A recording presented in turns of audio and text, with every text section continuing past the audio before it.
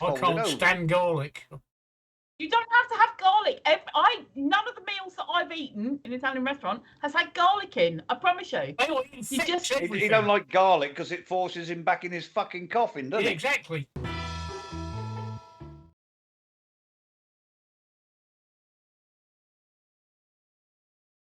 Good evening, everybody, and welcome to another wonderful, exciting episode of The Woody Show, which is a name we're going to stick with. We've got lots to talk about tonight. We're going to talk about World Cup football. We're going to talk about car insurance, the winter of discontent, and we're even going to talk a bit about male makeup. But it's not the male makeup that you think it is, because I'm not doing an Eddie Izzard. It was in the news today. I don't know if you saw it. Is it Eddie Izzard in the news? But to stop you there, Eddie Izzard is not male, apparently. Well, he is when he's playing Sherlock Holmes. Well, from what I read an article a while back that when he's in male clothes, he wants to be addressed as he. Yep. But when he's got his skirt on, he wants to be addressed as she. And that's called drag. Yeah. He's an entertainer, right? People. He's an entertainer. You'll discover, right, that a lot of entertainers have got very tortured souls. I mean, Whitney Houston, I'm talking about her tonight, Whitney Houston, and what's her name, the singer, the drunkest. No, not Irene Cara. Who did Back to Black, Tracey? Amy Winehouse. Amy Winehouse. Very tortured characters. The comedian Jim. Who did the face, the mask. Jim Carrey. Another tortured soul. Entertainers are very tortured souls. Yes, another one. Yeah. Another one. We knew that he was a tortured soul from forever, but obviously one of those things, you don't expect it to go as far as it did with him, because although we all knew somewhere along the line that Whitney Houston was doing drugs and Amy Winehouse was doing drugs, Robin Williams was one of those people that you would never have imagined to have taken his own life. No, that's what I mean. You find this with entertainers. And I guess in some ways we're entertainers, aren't we? But I'm not a tortured soul. Maybe I am a tortured soul. I don't know. But a lot of these high-profile entertainers, these mega personalities, like we've just discussed, they are very tortured souls, and they lead very tortured lives, which I believe actually gives them the ability to do what they do. In the same way that one of my granddaughters is severely autistic. I mean, she can't even communicate properly. She's nearly 40. She's had her 5th birthday now. But I believe she'll have a superpower. Yeah. And I believe, I would like to think her superpower will be, say, mathematics, and she'll come up with some sort of mathematical formula that will be the best thing since sliced bread. But I find that these people with these tortured personalities have this superpower, and some of them are entertainers. They make us laugh. Jim Carrey, for instance, that was his superpower. Amy Winehouse, her superpower was her voice, and I mean it was. And she had an absolutely fantastic voice. She's a great singer. I quite enjoyed her stuff. So I don't know how we got onto that subject. How do we get onto this, Mickey? I have no idea. You tell me. No, because you want me to wear makeup when I'm on here. Yeah. That's right. Yeah, I do. I do want you to wear makeup. Yeah, we'll come back to that in a minute. Oh, Eddie Izzard. Yes, Eddie Izzard. Yeah, Eddie Izzard. Yeah, Eddie Izzard. I mean, he's in the news, Mickey. In case you haven't missed it, he's been chosen to play Sherlock Holmes in a new TV series. But the picture of him was walking down the street in thigh-high boots, black stockings, a dress and a coat, and a blonde wig. Right. Okay. So I just think that he's a tortured soul. He might well be transgender. He might well be gender fluid. I don't really give a shit. It's 2022. I really don't care. Yeah. But I just think he's doing it because it does raise publicity. Yeah. You know, it works. It works for him. He gives him publicity. That's what it's all about. It's all about publicity. He loves being the centre of attention. I love being the centre of attention. I stream, you know. I'm not going to stream in women's clothing because I think I'd look even worse than Eddie Izzard does. And I mean, my God. I'll find the picture and I'll put it up in a while. He just looks awful. I've had a rant about Eddie Izzard to people before. And the thing is, I really don't care if whatever he or she wants to wear. And I say he or she because it all depends on wherever we are on the scale at the moment. But get rid of that damn pink lipstick, please. Please. It's the most awful shade of pink. Which she needs to go to a proper makeup person to get the proper colours that suit their colouring. Yeah. It's that pink lipstick that I really. Ooh, it's my aneurysm.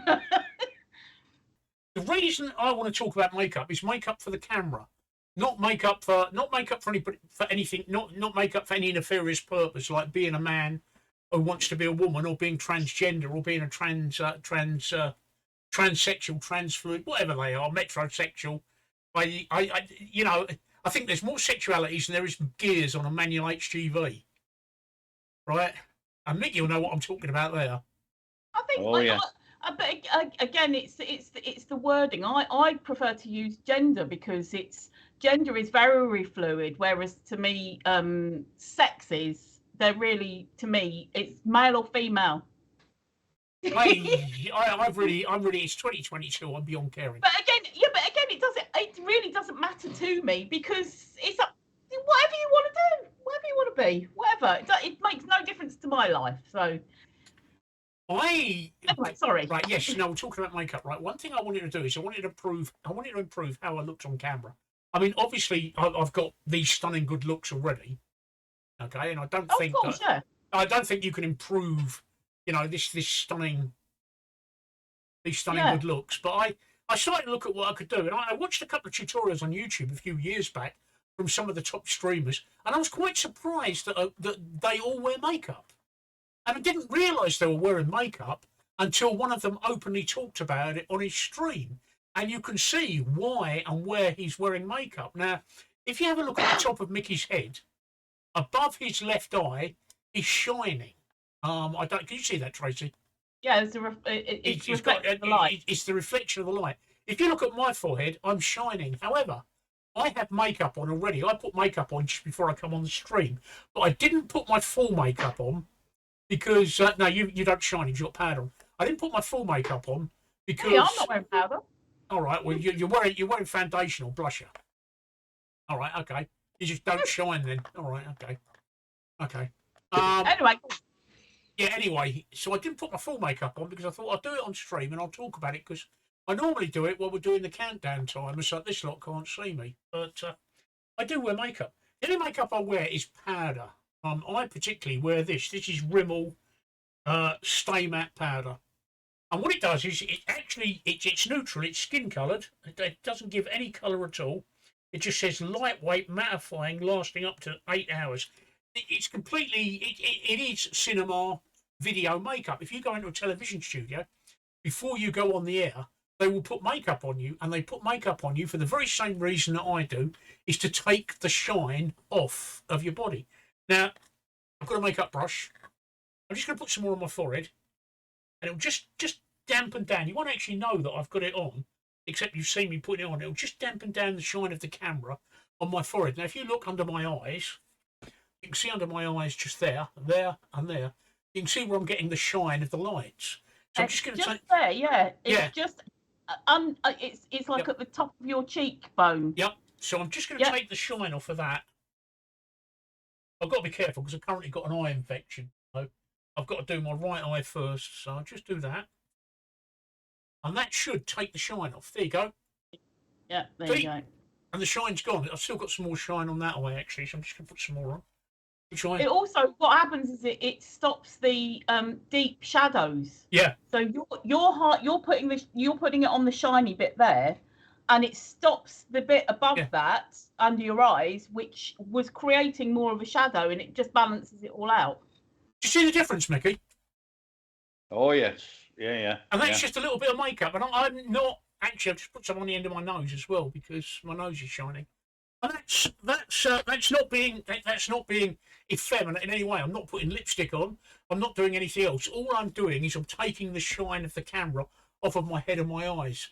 And yeah, it's the shine of your lights, Mickey. I can see what you're doing with your hand there. Behind me. And realistically, if you put the makeup on before we go on air, the only person that's going to know is you. Yeah. Mm-hmm. And your wife, who will laugh at you. Exactly. She might help. Yeah.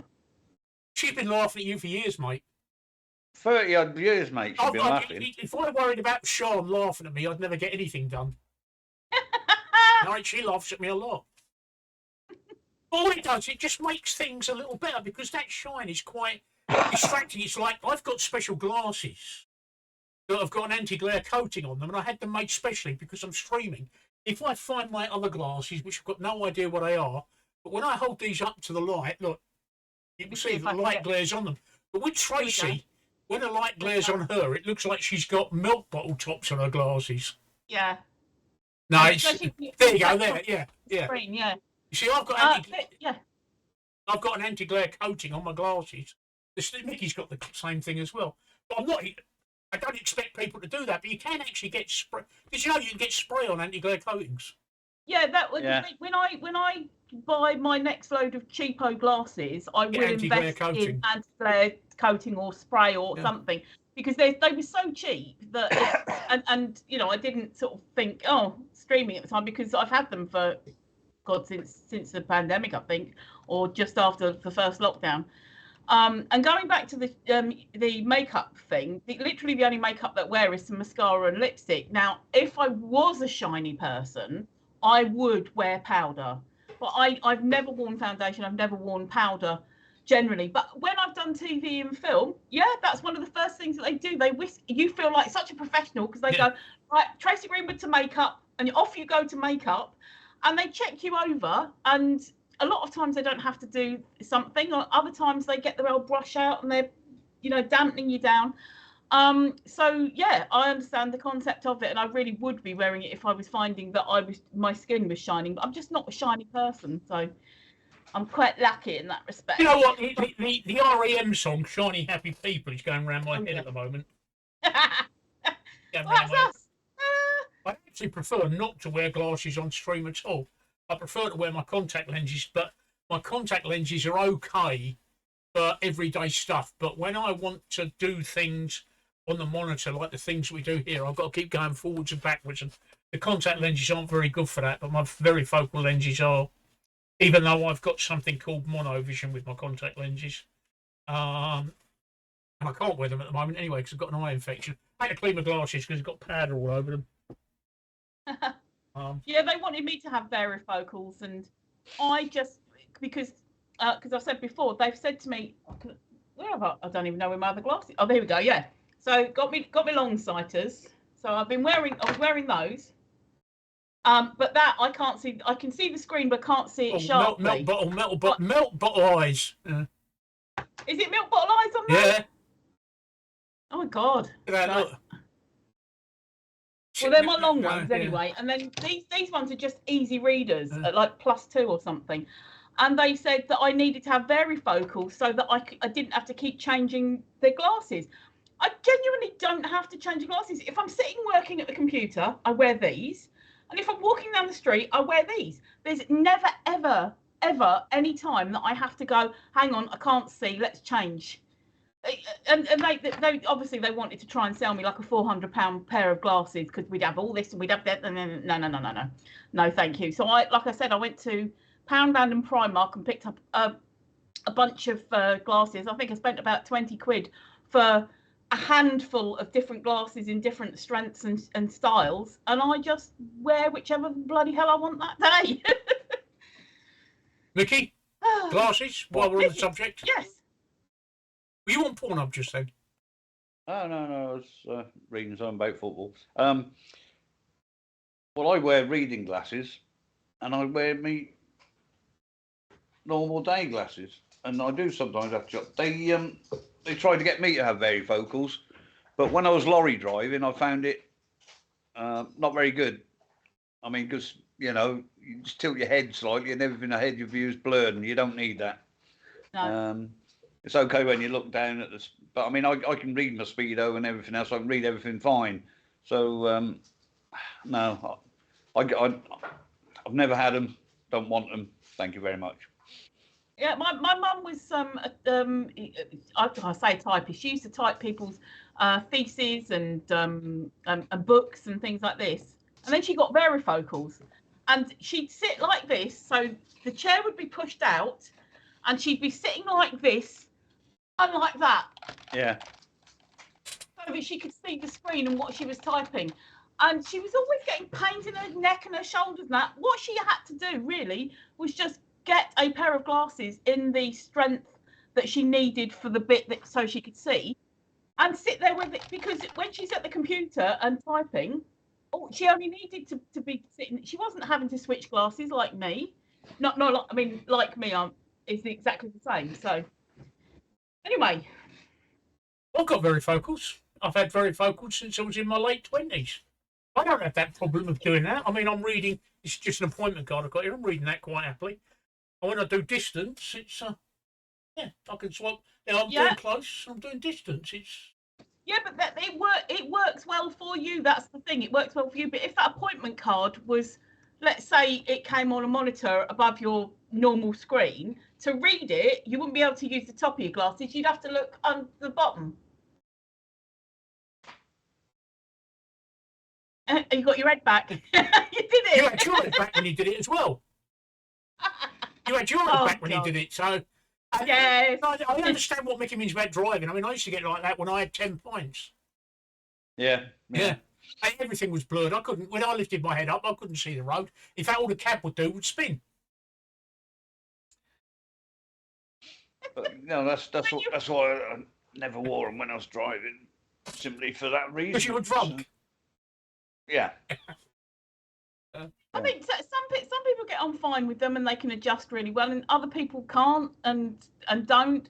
If I get to the point where I do need to be able to switch in quickly between looking there, if I was a driver, maybe, I don't know, but quickly between there and there and there and there, then I would get varifocals. But honestly, I wear the same pair of glasses most of the day, and I don't have to change them in between, like distance and close up. So did you know you can get varifocal contact lenses? I didn't know. Oh God, no, I didn't know that. How do you know which way? How do you know you got them the right way up? They don't. It's inner and outer. The inner bit is close, and the outer bit is the distance.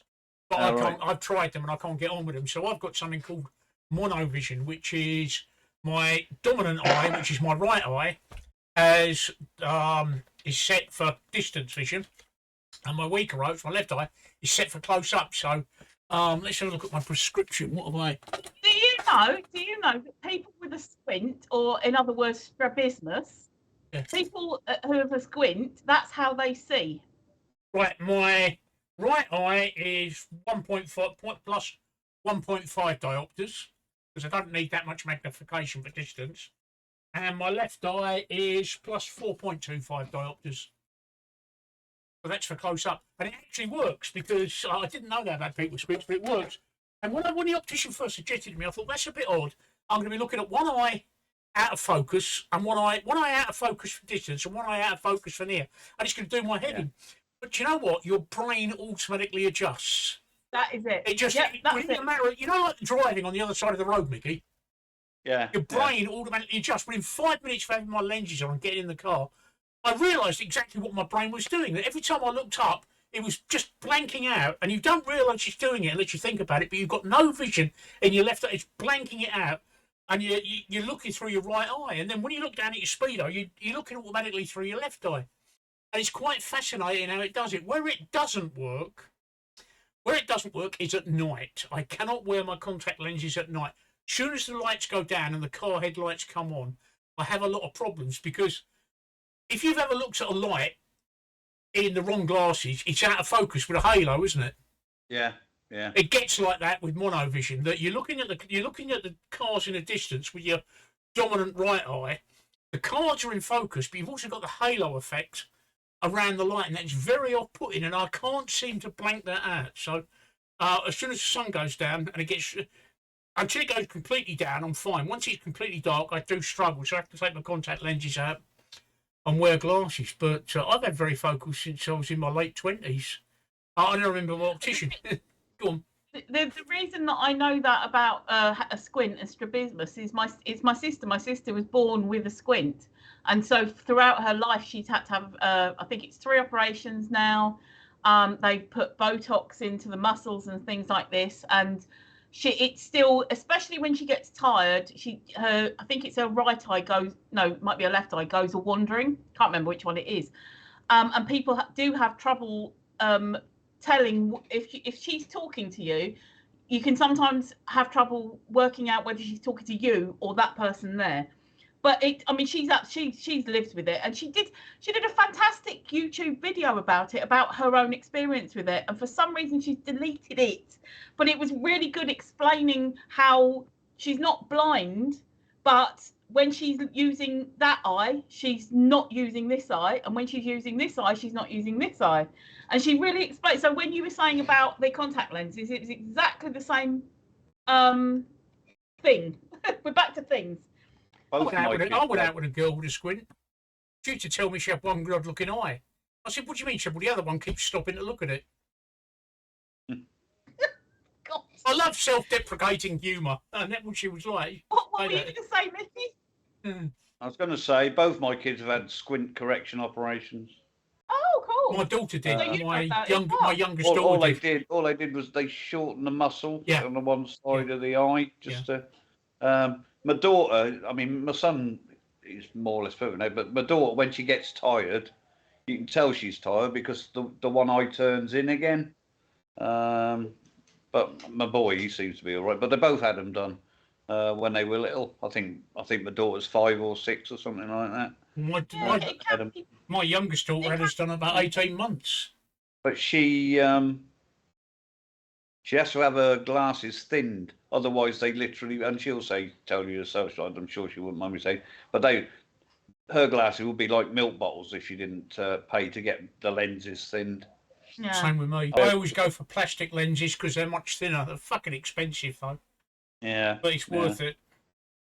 Yeah, my sister had the operations and the Botox and things like this, and when she gets tired, whichever eye it is, I can never remember, it goes wandering, and it's kind of like it turns in and it goes up and it goes out. It's just not. My daughter's just turns in because that's what was the matter in the first place. That was just in. So, like I say, I think they just cut the muscle and then re-stitch it or something. I think that's what they did. That's what I did with my youngest daughter, Mickey. Just to pull it back round a bit. Yeah. It's a bit difficult for me because in the morning, right? Talking about these things like eyes in the morning, it's like a nightmare because I get up in the morning, right? I have to put the glasses on because my eyes have gone, and then I have to put my hearing aids on because my hearing's gone, and then I have to put my dentures in because my teeth have gone. And I just feel like I've got a whole new head. It reminds me of something that my ex used to say. It was that he took this woman home from the pub, and before they got into bed, she took out her teeth, took off her glasses, took off her wig, took off her Wonder Bra. They're basically taking all these. He's going. She was 8 years old. No. He said in the end, I just shagged the bedside table. My first wife, I used to make her take her teeth out. We know why. One of the greatest blowjobs ever. Get some good suck on with no teeth. I think you understand, don't you? Mm-hmm. I did hear once that there used to be something like an 80-year-old German, I think, woman, maybe Austrian, something like that, who worked from one of the Soho walk-ups, and she would take her teeth out, and although she was like really old, the men would flock to see her because she would take her teeth out. Yeah. So I don't know whether that's If you've got a small mouth, it works. If you've got a big mouth, it doesn't matter. Well, it depends on how much they can pull their cheeks in. Or put their lips on. How big their tongue is. Yeah. It just works for some women, not all women, though. It just works for some women. So says the man who's had a lot of experience with women with no teeth. So well, as it happens, I've had a lot of experience. Yeah, you're right. I've had a lot of experience. I've lived. Oh no, I've been around the block a few times, shall we say? It's just that I don't think I've met many people. I don't think I've been with any guys who have got false teeth. Yeah, a couple of crowns maybe, but no actual dentures that come out. So I have no idea. Would they have told you? Would they have told you? Huh? Would they have told you? Yeah. How did you know? Well, that's probably because of I knew them quite well, but if they hadn't told me, I wouldn't have known. Exactly. And yeah, so basically, I've never been with a guy who I knowingly had false teeth. So I don't. Would you know that so if I hadn't have told you, would you know that I wear dentures? No, of course, no. But I'm just saying, yeah. This is what I'm saying is the guys haven't told me, but the women have told you. So you've been with a lot of women. No, they haven't told me. I've worked it out very quickly. Very quickly. Yeah, very quickly. You feel weight on your knob. Yeah. Teeth marks on the end of my knob. Yeah. What the fuck was that? Oh, that was just the underside of my plate. Yeah, take it out. Take it out. Yeah. That's how I worked it out. It wasn't hard. Not hard, yeah. Well, it was. So unless you've got a clip like a banana, it ain't going to happen with you, is it? You said it wasn't hard. It was until you put it on her plate. Well, clean the cheese out. Jesus Christ, woman, what have you got in there? Sorry, Mickey. I said it would clean the cheese out. Yeah. Oh. Right. It would be like, you know, the side of the cheese grater that no one ever knows how to use, but it's got those like Tiny little holes. Right, moving swiftly on before we really descend into the gutter. Moving swiftly on. Football, Mickey. Football. England versus United States. Which I will say that prior to the match, the Americans were sexing it up to be like the second war of independence, like it was 1776 all over again. I mean, it's a fucking football game, guys. Get real. It just goes to prove, right, that Americans have lost all grip on reality if they equate a football match to the War of Independence. I mean, that is just totally... USA. Yeah, just totally... What the fuck are we watching? It's just totally out of proportion. I mean, there are people there dressed like George Washington. I mean, just out of proportion completely. But that's saying that, of course, we quite rightly got banned for wearing Christian Knights uniforms. Yeah. I mean, that's quite right, because I understand that in the Middle East, a Crusaders uniform would be as offensive to somebody in the Middle East as somebody in the Middle East going to a football match here wearing a Nazi uniform. Yeah. So I completely understand why that was banned. I mean, I completely understand why. I mean, I would like to think it was ignorance on their part, like on the people who dressed like it. I'd like to think it was ignorance; they just didn't know the history. But the other part of me goes, the point is, if you're going to a foreign country, you should at least look at their customs and where they came from before you go. So you should know that it's going to be fucking. And you should also understand some of your own history. I mean, the reason that we the victors always write the spoils. We write Richard I and the Crusaders up as these glamorous people that in the time of Robin Hood went out to the Middle East and did all sorts of good deeds. They didn't, actually. They went out in the Middle East and said, you will convert to Christianity or we'll kill you. They're thugs. Yeah. You know, there's no They choice about it. started off, they were religious knights. Yeah. Originally. Like the Knights Templar. We just tortured and abused people in the Middle East to convert them to Christianity. Yeah. You know, it's just ridiculous. They had a big place on Malta as well. Yeah. We haven't got a very salubrious history. I mean, the United Kingdom have got the infamy of being the first people to invent germ warfare back in the 1300s. We invented concentration camps during the Boer War. So there's a lot of things that we haven't got. I mean, St. George himself wasn't even British; he was Greek, wasn't he? Turkish, and he was one of the knights. And it's not a very good image that is in the Middle East. St. George never set foot on British soil. Yeah, never did. Never. It's just an image that I understand why it's as offensive to them as somebody coming here and wearing a Nazi uniform to a football match. So I understand what that's about. Well, I need to go to the loo. You're not going to get your Nazi uniform, are you, Mickey? I'm going to put my lipstick on. No, I'm going to the loo. Toodaloo. You've got anything to say about the football, Tracey? Apart from the fact that Oh, England yeah. played shit and got booed off at the end of the game.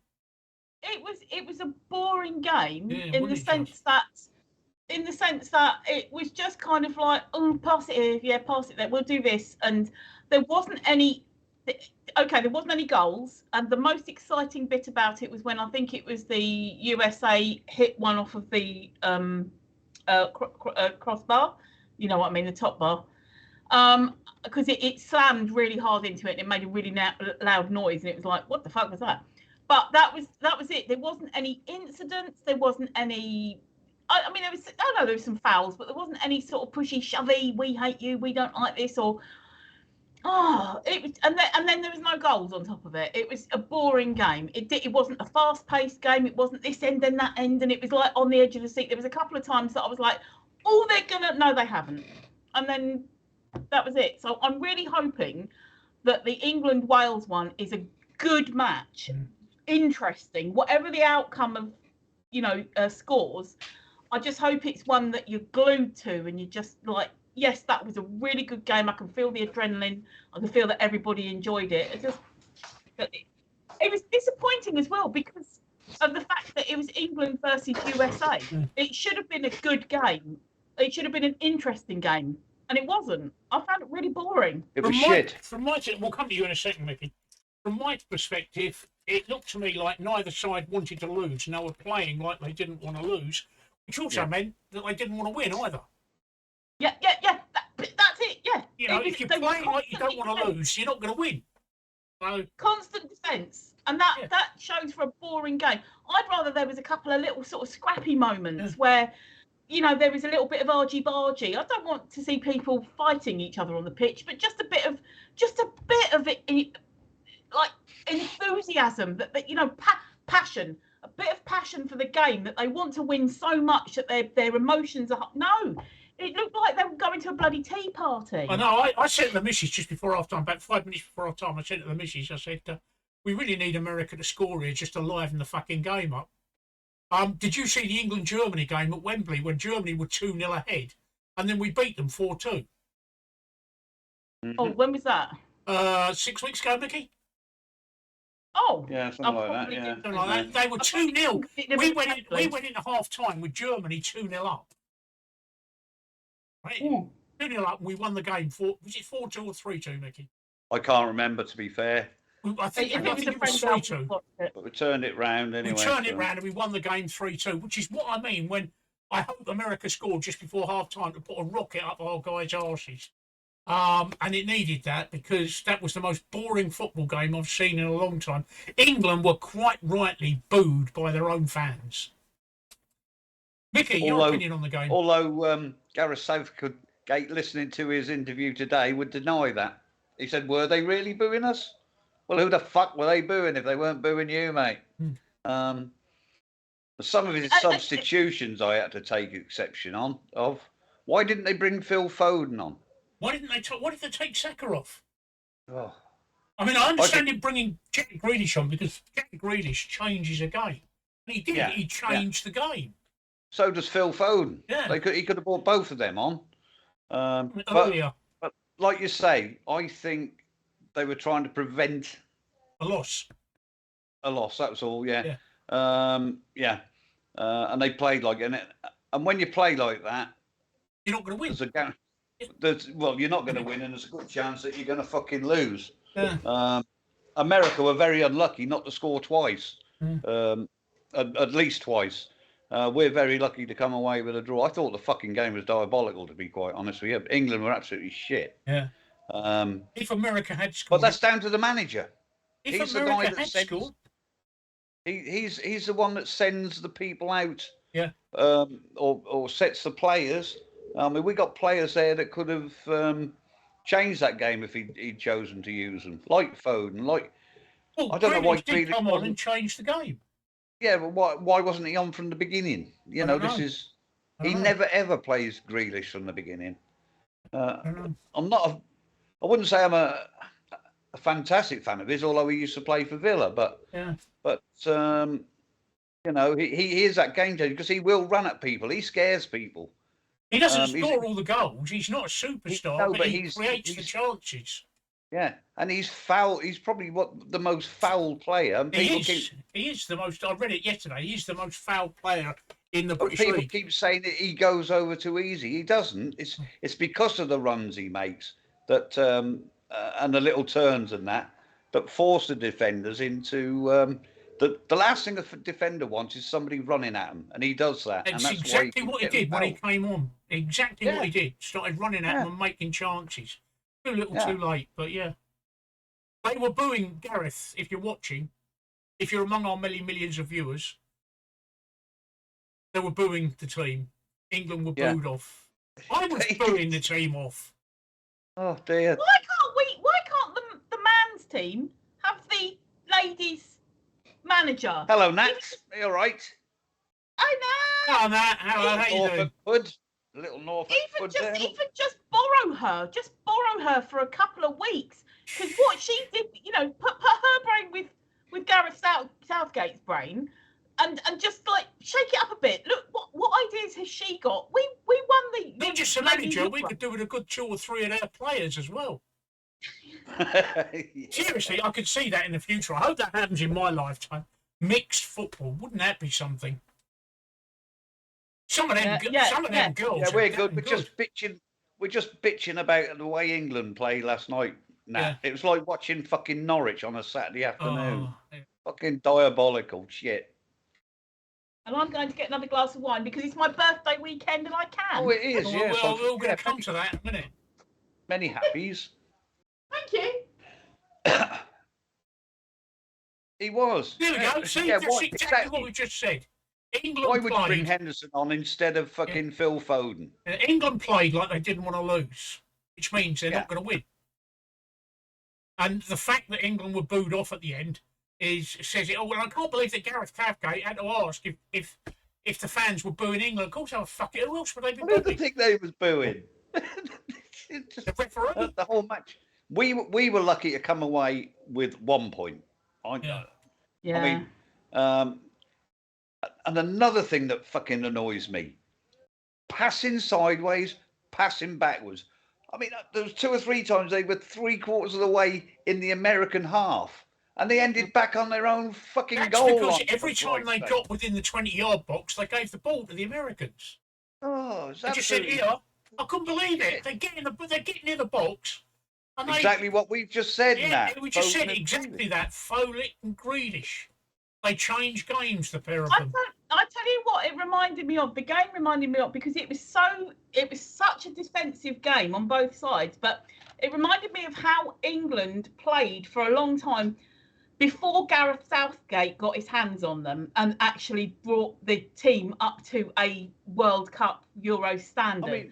I mean, and there was this time between sort of after David Beckham and sort of a few years ago where all we did was play defensively, and it was frustrating to watch.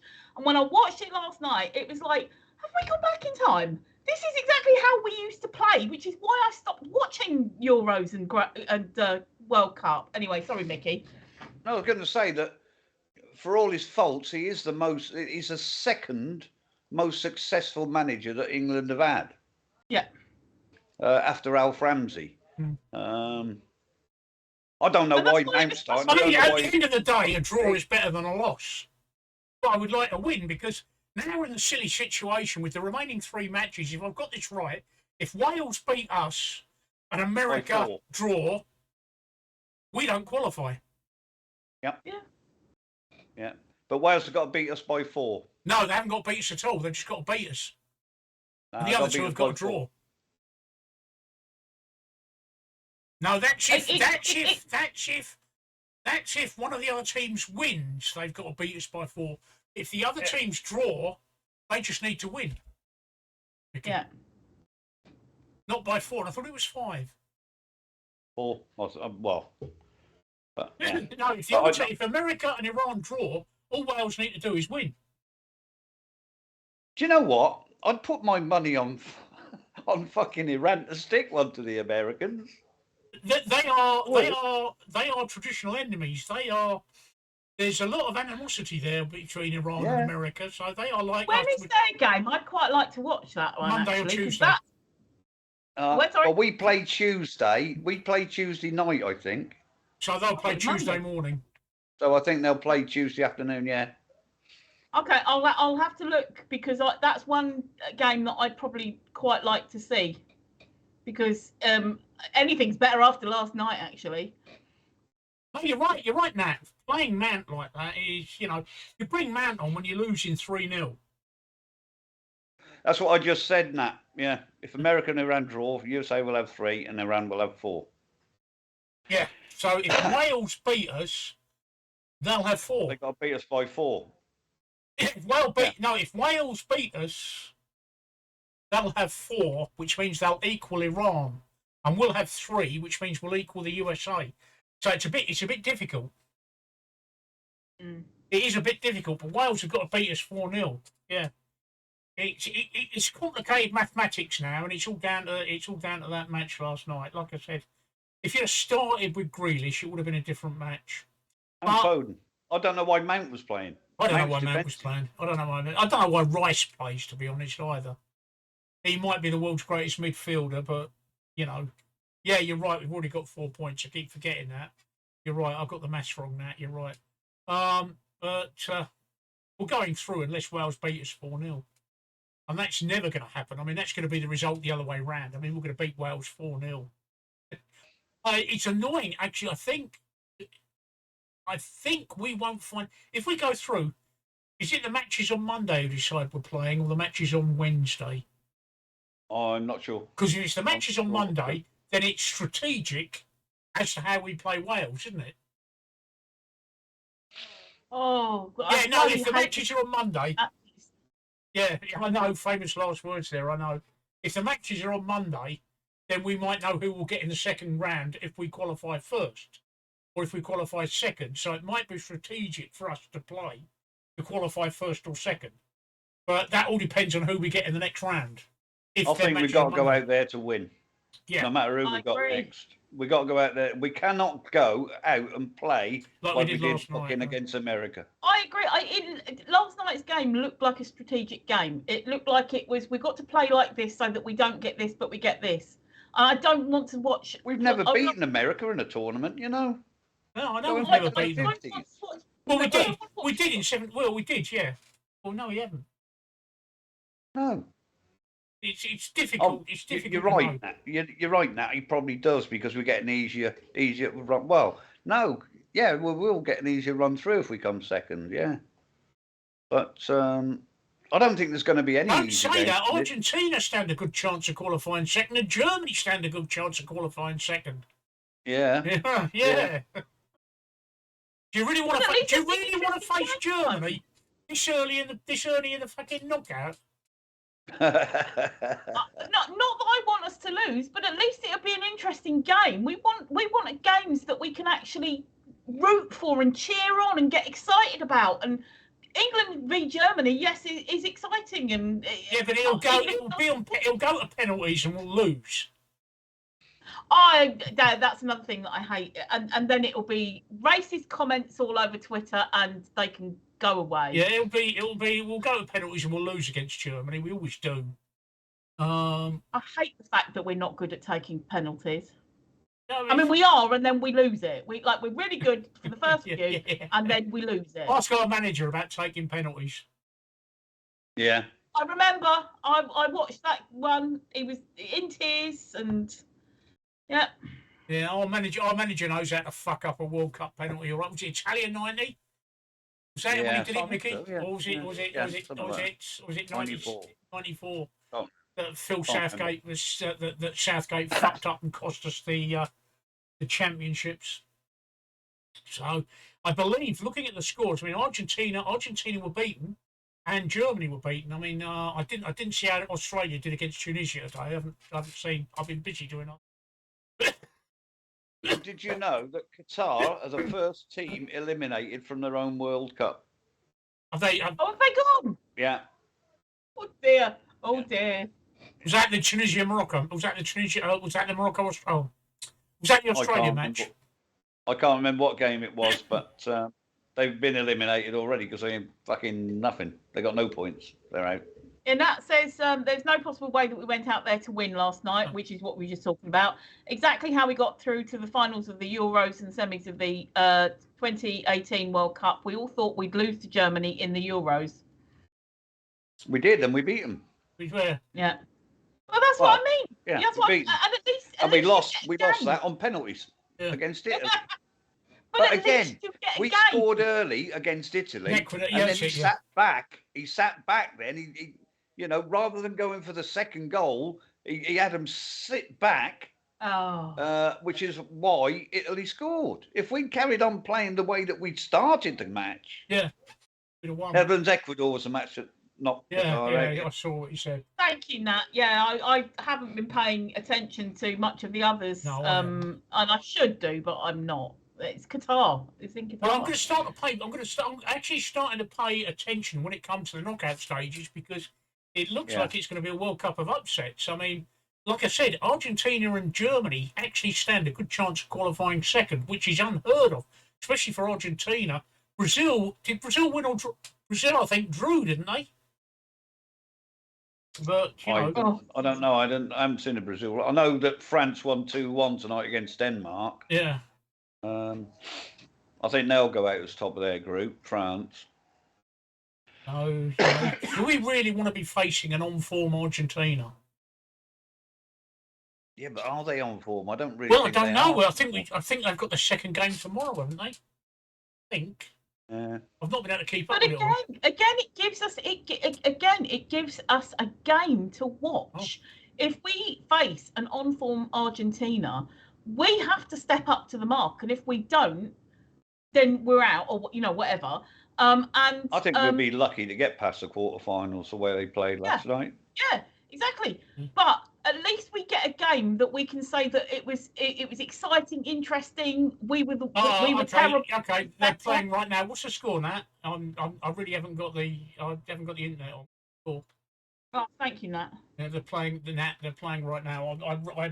I have got the internet, but I'm too busy chatting to go fucking looking. I'm not that interested, but I know they're playing right now. I thought it might be. I'd rather see a really good game lost than a shit game like we had last night. I don't think in any recorded history England have ever lost to Wales. I don't think. So I think that we're going to win the Wales match. Do you know what I'd like? That's actually quite a sad match. Yeah, but I would like Wales to score first. Yeah, I'd like Wales to score first, because that'll be, yes, Wales, well done. You got there and everything. And then we fight back. Argentina beat Mexico 2-0. Yeah. Oh. Today. Yeah, thank you. Oh, I loved it. Talking about football, right? I think they play Poland on Wednesday. I felt sorry for Wales. Let's talk about the Wales-Iran game for a minute. I actually felt sorry for Wales to lose it the way they did, but they deserved it. They did deserve to lose. They just didn't play football. I don't know what game they were playing, but it wasn't professional football. And Iran was so unlucky not to be 3 or 4 up in that second half. And I did watch that match because I was having chemotherapy at the time. And I had it on my little table, so I watched the whole match. And to actually get 2 goals in the last 3 minutes of time added on is unheard of. But Iran deserved the win. I'm sorry.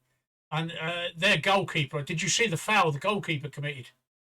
No, I didn't see any of the match. If you'd have seen the foul the goalkeeper committed, he not only should have been given a red card, but he should have been banned for that. I mean, he came out almost to the centre line and just smacked the other player down at the ground, Mickey. I saw he got a yellow card. Red card. The VAR changed it to a red card. Okay, then, right. At the time, did he get a yellow card? He got a yellow card, and then the VAR changed it to... Oh, okay. And I saw a statistic that was only something like the 3rd time that a goalkeeper in the World Cup had a yellow card. Definite red card in GBH. Yeah, definitely. Seriously, if you'd seen it, right, hang on. If you'd seen it, it was just an absolutely unbelievable Just absolutely unbelievable foul. I'm just going to call it up now. Hang on. I'm going to call it up now. It was a brutal foul. And not only did he's right.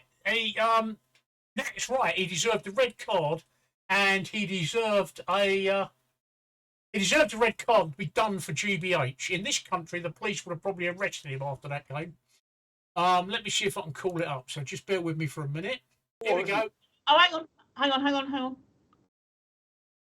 Oh, bloody hell, kicked him and kneed him in the face. Keep watching. Here we go. I'll start it again. Right, and this time watch it. I'm going to call it up again, so this time watch it, and you'll see it. I did watch it. Yeah, right.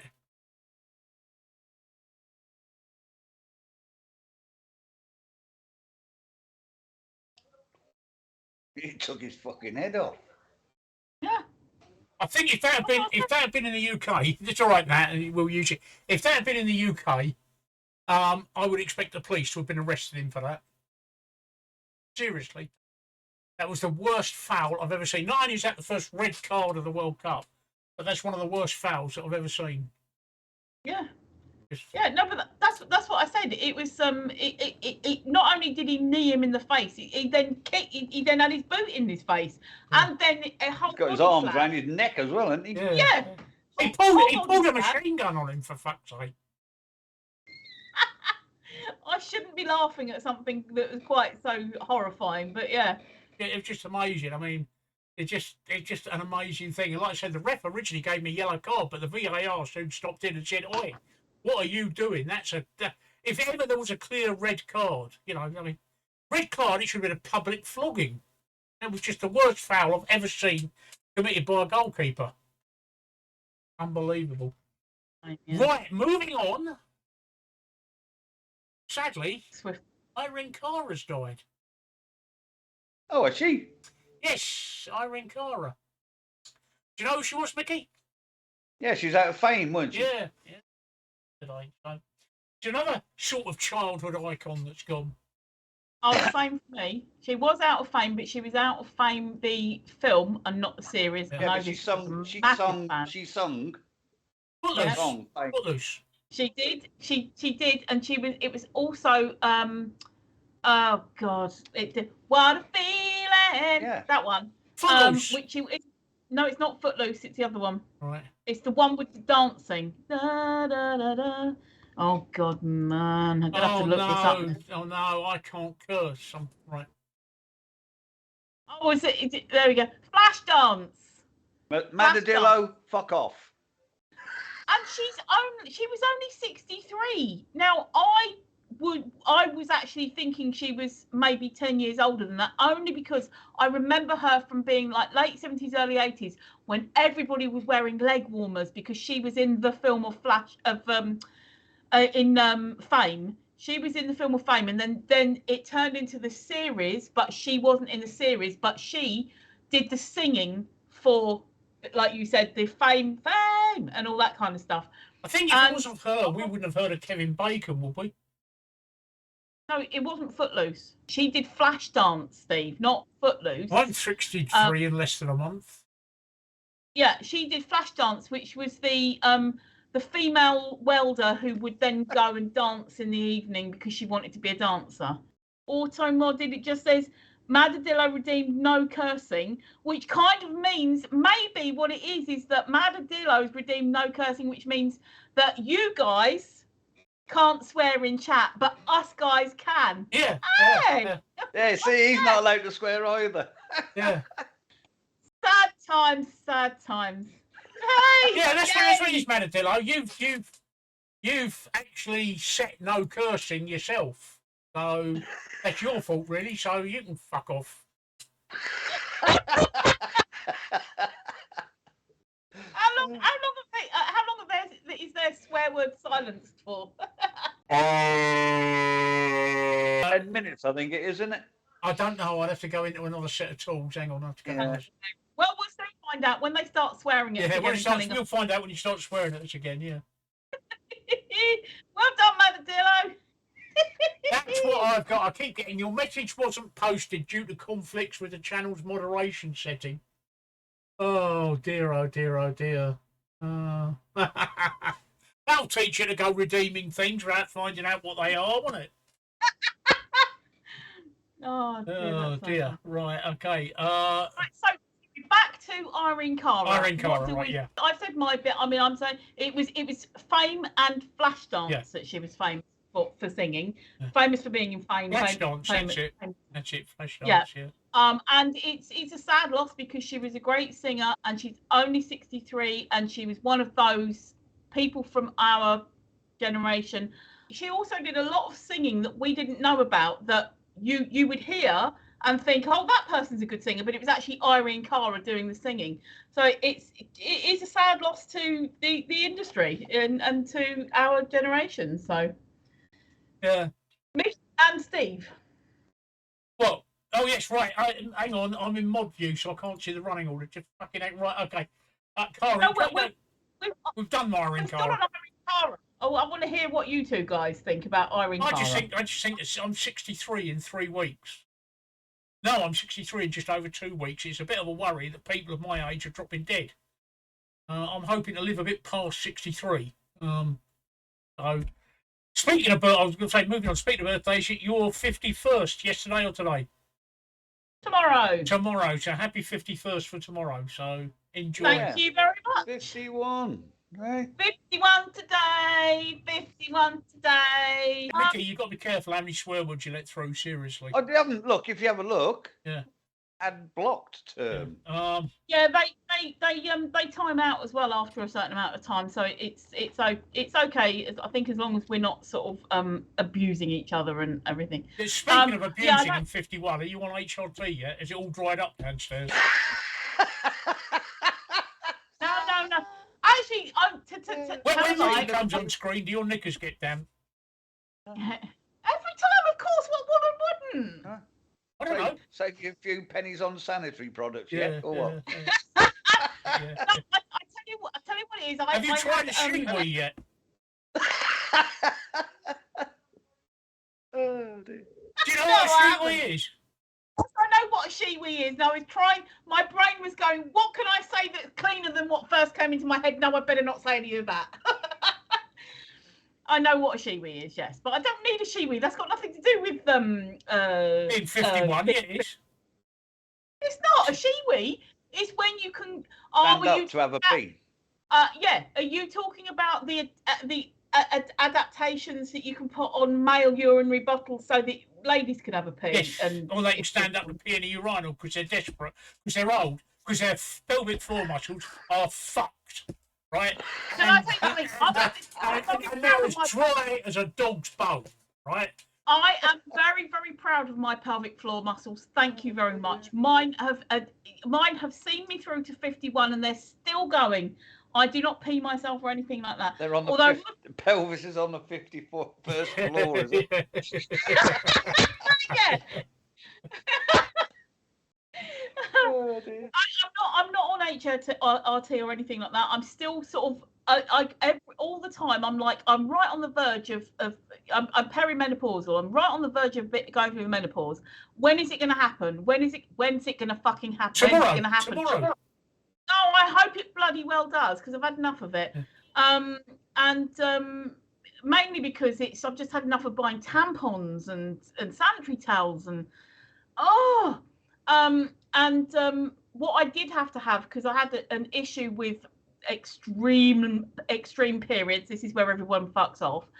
And so I had to have a hormonal implant. So I'm sort of on HRT, but not because of menopause. It's because of like women's issues. Anyway. Yes, car anyway. insurance. Car insurance. No, Tracy's birthday. Oh, my birthday. Still not talking about my birthday. So what are you doing for your birthday? Well, today I went to my daughter's and my other daughter was there, so I got to see both my daughters and all my grandchildren. So that was lovely. And they've done me a little buffet.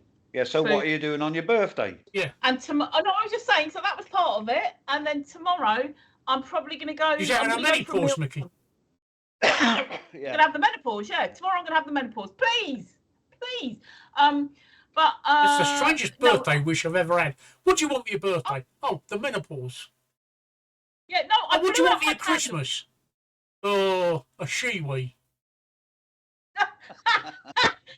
A new pelvic floor. So yes, come on. What are you doing tomorrow? No, you don't beat about the bush. Not with a Shiwi. Yeah, come on. I'm not beating about the bush right this minute because that's against toss as well. I'm going to go for an Italian meal. Italian one? Somewhere local. Yeah, I like Italian. You're going to beat your bush in an Italian meal? Huh? No. So you're going for a fucking pizza with pineapple on? Yeah. No pizza. An Italian, not a pizza. I'm not going to pizza. Well, where do you think fucking pizzas come from? No. I'm going where they do. Spag bowl. Yeah, but where they do pasta, they do meat, they do fish, they do chicken, and then you get a nice dessert afterwards, and there's little sides and proper coffee, proper Italian coffee. So no, I don't have a pizza when I go there. I usually have a pasta dish, and it's usually something. I do love Italian sausage. She says, trying to keep a straight face. And it's so not you're going out for your birthday to have a bit of Italian. Italian sausage. Yeah. It's not that she definitely. Does the alien know about this? Is it that chain? Ask Italian. No, it's not a chain. So that's I like having a pasta-y type thing. I don't have spag bowl, but I have something that's got Italian sausage, or I like a creamy dish like with like smoked salmon sausage or something. And cream. And yeah, exactly. And I like a nice filling creamy thing. sausage. Hang on. You like sausage, you like cream, and you like a nice filling. That's it. There you go. Oh. And then I'll have a coffee afterwards. Oh, I normally have a cigarette afterwards myself. But I do like a nice Italian. I've heard. He's very friendly. A nice creamy sausage, yeah, and then a good filling. That's exactly what I like. But yeah, so I shall take photos, especially for you guys. No, I do though. It's pasta and tasty things. I don't like pasta.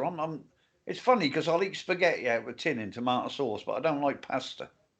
Do you mean pasta that you cook at home, or have you had pasta in an Italian restaurant? Well, I have had pasta in an Italian restaurant as well, yeah, but it's not keen. No. It's. I always find it bland. Pasta is supposed to be bland, and then what happens is that the flavours of the dish sort of wrap around it. So that's why there's different shapes of pasta. But they never give you enough fucking stuff to wrap around it, do they? No, I know. They give you a fucking great bowl of pasta with a little dollop on the top. Yeah. Now all I want is that little dollop on the top. Yeah, give me more of that and not too much pasta. But if you go to a proper Italian restaurant, you can get stuff that doesn't come with pasta. You can get fish. Oh, meat, trust me, mate. Mickey's been pesto more times than I care to count. Pesto. Sorry, pesto. You can get fish, meat, or chicken with like seasonal vegetables and sauteed potatoes and stuff like this. So you don't have to rely on pasta. If you go to a proper Italian restaurant, that's what they do. I hate it when I go to where they think they're an Italian restaurant and all it is pizza and pasta, and it's like, and the desserts are kind of like ping and ding. You know, it's a thing that they stick in the microwave and heat up really quickly and then squirt some cream on it. No. This is not an Italian restaurant. This is fake crap. So So good Italian restaurant shouldn't have everything with pasta. No, but they do have everything with garlic, which is why I don't like them. See, now I like calzone. Calzone's the pizza, but it's folded over. I can't stand garlic. You don't have to have garlic. None of the meals that I've eaten in Italian restaurant, has had garlic in. I promise you. He don't like garlic because it forces him back in his fucking coffin, doesn't it? Exactly. Don't like garlic. That's why you only ever see him at fucking night, isn't it? That's why he hates starting the stream early. Exactly, because it's still day, especially in the summer. Did you notice, right, Mickey? Right, let's all quickly point at the person who demanded we started at 8:30 on a Saturday. Right. She was nearly fucking late tonight. No, I was not late. I was ready. I said nearly late. You hadn't even done the titles. I was absolutely deliberately not late. I thought that you'd remember that I wouldn't be around and that the titles would have been done, but I'll know next time. Just on a side note, from the last episode, this is going out as a podcast on exactly. Spotify. Nat's got it. That's why he's fighting with the fucking blind, because he didn't want the light to get in. That's it, Nat. That was so hilarious. That. I hope you've watched the clip multiple times. It's hilarious. Gets me every time. Oh, fucking fuck. So listen, just on changing the notes slightly. This is going out as a podcast on Spotify tomorrow, or maybe even later on tonight if I get it edited. But it's going out tomorrow as a podcast, and I'll remember to put some audio over the 2-minute lead in, Tracey. I did watch that one that you put up the other day, and it actually had the pictures on as well. Yeah, I was just about to say on Anchor FM or Amazon Music. We're going out on Anchor FM, Spotify, Google Podcasts, and a couple of the others. But Anchor FM is the one. Spotify actually puts out the whole of the podcast as a video as well. Oh, that's cool. So that will be happening from tomorrow, and that's your other job, Tracey. Oh God, yeah. I right. What, keeping up the content? Yeah, keeping up the content. I'm gonna have. Yeah, I'm right. Tonight's one, I haven't been keeping the contents, but I'll look. I'll catch up. I'll catch up with you guys. And can I just say though, can you make sure that you do a swear warning on them, because we do swear. It's got the explicit filter on. It does say explicit. Oh. It's actually called NSFW, not safe for work. So you've actually got a thing there that says explicit. So it's actually set us on. No, that's okay. It's something that I didn't see when I looked at the one when I clicked through to Spotify, and I didn't see anything saying warning, swearing, or whatever. So that's good. Yeah. I don't want people complaining about it. I want it to stay up there. I want people to come in and want to watch it for the swearing rather than get shocked that there is swearing. Don't worry, Mickey's not gotten away with jobs so far, right? Because he's going to have some jobs in the future, but I've got to train him first. And that'll require some more Da Vinci tutorials. I'm going to be working on one. I'm going to be working on one next week, showing titles. He knows how to cut. He knows how to trim and edit, but I'm going to show him how to do titles as well. There we go. So. Oh, we're such a team, aren't we? It's really nice. Mickey just looks bemused. Mickey's sitting there going, I thought I was just the one with the fans. I had my fourth cycle of chemotherapy yesterday, and I saw my consultant. I thought it was next week. Come on. No, I had it. It went well. I mean, I was in and out in under 4 hours, which means I'm on the fastest. I'm on the fastest infusion because all the other infusions have gone well. And I saw my haematologist, and she came in to see. My appointment was actually booked at the same time as having treatment, so she came in and seen me while I was having treatment. And she said the first thing she did is she came in with the clinical nurse as well, and she said, "Oh my God, you look so much better." And she's right. For the last week or so, I've been feeling absolutely great, apart from this fucking eye infection, which I've still got, but I'm dealing with that with antibiotics, which makes me look like I'm crying. And every time I watch a movie, I'm sitting there. They don't look as bad as they did the other night. Mm. They're being treated. I mean, they were streaming about an hour and a half ago. Plus, is that the cream that you put under your bottom eyelid? No, it's eye drops. It's called it's eye drops, is it? Or menfenical antibiotic eye drops for bacterial conjunctivitis. So they spoke about the eye thing, and what happened? So and she said, "I'm really sorry, we haven't got the results of your PET scan yet because it was only 3 days ago. When we do get the result..." Sorry. Remind me what a PET scan is, please. Positronic emissions tomography. Is that like CT? CT? Yeah, it is a CT, but with contrast. Oh, right, yeah, okay, yeah. What they do is they inject you with radioactive dye, with radioactive sugar, which one it is. and you have to go into a CT machine and everything else. Yeah. But she said I only had that 3 days ago, so they haven't got the results yet, because she doesn't interpret the results. It's a radiologist that interprets. And so they haven't got them yet. She said, when we do get the results, we'll phone you. And she asked me how I was, and I said, well, I've noticed a couple of changes, and the first thing I've noticed is that I'm feeling better, and she reiterated again, apart from the eye infection, I'm looking a lot better and sounding a lot better. And my night sweats have completely stopped. I've not had a night sweat for 3 weeks. And that is absolutely fantastic that they've stopped. That's brilliant. So from my side, of my point of view, everything's going in the right direction. I'm feeling a lot better. Sean's noticed how much better I'm feeling because I'm starting to do jobs around the house, like washing up and things like that. Plus, I've been very productive this week. I've managed to get out 3 tutorials on YouTube. 3 in 1 week. Fuck me, 3 in 1 week I've done.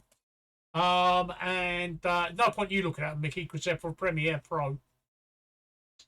And that's yeah, you've got to pay for Premiere Pro. They're Premiere Pro tutorials, so unless you use a hack version, and I don't think there's many hacks about for it. There's 3 Premiere Pro tutorials, plus I'm almost finished doing the Humber video. So I've actually and I've completed the bike. If you look on my YouTube, you'll see that I've got. In fact, I'm gonna talk about that in a minute and put the video up. I saw the revolving one where you were displaying it. It was about 36 seconds or something. Yeah, I only put that up today. Yeah, I saw that come through on the Discord and I played it, and the video's brilliant. Yeah. I mean, I know it's only 36 seconds, but I really like the way that it's revolving and it all looks really shiny and just the detail and everything. It's really good. Yeah. So, oh yeah, of course it came up on Discord. Yeah, I forgot about that. Yeah. Yeah. Good evening, good. Barnes. Emma. Oh, it's a Tracey. One of Tracy's offspring. Is it Tracey? I'm not sure. No. I mean, I don't think it's one of my offspring. Yeah. Have you got any offspring called Emma? No, but I have a sister. What the fuck do you mean you don't think it's one of your offspring? I have a sister. Oh, I love England football, so no, she's not one of mine. Okay. But she is now one of ours. Welcome, Emma. Oh, welcome, Emma. Yeah, Hello. welcome, Emma. Where are you from? That's definitely not my sister. I don't because see my how you sister can love hates England football after the way we played last night. That was absolutely diabolical. it. Have you been watching for a while, Emma? Because we were. I was upset that England lost the World Cup. Well, we haven't. We haven't. We haven't yet. We haven't yet. We're still in We're it. still in it. We're still in it massively. Well, we nearly have. Well, no, She says. no, we're qualifying unless a miracle happens. No, we're doing really well. Just last night's game was terrible, as in boring. Shit, boring. It was boring. It wasn't terrible for us. It was just boring. And so no, it looks like yet being the key word. Yeah, of course. But it's still yet. We could go out on the semi-finals and stuff. So the next match might be fantastic. Well, you and Tell me how Tracey Chris can. Duffy I'm not. I'd sooner have Mickey, providing he had a shave. I could not kiss a man. I could not kiss anybody with a beard. Oh, it'd be like kissing a yard broom. Oh, it's not. Oh, Yeah, but it's like Velcro, mate. It's Velcro. Yeah, exactly. And also the other thing is that what people don't realise is that beards are only sharp and spiky for the first day or so after you've trimmed them. Once that grows out, they it's like a cat washing its fur. Are you speaking from experience, Tracey? Yeah, I am. Huh? Are you well, the bearded lady by any chance? Yeah. I must send you that photo of me with the tash, actually. But it thins the end as you wash and that. It thins the ends of the beard hairs. So when you get kissed or any other thing, it doesn't stab you. It's not like a yard broom. It's soft. The soft bit of Velcro or the spiky bit. Well, I'm Mickey? the spiky bit. She's the soft bit. There you go. anyway. Like I was saying, right? Again, we got completely off the track. Just like Facebook, right? So, from my point of view, everything's going good. I've been really productive. I've been feeling good. I still have a problem with this pain in my side, and the haematologist doesn't know whether it's post-operative pain or there's something new happening. The scan will tell us that. So, I hope I'm not setting myself up for a fall. I really hope I'm not setting myself up for a fall with this pain inside. It's actually been getting worse, not better. So much so that last night, the night before, I couldn't actually sleep on this side and you saw me having to take painkillers just then. And in the mornings when I wake up, every time I take a deep breath, it really fucking hurts.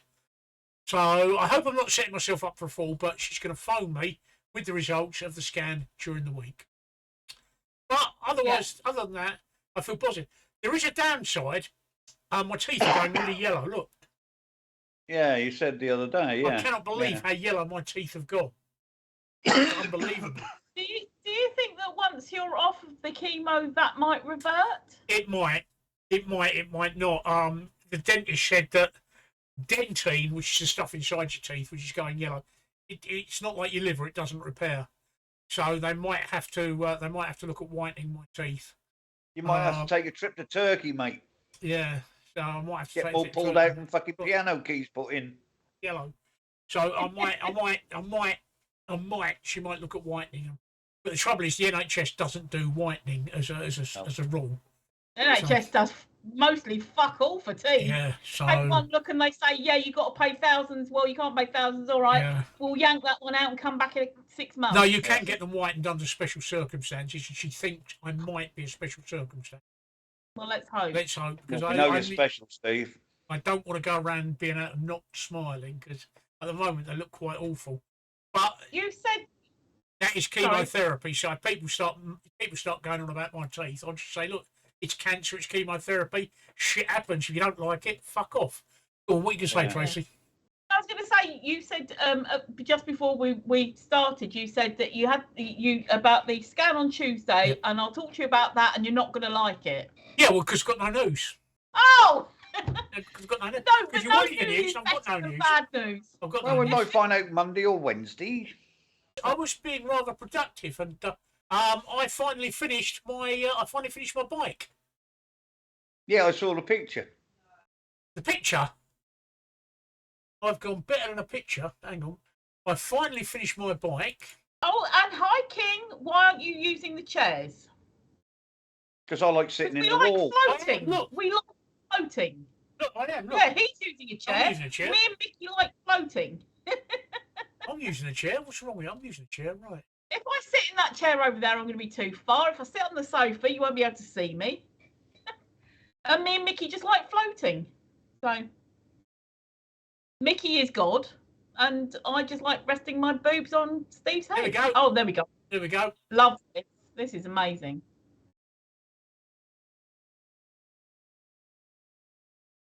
Nice bit of shine on there as well. Nice bit of sparkly. That looks like full size. Well, it's not. It's 1/12 scale, and that is 2 weeks' work. I know, but that's what I'm saying. That's what it's so detailed and so shiny, and the way that you presented it looks like it's in a showroom of a full-sized motorbike shop. Well, that's my hobby. You know. So I've been really productive there. There we go. Right, sorry. Cat. Get a cat. Yeah, we can get a cat. We can get a cat. We can get a cat. I don't want to fuck. Maybe that's what they're asking for, is the dancing cat. There we go. There's a cat. There's a cat. And King, how are you? And Nonna, how are you? How did you find us? I guess it was probably via the chat. Do you all have a UK license to host this live stream? Oh, what? Well, yeah. Yes, thank you. Yes, thank you. Yeah. Yeah. Twitch welcomed us with open arms. Yep. Yeah. Twitch welcomes with open arms. Got a license to kill as well, Yeah. so you know. Yeah, he actually has. So. And that's not a joke. The chairs, King Kyle, are. This is actually a background. We're sitting behind a green screen, and we changed the background according to the theme. And at the moment, it's got a World Cup theme, so we've got a World Cup background. But if there's a particular background you'd like to see, or a particular animal you'd like to see, I'm sure I can pull into my bag of tricks and pull one up, like I've just pulled up a cat. Yeah, Mickey 007 Bond. Yeah, tricky Mickey 007 Bond. So yeah. Well, 006.5, mate. Yeah. You know, I'm not very tall. I'm just. Oh, I love it. Yes, we do like soccer. We were just talking about What did he say? I like football. What did he say? Do you all like soccer? Did somebody say soccer? Nat? Yeah, shall we high five Soccer. that? It's not called soccer, no Mac 9. All right, it's only called soccer in America. And here we go, right? Yeah, The reason it's called soccer in America, right, is because Americans, right, don't speak English. They think they speak English, right, but they don't. They speak American, right, which is not English. We know English. We're in England, right? We know English. It's our language. We invented it, right? You don't speak English. You speak American, right? And you cannot actually straight out tell something what it is. Like, you've got to misname things. I'll give you an example, right? Baseball, you call it World Series baseball. Only America and Japan play it. How the fuck can that be World Series when only 2 countries play it? You know, you rename it, and then you rename football, right? American football, you've renamed. It's got fuck all to do with football, right? You play it with your hand, and you play it with an egg. So it should be called hand egg. You really need to call it American hand egg. Okay? But you don't. You call it American football, and you call true football, which you play with a foot on a ball, soccer. Because you can't actually directly name things properly. Right? So we don't play soccer. We play football because we play it with a foot and a ball. It's not complicated. It's in the name. There's a clue there in the syllables. Football, right? Okay, football. No, tennis. Read. Tennis is not called racquetball. It's called grunting. Right? That's why we have you not seen Wimbledon, right? It's called grunting. Tennis is actually called grunting because Wimbledon is the national grunting championship. The winner is the one that grunts the loudest when they're playing. Have you not noticed? The winner is always the one that grunts the loudest. The national grunting championships. Well, I've gone off tennis since the women started wearing little shorts under their fucking skirts. Yeah.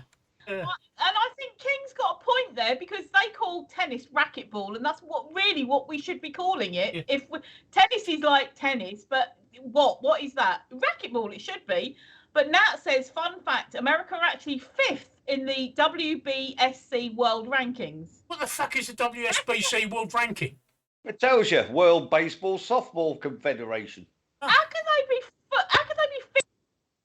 They're 5th because there's only 5 countries that play it. That's why they're 5th. I need the loo. Okay. Oh. You see, if Tracey had a she-wee, Mickey, she just wouldn't... She could have stayed where she was, couldn't she? Exactly. Told her.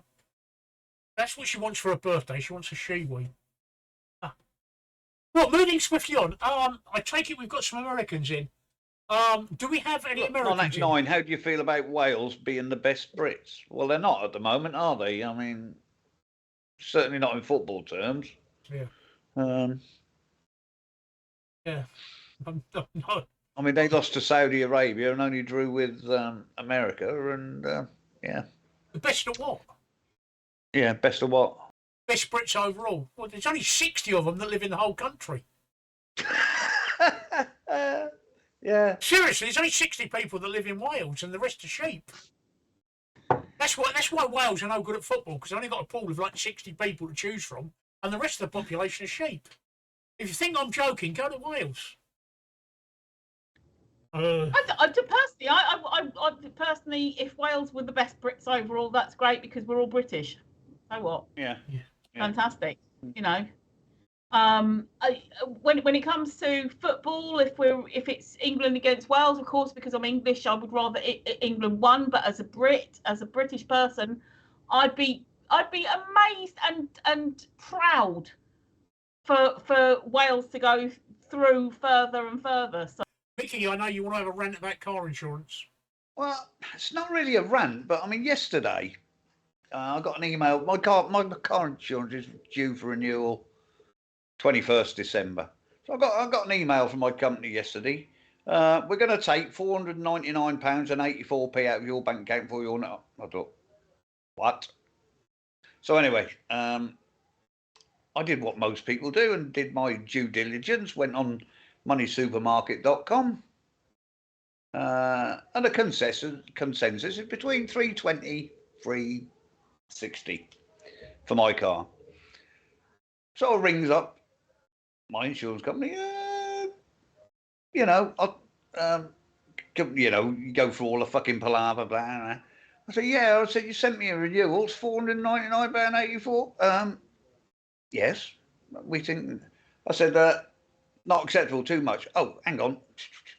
£455. No, I've got people like AGS and people like Aviva and that can do me for less than 360. What can you do? Eventually, I got them down to 375 quid. And my question is, why do they want to charge you so much when they can knock that much off to you know? Why don't they just charge that price in the first place? It's because they don't think people are going to check and they're just going to let it go through and pay, well, in my case, an extra 125 quid. I mean, I'm a pensioner now, for fuck's sake. You know? Yeah. So I just think it's fucking diabolical that they do these things. And then when you query it, they all of a sudden... And the last, when they knocked it down from the 455 to 370, oh, it's because you're a loyal customer. I've only been with them a fucking year. You know, so yeah, that's just my rant, really. It's a piss take. It's like it is a piss take. They, and when I say they, a lot of companies, and I'm going to include broadband suppliers in this. What they do is they have this fantastic offer for new members, for new customers. Yeah. And then when it comes to renewal or renewing the contract or whatever, all of a sudden it's all gone up. Yeah. And people, because they know that people are inherently lazy is probably the wrong word, but you know what I mean. Yeah, like they're inherently. It's a faff to have to change things. Because of that, they stiff you. Yeah. And if you shop around, sorry for interrupting you, Trace, but no, I'm actually paying now £15 less than I paid last year. And why don't they just give you that anyway? In the first place, Sky TV are fucking terrible. Although, having said that, my internet, my phones, my TV is all with Sky, because I had my mobile phones with Vodafone. I had my Talk was my internet provider. Sky was my TV, and I just wanted to bring it into one. So eventually I got down. I've got Sky TV. I haven't got sports channels, movie channels, anything like that. I've got 2 SIM cards for our phones. I've got internet. I've got telephone. £69 a month. But that was only because I kept, no, I don't want it, cancel. So I've actually, by doing that, I've gone from the combined bills as they were then was just under 200 down to 69 quid. And that's just by... Bloody hell, yeah. So... They're all the bloody same. Though. Vodafone are the worst for it. Every year they put my bill up, because I've got contract phones, well... Yeah, I've got contract phones, and well, I haven't now because I've kept the same phones and just got a SIM card. But every year or every time I came to renew with Vodafone, up and up the price went, and I thought, in the end, I said, "Now fuck you lot." Both me and the wife were on them. I'd pay the bill. That was costing me. Might not sound a lot to other people, but it's costing me 90 quid for 2 phones a month. I'm now paying £10 each for 2 SIM cards, which has got 10 gig of data, which is enough for me and the missus for what we use. I mean, we don't use a vast amount of data because invariably she's at work or I'm at home here and I can hook up my phone to the Wi-Fi. So 10 gig is plenty for me. Yeah. You know, and that's for a tenner. Yeah, they're so much the same. You know, Virgin, I was going to say about Virgin, I'm with Virgin. I don't have TV. Mine is literally broadband and the phone line. And also now I've got my mobile attached to it. Yeah. When I phoned up last time to get into a better contract, I was paying something like £60 a month. And they said, oh, the best we can do is for you to absorb the mobile phone charge, which was £6 a month, into that payment. So basically, you know, you're paying the same, but you don't have to pay the extra £6 for the contract mobile phone. Now, that was the best deal I could get, but I know that had I gone to Sky, which I didn't want to, but had I gone to Sky to get a quote from them and then gone back to Virgin probably would have dropped that, probably half or something. Yeah. But I don't want to mess about. I don't want to. And that's where they get a lot of people with your car insurance. People can't be asked to go and look on the internet at places like Money Supermarket, or Compare the Market, or whatever you fucking want, to find a better deal. They can't be bothered to do it, and so they're being ripped off. I mean, in my case, it would have been, if I hadn't done it, 125 quid. Well, 125 quid is a lot of money to me. And that's the thing. Yours would have been an auto renew. Exactly. But the thing is, with the car insurance, that you don't actually have to physically have people coming in and laying you cables and doing whatever. They have to send an engineer in if you're changing your broadband supplier. Yeah. So Sky don't. They just send you the box and you set it up yourself, and they still charge you a fucking installation fee. Yeah, see, that's what I'm saying. That's what I'm saying. And it's always faff, and you might be without internet for a week or two or something, you know. And you just sit there and you go, oh, I don't think I'll bother with that. Okay, I think I'll just stick to what I know. So yeah, apathy. That's the word, Mickey and Steve. Apathy. It's not laziness. It's apathy. I fucked Sky off years ago when they started charging me 78 quid. So I went to Virgin Broadband, and at the time it was 39 quid, and I got broadband as well. I now pay 65 quid a month on Virgin, and I've got 1 gigabit broadband, which I was saying, I downloaded my Reddit data the other day, and I couldn't believe how fast that came down. 1 gig. I got 284 gigabytes, I think. And I think it came down in about, I said 5 minutes, it came down in 30 minutes. 284 gigabytes in 30 minutes. That's unbelievable speed. Yeah. When I consider when I first started on the internet, I had a 1200 baud modem. And it would take 24 hours just to download a shitty game. But to download 284 gigabytes in 30 minutes is a phenomenal speed, and it came flying down. This is why I asked you if you're any good with HTML and FTP.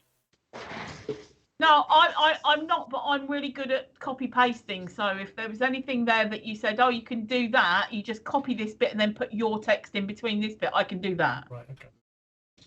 I'll have to give you a tutorial. But I'm not an HTML person. I did try learning because I wanted, but way back in the early days of me doing eBay, you know, when everyone was getting shops and things, and I tried to work out how to just set up tried to set up just a normal page, and I can't get past white page, black text, bold and italic. I can't get past that. So I can.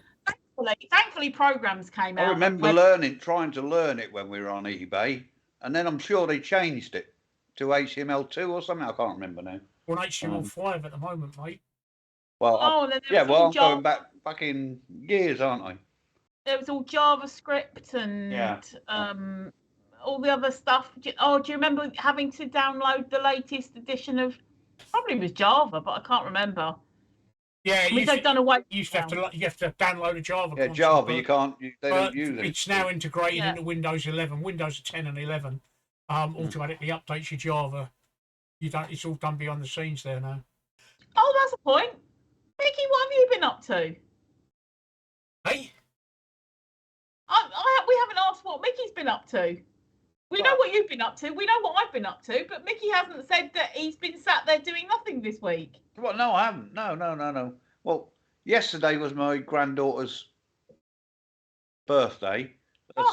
Her second birthday. So I went out and had lunch with my son, his partner, and my granddaughter. Yeah. Little glass mug is coffee, espressos. I drink tea this time of night. And then after the wife had finished work, we went round there, obviously, give her prezzies and whatever, and spent an hour or so around there. Thursday, we actually went to Great Yarmouth on Thursday. Oh. Good day out or or was it shopping? It was shopping, but there ain't no freaking shops left, is there? Regent Street was the Obviously- great big shopping obviously- street there.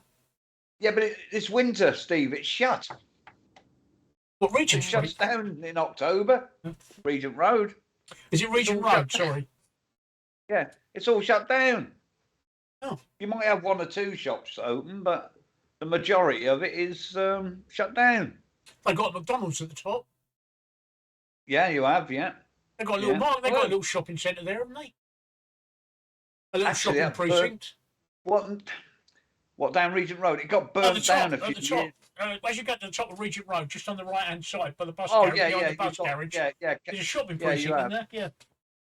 Yeah. Yeah. But I mean, most of that now. I think what you got in there? 1, 2, 3 charity shops. Oh god, A restaurants. Burger King, Yeah. Wilkinson's. Not a great deal in there either. So yeah, it just. Did you know it was going to be like that before you went? Yes, I knew. Why'd you we've fucking been go there. then? Because the other half wanted to go, and you Oh. know as well as I do when the other yeah. half When wants yeah, something, yeah, you do not. yeah. You know, Oh, it can't be that bad. It is that bad. No, it can't be that bad. Come on, let's go. Oh, it is that bad. it's yes, all right. You know, yeah. Sainsbury's Red Label, Mickey. I'm trying it for the first time. I've heard it was a good tea, right? Yeah. And it is actually damn good. It is really nice. It makes a really nice cup of tea. It Who's actually Red Label? surprises me. Sainsbury's Red Label. It actually makes a really nice cup of tea. I'm actually You surprised. don't think we got a fucking Sainsbury's in Lowestoft, do you? Fuck me. You'd have to go to Norwich for that. Huh? I think Yarmouth. I can't even remember if Yarmouth have got one, but yeah, Norwich have got them. Fuck. I know that there's one in Norwich because my sister shops there. I'll have to get to Ocado and get them to fucking deliver it. It's really nice tea. I'm really enjoying it. Asda special. All right. I As thought was you were a Yorkshire tea man. I am, but she got Asda's. What's it You like? drink what you're given. What's it like? It's Not Yorkshire. It's tea. it's a bit like Tetley, really. Doesn't Donna like the Yorkshire tea? No, it's too strong for her. Oh, Nat says my favourite tea bag at the moment is Yorkshire's biscuit brew. Now I've heard of that. Does it actually taste like tea and biscuit? My favourite tea bag was my ex-wife. What? Okay. Are we talking? Yeah. Okay, Yeah. There we are. Yeah. Okay. Not the first, but the second. I actually need some brain bleach. Yeah, after that. I'll wait for the audience to catch up with that remark. All right. Yeah. Moving swiftly on. Yeah, but does it actually taste? No, sorry, not usually. You know, I mean, I might be old-fashioned, but I still prefer loose tea. Although you can't get it as much as you used to. You know, the old tea strain, haven't you? We've actually got quite a few speciality teas in the house, Mickey, loose teas like that. Yeah. And my favourite is a white tea, an Indian white tea. All right. Ooh, And we've got a little teapot and good. tea strainer and everything. Yeah. I've heard white tea's good. But I for mean, I an remember everyday cup of tea, back the in- everyday cup of tea, right? I've got an espresso machine, and I've got a little adapter that you put the tea bag in, shut the lid up, and just drop it into the thing, and just press a button, and away it goes. Yeah, I've got a little house, Yeah. but Nat is That's caught It up with me. replies to- That's caught up with me. yeah. Yeah. I've got a little house that you put loose tea in. You close the roof on it, and it's got a chain, and then you use that like a tea bag. Not Yes, like I know. I use a tea bag. It's like an infuser, Tracy. This is for Steve. Yeah. Yes, that's right. It's an infuser, yeah. Yeah. But some people, just for the people out there who might be thinking, what on earth is she talking about? Yeah, you use it like a tea bag, not how Steve uses the tea bag. You use it like a tea bag, and you can leave it in as long as you want, and then take it out when you want. So Yeah. I had one many I years remember ago. many years ago we used pot of tea, and then you'd stick it on the stove to keep warm, wouldn't you? So it stewed and stewed away till it was gone. That was when I was little, when I was a kid. But yeah. And the you use a tea bag once, you got to use it again and again and again until you can't get any more flavour out of it. Even if it was the shittiest, cheapest of the cheap. We always used to have ceramic teapots with Rasta tea cozies. Yes. Yeah. Oh yeah, Rasta proper crocheted ones. It used to melt exactly. at the bottom. And that's what I'm saying about this. Nah, this is fucking Asda tea, and it's exactly like Tetley's. Weak as shit. Huh? You tell by the colour of it. This Sainsbury's Red Label is really nice tea. I mean, it's not up to the standard. Do you have milk in it, Mickey? Yes, and one sugar. Sugar and milk in tea is disgusting. Well, actually, when I was in the army back in the day, I used to have standard NATO, which was milk and 2 fucking sugars. I've cut down. I now have a level spoon of sugar. I can't stand it. I drink my tea black, unsweetened. Can't stand milk or sugar in it. I have a little bit. I used to have a lot more sugar when I was younger. I think that must be a youth thing. But as I'm getting older, what I'm doing is just having like the end of the teaspoon with a little bit of sugar. Yeah, well, I just have a little level one now. I don't even have that much. I'm just trying to get off because I find that the less sugar I have, the more I can taste the natural sugars in the milk. I'd like to get to the point where I'm not using sugar at all in my tea and coffee. I've found as I get older, I've got less and less affinity for sugar. I've been taking less and less and less sugar. Yeah, because I find it far too sweet. That's exactly it. I used to have something like my son-in-law. No, he's not my son-in-law. He's my sister's daughter's husband. Has 5 teaspoons of sugar in a mug of tea. Now, 5. When I was about 19, 20, something like that, I used to have, I don't think it was 4, because my friend used to have more. I think she used to have 4 in a mug of tea, and I used to have 2 heaped ones. So she'd have 4, she'd have loads, but that's what she come. Fucking... Oh, for God's sake. What? She needs more sugar, that one. Let's drive the Ark Royal between the fucking leg gap. So, 4 sugars in tea and coffee. Look, but I could never have that now because I wouldn't be able to taste the tea or anything like that. It would just be like drinking sugary hot water. I wouldn't be able to drink it. I just would not be able to drink it. No, and I've always had a sweet tooth, but I can't have that level of sweetness now. I can't remember. Oh, it was when I was in Scotland and I had the deep fried Mars bar bites. And I thought I'd like it because it's chocolate and it's going to be gougey and it's going to be battered and it's going to like the savoury batter is going to offset the sweet. No. It was just like claggy mouthfuls of sugar. There was no discerning flavours between. You know when you eat a Mars bar and you go, okay, yeah, it is sweet, but you got the chocolate, the nougat, and the caramel. They're 3 different things going on. No, it was just like having a mouthful of chewy sugar, and it was horrible. So no. Just on a totally different note, just come across something on a BBC Sport. I don't know if you know Doddy Weir. No. He was a former Scottish international rugby player. Oh, I saw a headline earlier. Yeah. He died today from MND. Neurone. He's been on the TV. Sorry? The guy who's been on the TV programmes. It wasn't him, but it was one of them that is involved. Because I don't know if you know that there's a guy who's just done 7 ultra marathons, 40 odd miles a day for MND. But the guy he did, but anyway, he's 52 years age and he's died of MND. Now he's probably one of about 4 or 5 rugby players I know that have got this disease. So I'm just wondering whether it's a constant clashes of heads or clashing of bodies that is causing this. MND is a very motor neurone disease. Very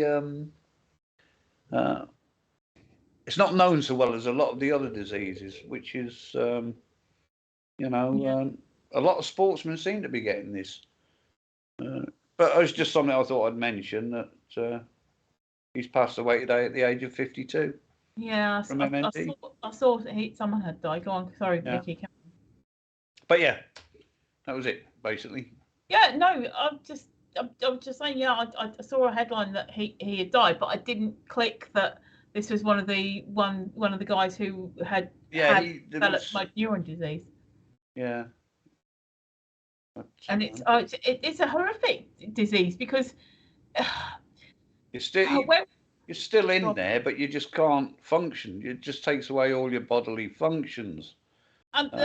And that's what I mean. It's kind of like the opposite to dementia, where you lose the mind, but the body still works. Generally, the body still works. There's things that do stop working, but because you've got the dementia, you don't care or you don't know. Yeah. Whereas motor neuron disease robs you of the physicalness, but you're still in there. And it's just, there you go. Dementia and MND amongst sportsmen and women will only get worse as the hits are getting bigger and players are getting faster and stronger. Yeah. Rob Burrows he's another guy that's got it. He's another he might be the one I was thinking of. Yeah, he probably is. He's in the wheelchair, can't speak anymore, so he's got a machine that speaks for him. But the thing I like about it is he's from Yorkshire, and his machine speaks in the Yorkshire accent. Oh, that is fantastic. Yeah. So none of this Stephen Hawking stuff. Yeah. Yeah, it was Rob Burrow that I was thinking of, because when I googled him, he's got there's program for Living with MND on BBC Two and stuff like this. So yeah, that's who I was thinking of. But that's fantastic. That's brilliant. I really like the thing that he's actually got a Yorkshire accent. In his own accent, yeah. So yeah, that's absolutely great. Kevin Sinfield is the guy that's been doing these marathons and raising awareness of MND. I think last year he did a lot. I forget how far he ran, but that was a run over a week. This year he's done 7 marathons in 7 days, or ultra marathons, because they're about 40 odd miles a time, to raise awareness of the disease, which I think is absolutely terrible. When I was 16, I went on tour with the rugby team to Northampton. They told us that some of Courtney Law's tackles were the equivalent of being hit by a car at 30 miles an hour. I can actually believe that now. You see the crash of them. What the bloody hell is this? Oh, he's got some mime drinking fucking tea now. That's what you're replying to. You ended up being hit by a car at 30 miles an hour. What the bloody hell is this? Hang on, was Best Pal driving it? Yeah, probably. No, that wouldn't reach 30 with that twat driving, would it? We haven't seen him tonight. He must be. I know. Would he be on his way to Qatar yet? Because I don't. But he reckon he's going to see England versus Wales, didn't he? That's hilarious. And when's that? Wednesday. So it might be. I've lost my place. I was looking at something a minute ago. I literally was looking at something that I thought, oh, I'll say that, and now that mime has just thrown me off. Well, right, anyway, sorry subjects, for breaking right? up. It takes me a couple of seconds to get all these things ready. We were talking about tea, so I was working on a tea fucking motion graphic, and by the time I got the motion graphic done, you were off on half a dozen other things. Well, it's something I came across on the news, and I thought it was quite important and quite. Yeah, we need some rugby players now, but I want to talk about Putin. Set to launch mass crusade by mobilising 2 million Russians, including women. Oh, right. I don't know what that's. Mass crusade of what? Sorry, were you talking about the rugby still then, or were you talking? No, I'll finish with that. Oh, good. No, sorry, because I thought you might have been saying something. It is thought that the Russian president is. If you wait 10 minutes, Steve will put up a fucking a thing about rugby while we're talking about.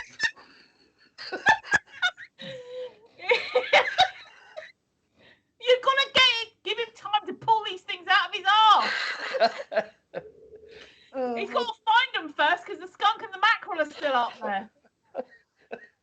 It is thought that the Russian Russian president, and I shouldn't be smiling about this, it is thought that the Russian president is set to make the last-ditch attempt to push Russian forces through Ukrainian territory, which may see Putin impose martial law. In a desperate move to stave off more embarrassments on the front line, Moscow may soon mobilize 2 million people.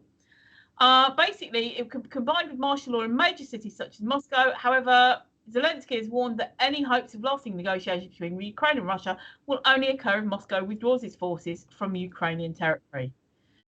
So basically, Putin is saying it's going to be 2 million people, and it's going to be women if I have to, and bollocks to you. Do you know what? That wouldn't surprise me if that started off another Russian revolution, because I think they're getting fucking fed up with it over there. And if he want 2 million people, I think they're all going to say, up yours, mate. I ain't fucking doing it. But I don't know. When he immobilised this, was it 250,000, whatever it was, not so long ago?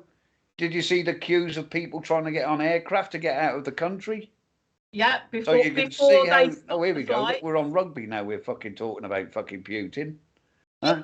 Give it half an hour, we'll get a picture of a fucking missile going up when we're talking about something else.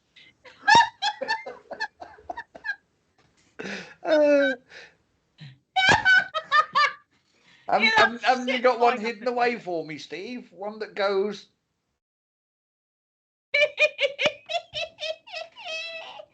You need one of those. He caught you. He caught you. Oh, dear. Have you seen who's in the final of I'm a Celeb? Well, yes, Matt Hancock. The cock is in there. Well, I know he was in the last 4, but I don't know the rest of them. Oh, that's true. Yeah, it's 3, isn't it? Huh? I knew the Hollyoaks guy would be in there, or I might be wrong. And I think it's Jill, the ladies player, and Tyndall and Cock. But that's the last 4 that I thought about, and I think Mickey's going to find out for us. Matt's going to win this, isn't he? The Cock's going to win this, and it's going to be, doesn't matter that I killed millions of people, I'm a celebrity. That's what it's going to be, isn't it? And his agent's going to be like, yes, you did it. You've got your image back. Come back to... Are you looking now, Mickey? Yeah. Oh, Mike Tyndall went home. So it's Hollyoaks. I knew it's going to be the Hollyoaks bloke who is it Owen, yeah, and Jill. I want Jill to win. There's Matt, out of those. Jill and Owen. I want Jill to win. It's probably going to be Matt or Owen, because Matt, like I said, killed millions of people, and people have forgotten about that because they've been eating cockroaches. Owen, who I've got no clue about, and he hasn't got a clue about a lot of things, but he's pretty, so people will vote for him. I want Jill to win. That's what I want Jill to win. She's the ladies footballer. She's one of the ones who was in the squad for the Euros. So yes, please, for Jill. Sorry, your turn. Who would you like out of those, Mickey? I don't really give a fucking toss, to be fair. If you did give a toss, which one would you like? The lady footballer. Yay, and Nat as well said that too. So I don't give a toss either. I don't want Matt to win, though, because of what he did to the people who had COVID and were dying and everything. Yeah, people have kept him in this long because they were making him doing all these trials. Yeah. Because they wanted. But now I think they want to see. But now we got down to the sharp end of it. I think he should. Oh, jeez. I think he should be the next to go. I told you we'd be talking about something else when the fucking they. How many votes are you allowed then, Nat? I don't know how many are you vote. I never voted. Yeah. You're allowed to vote as many times, I think, or it might well be that you get 3 free ones or something. Huh? Oh Jesus! Look, it just blew me up. No, I'm getting my aim's perfect. Watch.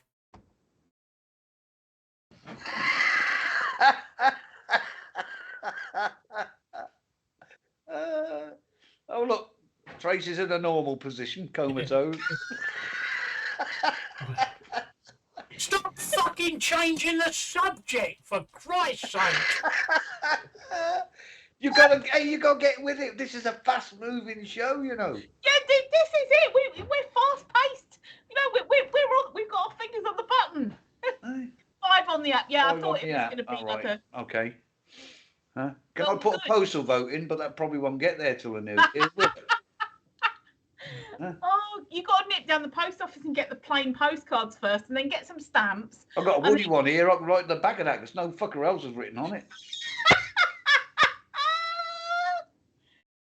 You can get these for points. You see your little thing down there with your little woody points? I forget how much they are. 10,000, I think. No, they're 8,000. Over a bit, Mickey. That's it. They're 8,000 woody points. You can have your own postcard signed by the woodman himself, and they are actually numbered. There's only 100 of them, and I think there's fucking 98 left. 97. So, I sent myself one. 97 left. There I we sent go. myself one. Ah, I bet you signed yours, didn't you? I did. I said, Yeah, I fucking want time to. on. I wrote mine. I wrote on mine. I want to fuck you. And even he turned himself down. Yeah. There you go, Mickey. Pop yours up behind your glasses as well. We can all sit here like this. There we go. Oh, there we go. There we go. Hang on. You can get one of these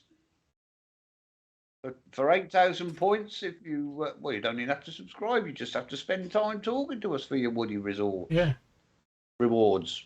There we go, look. Ta-da! We can all look fucking stupid together. Yay! Yeah, but you're getting there. You get there. And it'll actually be posted to your address by the woodman himself.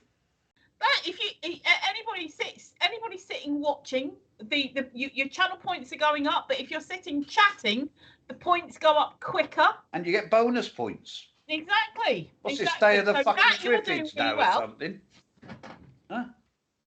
Sorry, Mickey, I was talking over you. I said, Oh, we've look got at him. day of the fucking Triffids now or something. Yeah, he's trying to. That's it. Yeah.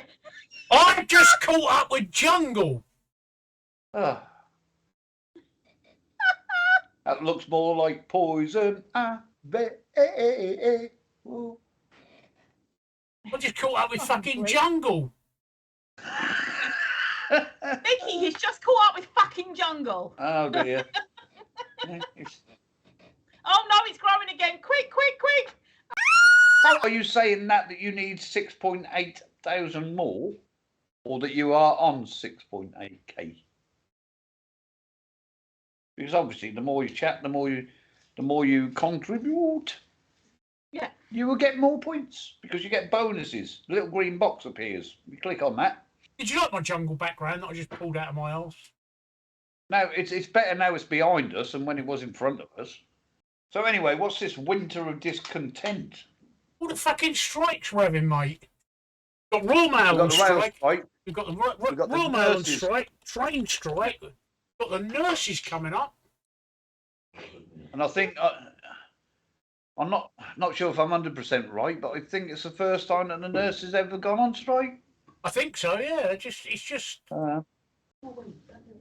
Which they say will affect elected operations. Obviously, it won't accept it. It won't affect emergency services because they're not that type of people.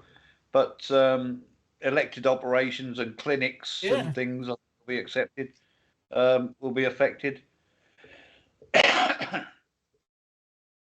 And the train. I don't know why the train hasn't been settled yet, but they still won't. If you don't talk to the people, you're never going to settle it, are you? And the government refused to talk to the railways. They're refusing to talk to the fucking nurses. I mean, what they want, 11.5%, was it? Something like that, 17%? I can't remember off the top of my head. But you think how they've been starved of pay rise over the past week. I mean, they went 2 or 3 years with a pay freeze, didn't they? Yes, they did. Yeah, no, I support them. I don't support the rail workers. I don't support the rail workers, but I do support the nurses. They do need, obviously, having had very close experience of them in the last few years. I do actually support them. Appreciate it more than most. I do. I do. And I see some of the frustrations that they go through. I was talking to I actually felt quite sad. You know that when I went in for a routine blood test towards the end of September, and I just happened to say to the young nurse there in charge, Mara her name is, that I've got a pain in my side. She called the doctor, and he sent me off to A&E, but they would not let me go on my own, so she accompanied me. And she handed me over to A&E at 7 o'clock in the evening. And I said, well, it must be really boring for you to be here. I said, how long have you got left on our shift? And I said to her, I saw her today for the first time, and I said, I'm really sorry to bore you. Not today, I saw her on Friday for the first time. And I said, I hope it didn't bore you too much that day. I said, what time did your shift end that night? Thinking it was probably midnight or something like that. She said, it's 50 finished at 5 o'clock. Oh, right. And I said, but you didn't hand me you. over till 7 o'clock. She said, I know. And I said, well, I hope you got overtime for that. She said, no, I didn't. No. I said, do you get time off for that? And she said, well, in theory, yeah, but we never get to take it. No. Oh. And I thought, unbelievable. That's what they go through. And I've told you the story about the guy with lung cancer that smokes in the car park. Yeah. And you just see the look on their faces, and you just think that they know that they're wasting their time. Well, it's soul destroying, really. They're trying to help. Yeah, and I see it, the cancer unit, right, where I'm treated, right, it's just staffed by nurses. There's no doctors that are actually on the staff. If they need a doctor, they call them in from another part of the hospital. Yeah. And it's just the nurses who do everything. I mean, every time I've had a reaction to the drugs, it's the nurses that are there filling me with Piriton, giving me oxygen. You know, it's the nurses that do all the groundwork. In fact, some of the nurses, when I talk to them, are more knowledgeable than the doctors. Yeah, you'll probably find that out in a lot of cases, actually. Yeah, so I do think they're very hard working, and having very close care with them, having very close, being very close to them, I do see how well they work. I also see some of these people that are racist, that when they're getting emergency care, don't care what colour person is dealing with them. No, exactly that. And I think that these people who are racist are really sad, because they're not racist, they're bigots. But when they need emergency care, they don't care who the person dealing with them is. And I see it. I've seen some guys. I saw some guy with a Nazi tattoo on his back the other week in the summer, being dealt with in A&E. And I thought, well, you know, you don't deserve to be there if you're going to wear things like that. But, and they do. And I sometimes can't ratify what I see the nurses do with the pay that they get. And I fully support them. Don't support the mail workers strike. Don't support the train drivers strike. But I definitely do support the nurses. But it is looking. Is it what's going on? It's the other half saying good night to me. Say good night. Jackie Good night. You can't see. You have to stand forward a bit. And it's not Yucky Dar, it's Nostar. Oh, Nostar. It's Nostar for good night in Welsh, and Boradar for good morning in Welsh. I was going to say, is it the train drivers striking, or is it the railway workers striking, the ones that do all the cleaning the toilets and getting the rubbish and stuff like that? Because a railway cannot run if you don't have these peripheral staff. And they're the ones that keep striking. Whereas a lot of people think that it's the train. The train drivers get paid a lot. Yeah, but what about the platform staff, the station staff? I think it's a lot of those, but I don't know about this one. I don't know if this one is a train driver strike or whether it's station workers, because they get paid minimum wage. They don't get paid train drivers' wages, and they do a job that is just as essential as moving people from one place to another. Yeah, all part of it. So I support them. I do support them. But it's, like I say, it's turning out to be that winter of discontent, isn't it? Yeah. Which I remember from back to the 70s, because everybody's on strike. It's becoming almost like a general strike, isn't it? Yeah, it is. That's what I mean by a winter of discontent. Although I was reading somewhere that we're actually having a second spring at the moment, and flowers are coming in for second flowering. Some flowers are coming in for second flower.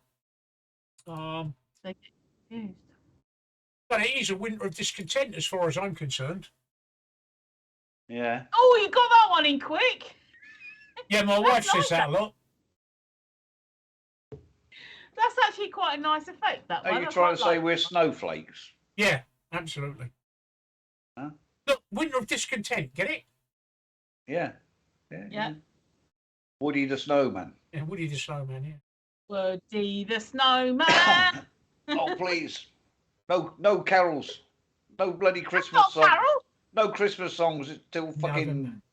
December. Yeah, We'll not be I know. having Christmas on this channel until December the 14th. But I agree, because my birthday's tomorrow and loads of people have already got their trees up and that, and I cannot even think about buying Christmas presents till after my birthday, because tomorrow is 4 weeks before Christmas. That is early enough, thank you very much. Monday, I will start thinking, right, who the fuck am I buying Christmas Yesterday presents was for? 4 weeks before Christmas. No, today.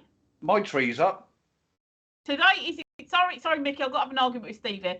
It's exactly 4 weeks. You mean a month? A month was yesterday, but 4 weeks is tomorrow till Christmas. We got a rule in my house that my parents brought in, and I keep to this rule. Christmas does not begin until December the 14th. Yes, Mickey. My birthday's my birthday's December the 13th, which is why. Go on, Mickey. I was just saying that my tree's up. No. It is. Not It's up in the fucking loft where it's been since Yeah. December. Well done. After you saying that no, we're not Christmas yet, and then you saying actually my Christmas tree's up and there's all lights on it, would not have worked. I've got Christmas effects, but you're not going to see them until December the 14th.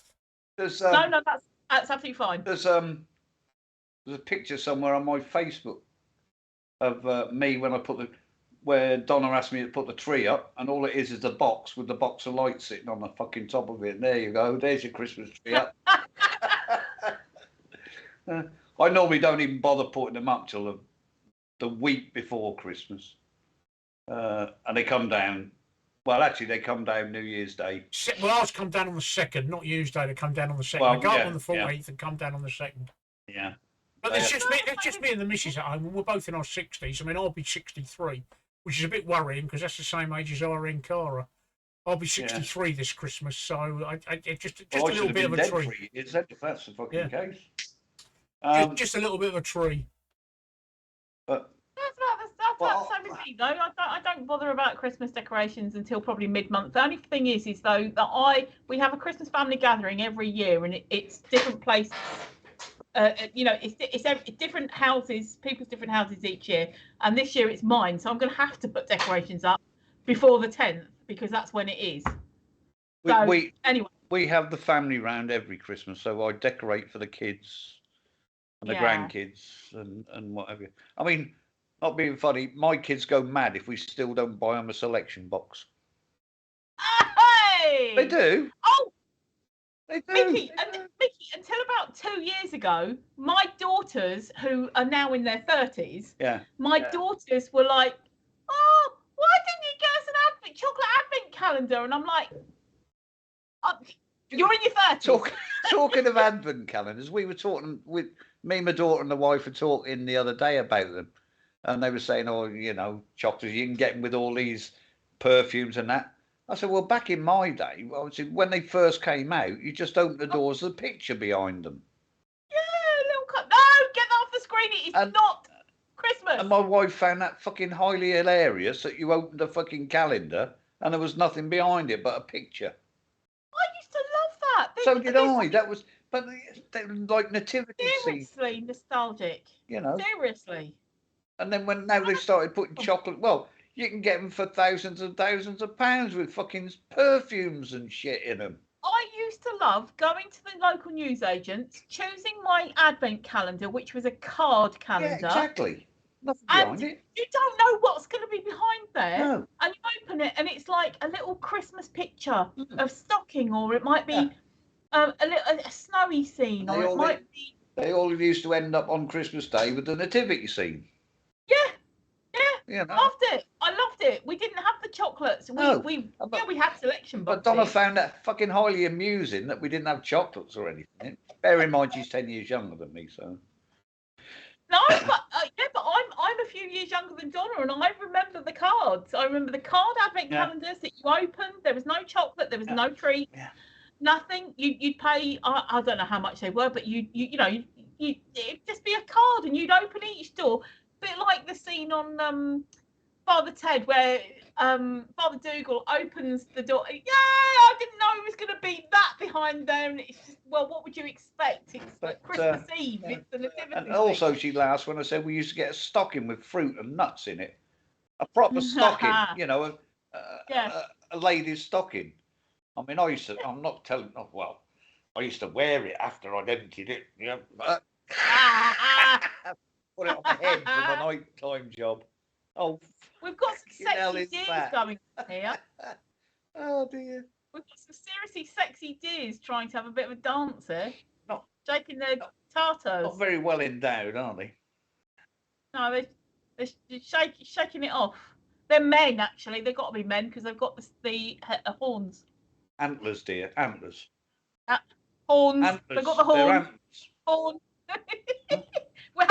We're having a horn off. A horn here. is just a single thing. An antler. Those are antlers. And they're called a rack. Isn't that near a round? Yes. You can hang them up on your wall and stick your coats on them, you know. Oh, like you can. Oh, like nipples. Yes, in winter. I thought that's what he was talking about anyway. Hello, dear. That's a nice rack. Yeah. Becky looks contemplative. Yeah. Oh dear. So wait, what was the thing that Steve told us to not talk about because he wanted to talk about it later? Or have we done that? What, Christmas? Might have been Matt Hancock. Yeah. Oh, no. No, it's the Matt Hancock stuff from earlier. I've got the itches. Yeah, he says don't talk about Christmas, and then oh, hang on, we got a dog now doing the Smell that finger. That's a salsa. I did not stick it on my bottom. What? I didn't stick it on my bottom. No, but you've got to smell it when you go anywhere near your bottom. I mean, it's us men. When we go anywhere near our cocks, we have to have a good, you know what? good sniff. I thought Steve said he wanted to smell your finger. Merry Christmas, Steve. Yeah. That's what I sat here dumbfounded. I thought. I love the mishears on here. I love it when we mishear things. I didn't even touch my bum. I was scratching my back. There's a label that was irritating my back, so I was having a scratch. Oh, what? You've got CNA knickers? There you go. No, it was this. Where's it gone? Where's it bloody gone now? Hang on, I've lost the label. Oh, right. Yeah. There we go. Can we see cut this? the Can we all fucking see things this? off? Have a sniff. Have a sniff of it. If they irritate, don't you cut them off? Be very careful with your words there, Mickey. If all women cut off things that irritated them, we'd be in trouble. Well, yeah, Yes. we'd be all Betty Bobbits, wouldn't we? We would. Not only that, there'd never be any marriage. No, sometimes I cut the labels off and sometimes I don't, and I should do on this one. But sometimes because I fluctuate between clothes sizes, it's always nice to know what the clothes size is, because then if I go, oh, hang on, this one's a bit tight.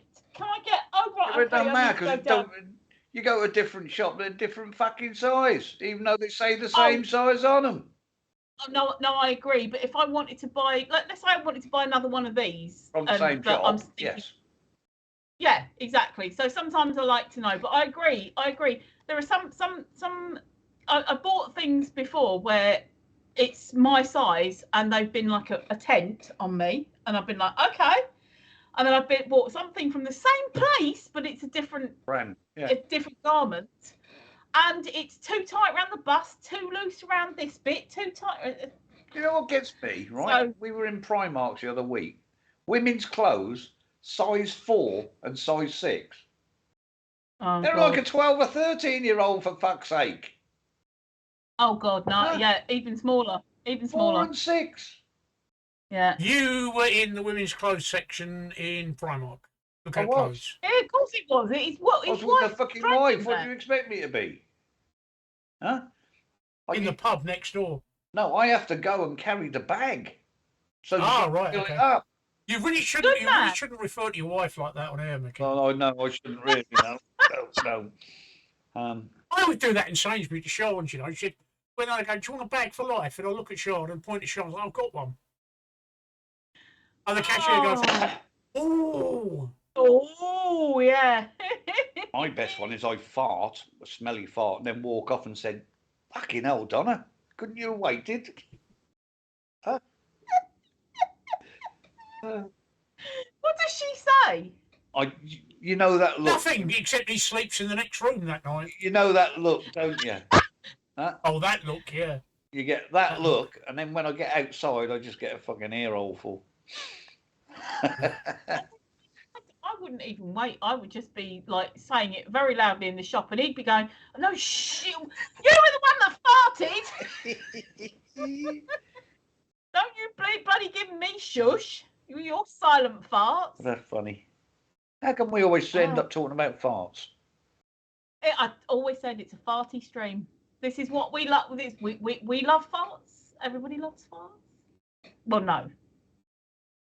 Now that's a good one, Steve. Thank you very much. You found a useful one. Bottom right-hand corner. Hey, That's a good one. that was Tracey before she put her makeup on. Yeah. Well, Mickey after. Yeah. No, and a good bra. Oh, dear. Jesus, hers are down by her Look, they're navel. bouncing.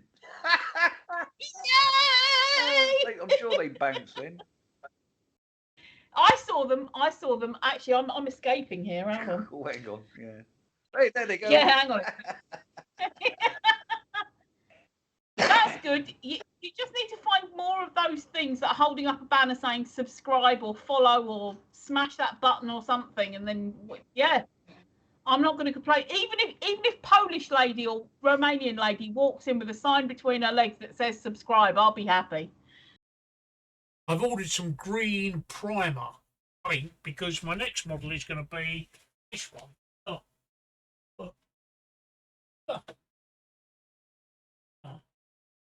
Going to be this one. Oh. So I shall be building that, but it's, as you can see, it's British Racing Green, which is a lovely colour. Is that? Oh, I was going to say, you say British Racing Green. To me, from here, it looks like blue shot with green or green shot with blue. Yeah, no, it is going to be Racing Green. It's just the way the box goes. I mean, I'm not sure what colour the sprue is because I haven't even opened it yet. If you look on the back, it shows you British Racing Green. Oh, that's showing green. Yeah, that is showing. I'm not sure what the sprue is, but the only primer I've got at the moment is I've got white primer or I've got grey primer. I've got grey primer or I've got black primer. And if you put black primer on, green on top of black primer is going to look quite dark. It's going to make the green look quite dark. And if you put grey primer on, it's going to make it look quite. Oh, it's green. The sprue is green. So the main sprue inside is green. But I need to put primer on it, otherwise you get surface tension going across the paints and the paint won't stick properly. So I've ordered some NATO green primer, which is pretty much the same colour as the sprue. That's called a sprue, by the way, Tracey. No, I know it's called a sprue because you get them in Lego. And as soon as... But you get them in Lego! as soon as the... oh, it come, I didn't realise it come with paints. Oh, it's probably the little pots that have all dried up. Yeah. Yeah, they're probably all dried up. But I'll use those as spares. I've got the paints anyway. And I will start that, I think. Jaguar E-Type. That looks good. That looks sexy, that one. It's out of all the Jaguars, right, I think that's my favourite. And I think it's the one that Enzo Ferrari said was his favourite as well. I think it's about 1962, 1963, but they were gorgeous cars, the Jaguar E-Type. Absolutely gorgeous cars. Something I would have loved. Mickey would know. What do you reckon, Mickey? Early 60s? Yes, they were, yeah. Yeah, early 60s. Ah, Alex! I wondered where you... I've been wondering what's happened to you, Alex, because we were... I was hoping to have you on one Saturday in the near future. Alex, genuinely, for the last sort of 10 days, 2 weeks, something like that, every time it's been, how is Alex? We haven't seen Alex for a while. I hope he's okay. Oh, he might have gone. Honestly, you've been asked about. Yeah, you have been asked about, Alex. Asked about, not asked about, asked about. Yeah. And the Everglades. Oh, you went on holiday. That's right. I remember him saying. I forgot all about that. I'm glad that you didn't get eaten by any gators, and that you saw a couple of saltwater crocs, and I hope that they weren't too close. But He close won't enough get for you eaten to by be able to alligators because alligators live in Australia. No, other way round. Crocodiles live in Australia. Alligators live in the fucking Everglades. Well, he just said Crocs. No, he didn't. He said gator. He said Crocs. Oh, saltwater crocs. Oh, no, wait a minute. He saw shoes.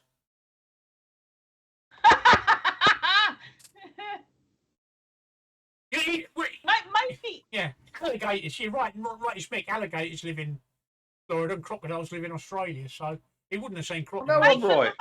Maybe Crocs is kind of like a catch-all when they say Well, we actually have had alligators. What did they emigrate? They may well just be eating each other. Yeah. Who knows? Manatees and blacktop sharks and lots of trash can pandas, aka raccoons. Yeah. I think raccoons are cute. I think if I remember rightly, an alligator's got a longer, more pointed snout, where the croc is rounded snout. If they're Australian, they'll be pissed. Yeah.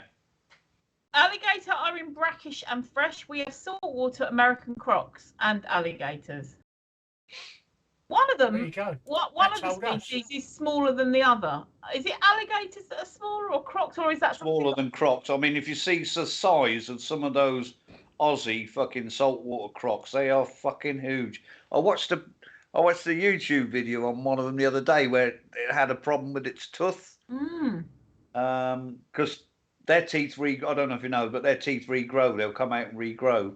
But this one had a problem with it, and it was about a vet who went in to sort this out, and it took about 8 of them to get this fucking thing out of the water and subdued. Like, they didn't put it to sleep, and they put this thing in his mouth, and they pulled out 4 rotten teeth out of this fucking great big hole in the side of its fucking mouth.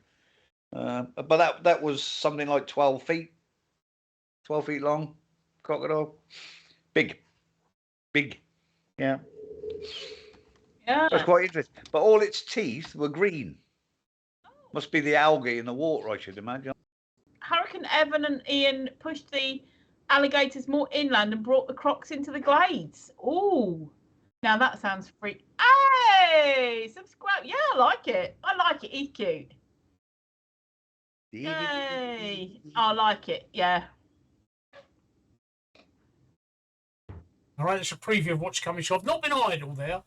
I have got some Christmas things. I've got some Christmas stuff all ready to go. So this is exciting, Steve. This is so exciting. I'll be honest, Nate, right? I'll be honest, right? A Scot being drunk is not unusual. Yeah. Okay? Well, it is not an unusual thing. A Scot being drunk on a Saturday night is definitely not unusual. But when they speak, you can't tell whether they're drunk or sober anyway, because you can't understand the fuckers, can you? Huh? What was it? That rings a bell. Did you see, speaking of that, did you see Roy Keane at half-time in English match? I couldn't understand a fucking word he said. His accent was so thick. He's Irish. Yeah, I know he's Irish, but I couldn't understand a word he said. Couldn't understand a fucking word he said. His accent was that thick. I'm sitting there, I put subtitles on. Whatever he says, it don't make fucking sense anyway. No. So No. whether you can understand him or not. Oh dear, yeah. Neep says, I agree with Keane. Lay on the accent so thick so those English buggers don't understand it. Oh, that's fantastic. Now he's got a beard though, isn't it, Keaney? Because you can't even see his fucking mouth move, can you? That's one of the scruffiest beards I've seen. I remember that you used to have to pay for, let's just say Photoshop. You were looking at something like £600 just for the program to put on your computer. Okay, it was a one-off payment, and then you could keep it forever. But then if you wanted to upgrade or update or whatever, like once every year, you'd have to pay another payment and stuff like that. So it's made it more accessible by doing it like this. That's for you, Not Neep. me. That's for you, Neep. Oh, thank you, Neep. Thank you. I feel particularly bright and beautiful tonight. It's my birthday tomorrow. So, hey, get her off the screen. Get her off the screen. Thank you, Neep. Yeah, I'd like to point out that Neep has had particularly enough pints to be able to appreciate Tracey's beauty today. He's got his fucking beer goggles on, is what you mean, isn't it? Yeah, that exactly. Ah. All things bright. Some of the munters I've woke up to in the morning. Fucking hell. Hey! Don't you be No, I didn't mean you. I was just saying. I couldn't get it out. No, I didn't mean that. I couldn't get it out. I wanted to finish that sentence of "hey," and it just made me laugh because I knew you didn't mean that, but I made myself laugh there. So The sums up how Neep feels. Hang on, and you need a couple. You need a couple of cream cakes with a cherry on the top, kind of mushed together. Right. Do that again. Couple of cream cakes with a cherry on the top or a strawberry, kind of mushed together. Is that what you're doing, a threesome? I wouldn't mush two things together like that. No, I don't want them together. I want them separate and in different places. There. Oh, there we go. That's quite cute, actually, because I did have balloons at my little gathering at my daughter's today. Oh, I thought that was going to be a background. It was going to be a background, but I'm doing it for Neep. Right, it takes me a minute or two to do the fucking stuff. All right. Takes him a minute or two to drag them out of his backside. Yeah, exactly. Pulling it's like you just said cupcakes. Pulling a cupcake out of my heart is a bit fucking hard. What a thought. I don't know whether I should be shocked or whether I should be pleased because I don't know what a fucking Bozie is. Like it's a kiss. A kiss, cuddle. Oh, is it? Yeah. It's not a fucking Glasgow kiss, though, is it? Oh, that involves a knife. It says Bozie, which is a bosom, a cuddle, a clasp to the bosom. So it's a big hug. Oh, I see. That kind of stuff. So you're not hugging my dick, mate. That's for fucking sure. Oh no, he's calling Steve your dick. He's going, a Bozie is a hug your dick. Yeah, I know. Oh. I said he's not hugging my fucking dick. Sorry. Oh, not in a kind of like bold, manly way. No. No. He hasn't got the right size tweezers. Oh. Everyone likes a Bozie. Am I pronouncing that right, or is it Bozie? Could be Bozie. Because I remember my dad, and it's made me feel cringy now, but my dad used to call boobs, bosoms, buzzies, and that. The Welsh call it a cwtch. Did you know that? Oh yes, I did, because I've watched Gavin and Stacey.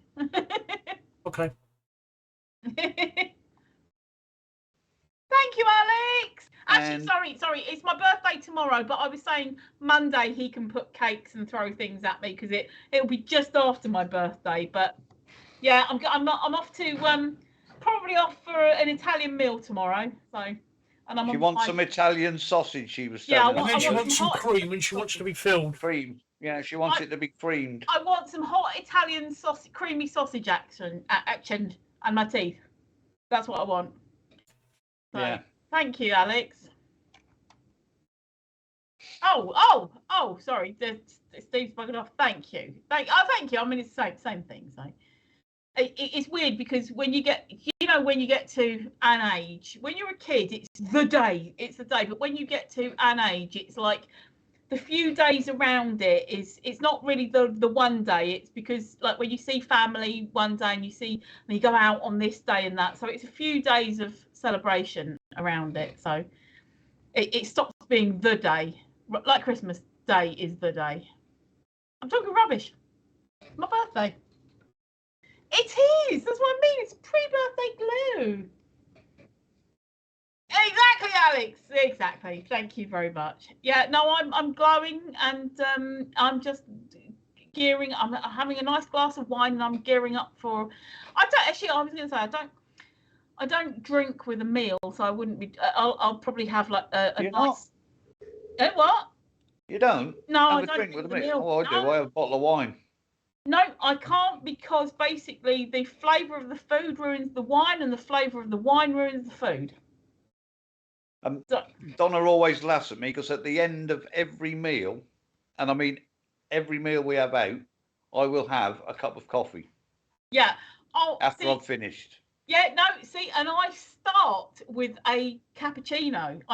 When they say, do you want drinks? I say a cappuccino, because that kind of gets me going, because the cappuccino. Surely that coffee must take away the taste of the food more than a fucking glass of wine. No, it doesn't. No, see, it doesn't, because I have a cappuccino. I mean, I think it might be different if I had an espresso or something, but the cappuccino, because it's lots of frothy milk, you're kind of like, and which makes it a little bit sweet, like I was saying, the natural sugar of the milk.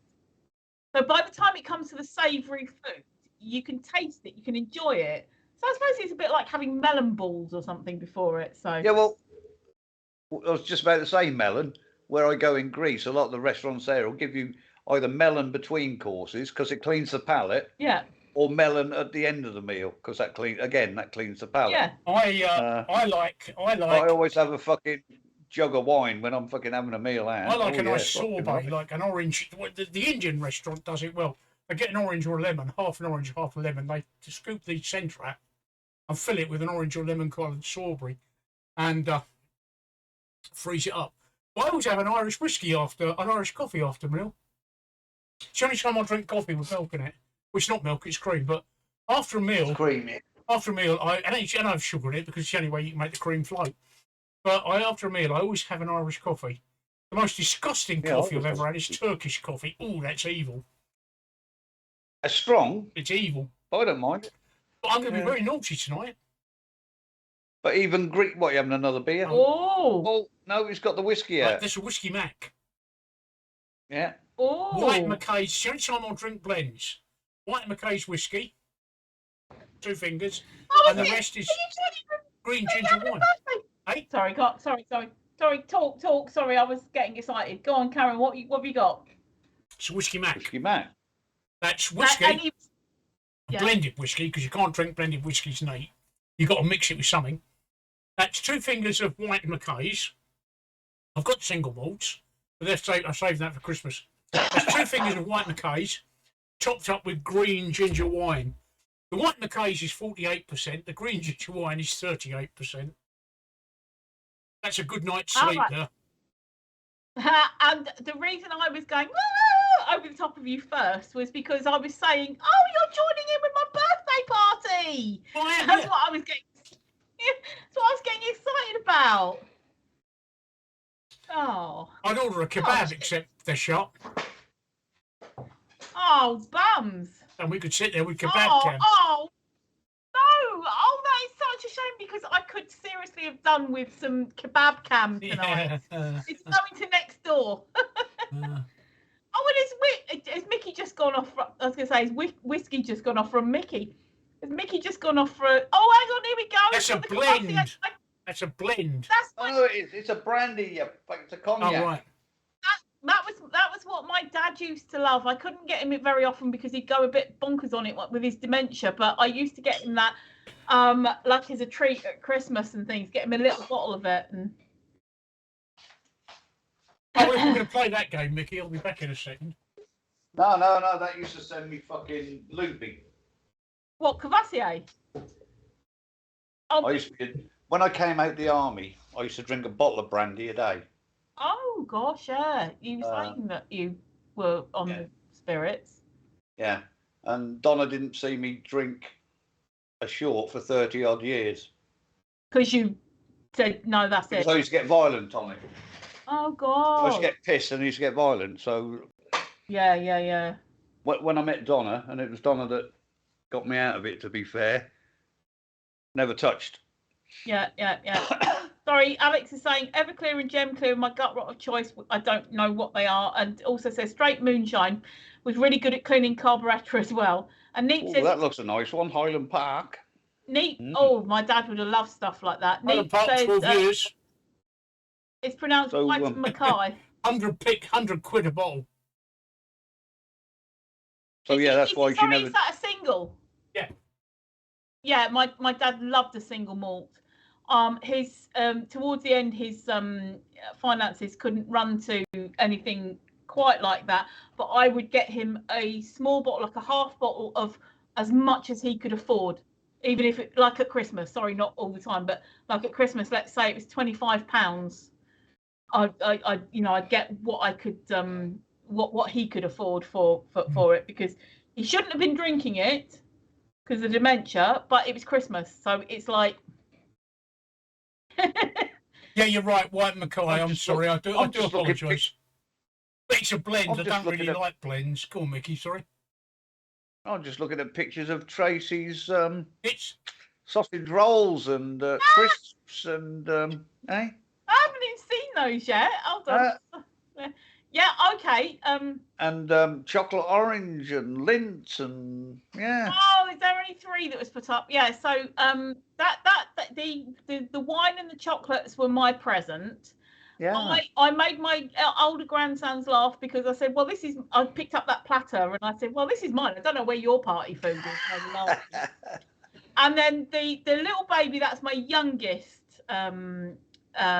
grandson, and he's obviously, you see, he's sitting up now. He's almost 6 months, and I think they said, I don't know what the hell's going on with my hair in that over your face. Yeah, I think it was because I was holding him and he was moving around a lot. So can I change the subject back to whiskey again for a minute? You may. For our Scottish residents, we'll talk about that American rock gut in a minute that they make with rye, which is disgusting. Deep. I am a great whiskey lover, and I spell whiskey the correct way with no E. I can't stand the Irish stuff, can't stand the Canadian stuff or the Japanese stuff, but I do love Scottish whiskey. The White Mackay I've got there is a blend, and I have 2 whiskies in the house.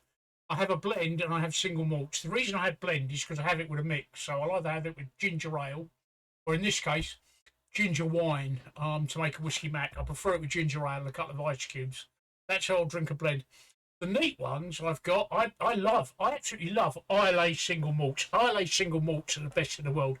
Lefroy, Jura, the one that begins with B, Colnock. Oh, they're actually fantastic. They've got that beautiful peaty, malty taste. It's absolutely gorgeous. My favourite of all the Islay ones is Lefroy quarter cask, because it's matured in sherry casks and you get that lovely sherry aftertaste, which of course I like about Highland Park. Highland Park's not an Islay whiskey, it's a mainland whiskey, but it's brewed in sherry cask, or it's matured in sherry casks, and it has got that gorgeous, gorgeous sherry aftertaste. You get the whiskey here, and then you get that lovely sherry aftertaste that's seeped out of the cask, and it absolutely tastes gorgeous. But I love, and it's a malty one. It's a peaty one, and I absolutely love the peaty ones. I love the Islay ones so much that I actually own part of Islay. Yeah, I like the peaty, not necessarily the peaty petrol one, just the peaty taste. I actually own part of Islay. Only 1 square inch. 1 square inch. Oh, okay. Yeah. I own. Yeah, I knew it wasn't going to be a lot, but I didn't think it was going to be that much. No, 1 square inch of Islay, and I think I own about 6 square inches of Highland Park. But I love the peaty. I wouldn't say petrol. I'd say nearer TCP. They smell nearer TCP than petrol, but I do love the peaty ones. They're absolutely gorgeous.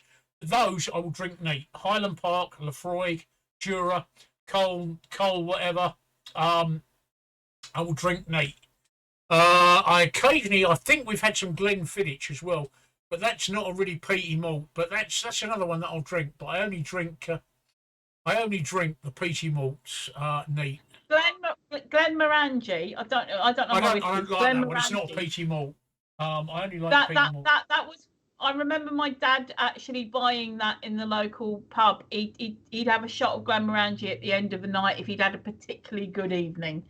But I always remember it was Glenmorangie. So. But the best of the lot. Well, that's it. Speyside is a Glenmorangie. Glenmorangie's a Speyside, but the best of the lot is Highland Park. And of course you'll try anything. You're Scottish. If it's got alcohol in it, you'll try it. What's the matter with you? The Scottish are not known as a sober nation. I'm telling you this now, Neeped, right? The Scottish are not known as a nation of sober, upright Quakers, okay? Now in America, they make something called whiskey with an E, right? And what they do is they don't use fucking malt at all, right? They use rye. I mean, what sort of person on this planet makes something out of rye and tries to call it whiskey? It's all American about whiskey. It's like there's a different... It's them misnaming. The difference between American whiskey and genuine whiskey is the difference between football and hand egg, right? This stuff like Jack Daniels is absolutely... It's not even close to being a whiskey. You can't make whiskey with rye. You just can't. It's got to be malt. All right, it can't be rye. It's like that's getting giraffe milk and calling it milk. You know, you buy cow's milk in the supermarket. In America, they'd like giraffe milk and call it milk. And it's really weird. And when Al says rock gut, they're right. It's fantastic. That Jack Daniels number 7 is fantastic for stripping paint off of wood.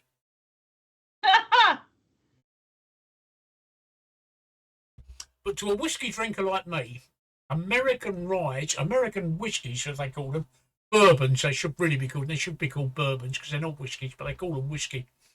American whiskey is absolutely disgusting compared to a decent Scottish malt. Nobody can make a single malt like the Scots. The Irish can't. Jameson's is all right. I will drink Jameson's if there's nothing else. It's okay, but it's not a single malt. Suntory, the Japanese one, is okay-ish, but it's not a Scottish malt. What's the Canadian one? Seagram. That's okay-ish, but it's not a Scottish single malt. The Scottish single malts are the best in the world. There's no doubt about it. So there you go. Neeped, I'm bigging up something about Scotland, right? You have the best single malts in the world. I've actually got some Welsh single malt as well. I've got some Penderyn single malt, which isn't bad. That's Welsh, and that's malty. But not like Scottish. It's nice, but it's not a Scottish single malt. Sorry, I can actually feel my cheeks going red with the Hey! That's what we like to hear. Yeah. You know, we've been at it for 3 hours and 25 minutes tonight. Yeah. I say that a lot, you know, in bed. I'm going in 10 minutes. I'm going at midnight. So. Oh yeah. What happens if you don't go? I'll turn into a fucking midget. Okay. Do you want to carry on after Mickey's gone, Tracey? If you're up for it, I don't I'm mind. up for it. He's getting pissed now, so I'm he'll be getting pissed, fucking I'm happy. quite happy, yeah. I'll be dancing naked in a minute. Woo! I've got to take my meds later, so hang on to your hat. Boom. Boom, yeah. I reckon Neat's been on the fucking Buckfast myself. He's been on the what? Mickey might end Buckfast. Oh, yeah. A bottle of Bucky. Yeah, he got the Bucky. You don't know what that is. Bottle of Mickey Bucky. might end up staying around yet if he might think, oh no, I might have to stay if Steve's going to get naked. I need to get some screen grabs of this. That's even more reason for me to fuck off, I think. I'm never going to get naked on stream. Don't be stupid. It is naked. It's a totally different beast, and there's nothing right. If nothing else, the Scottish make the best whiskies in the world. I would take any Scottish whiskey over any. Do you drink whiskey, Mickey? I'm not a great fan of it, but I do now and again. I'll have a Glenfiddich. That's the one in the triangular bottle, isn't it? Neat or with the mixer. You don't put fucking mixture in a fucking single malt. Single. No, I'll just have just the one finger, not the two, just the one. You occasionally use a bit of branch water to maybe open the whiskey up. I don't like using branch water. What I prefer is if I'm going to open a single malt up, I'll do it with one small ice cube.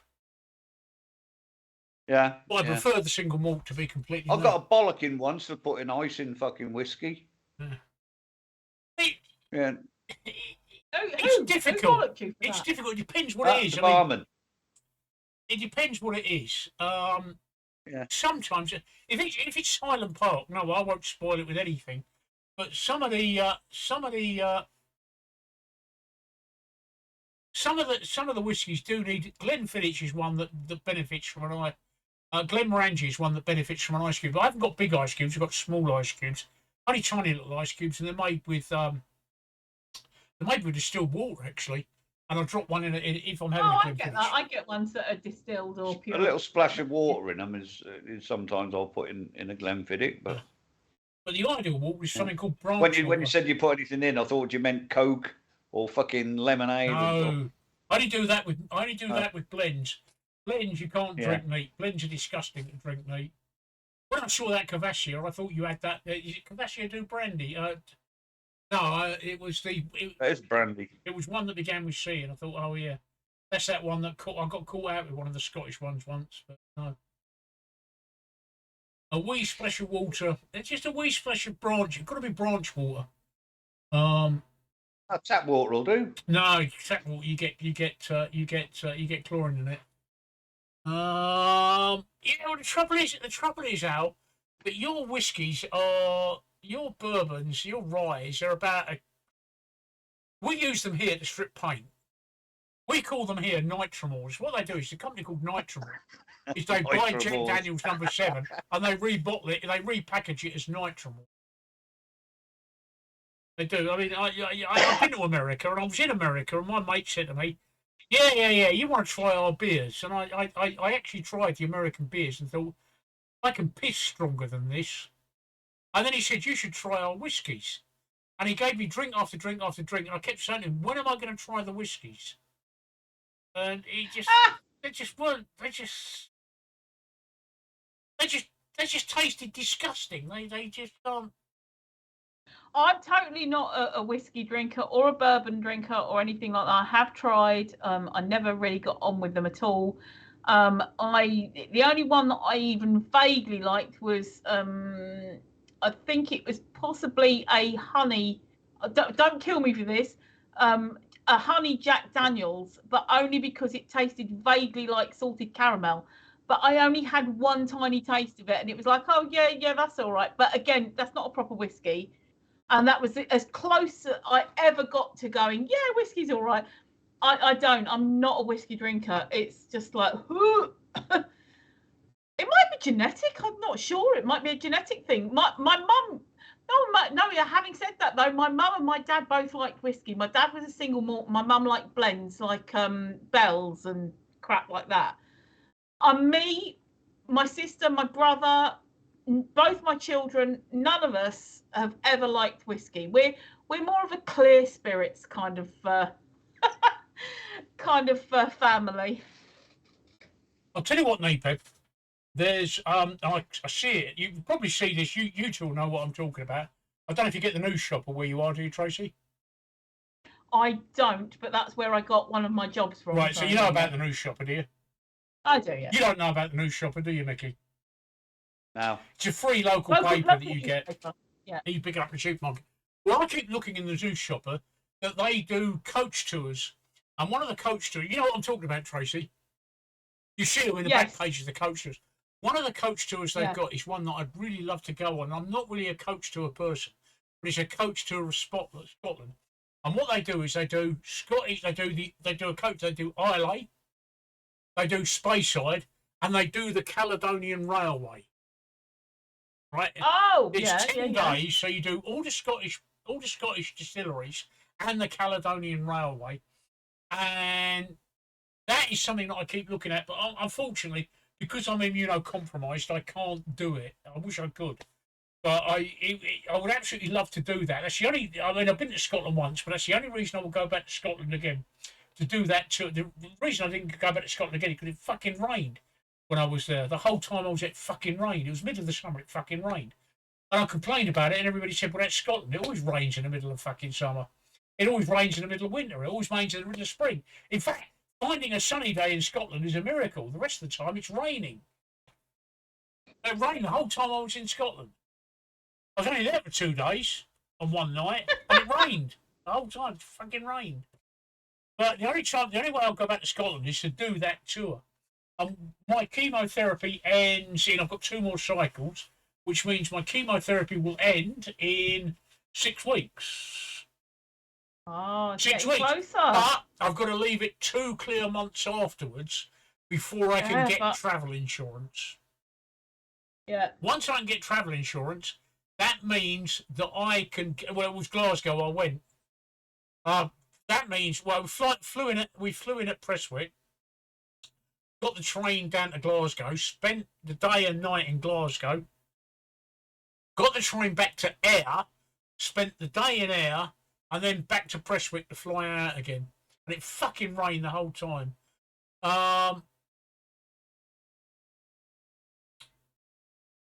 Where the fuck was I, Tracey?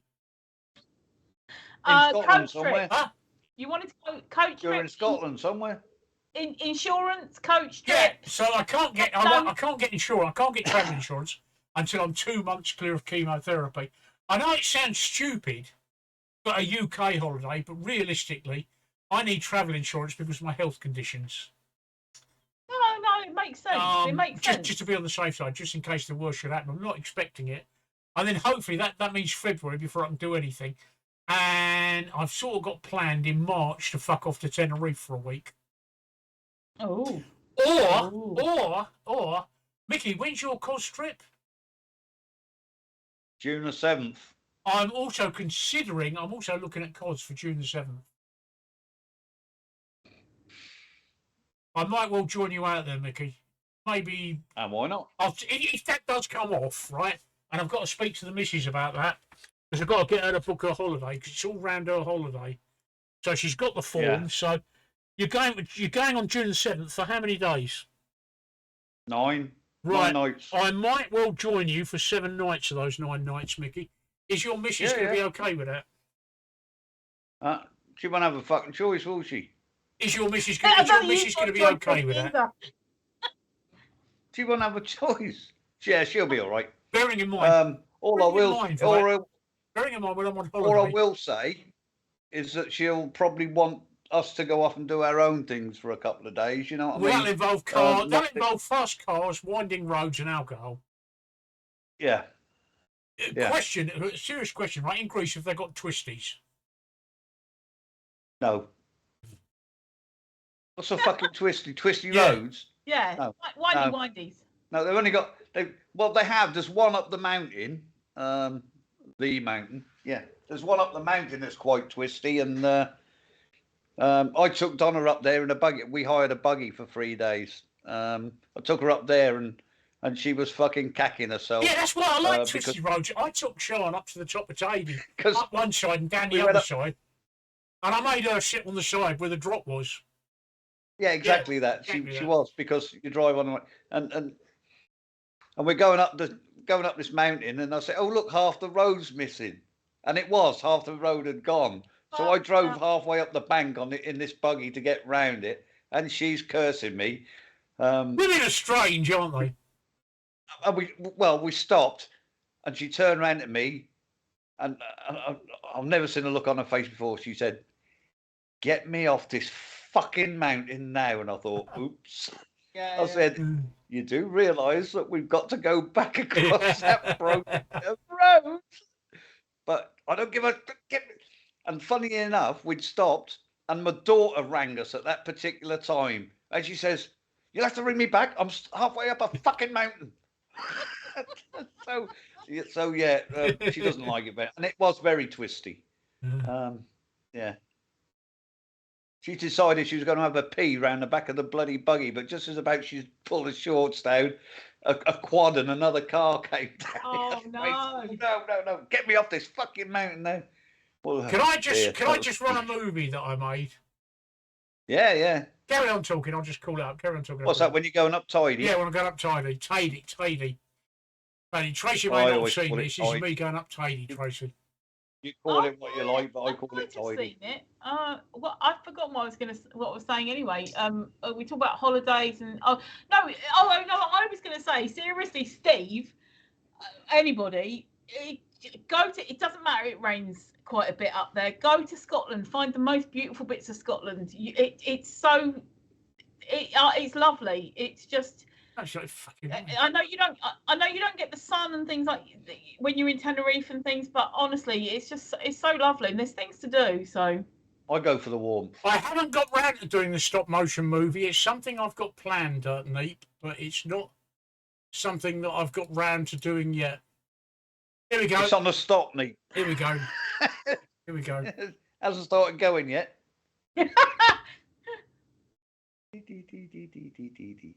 This is me in my hire car doing the twisties up Mount Tady, up one side of Mount Tady and down the other side. So this is a time lapse. It's got to be a time lapse because the whole drive took me 4 hours. Yeah, I know. So what did you do? Was this a continuous film and you speeded it I've got up? a dash cam. Yeah. What I'm saying is, it continuous film and you speeded it up? Or... No, it's a continuous film and I sped it up.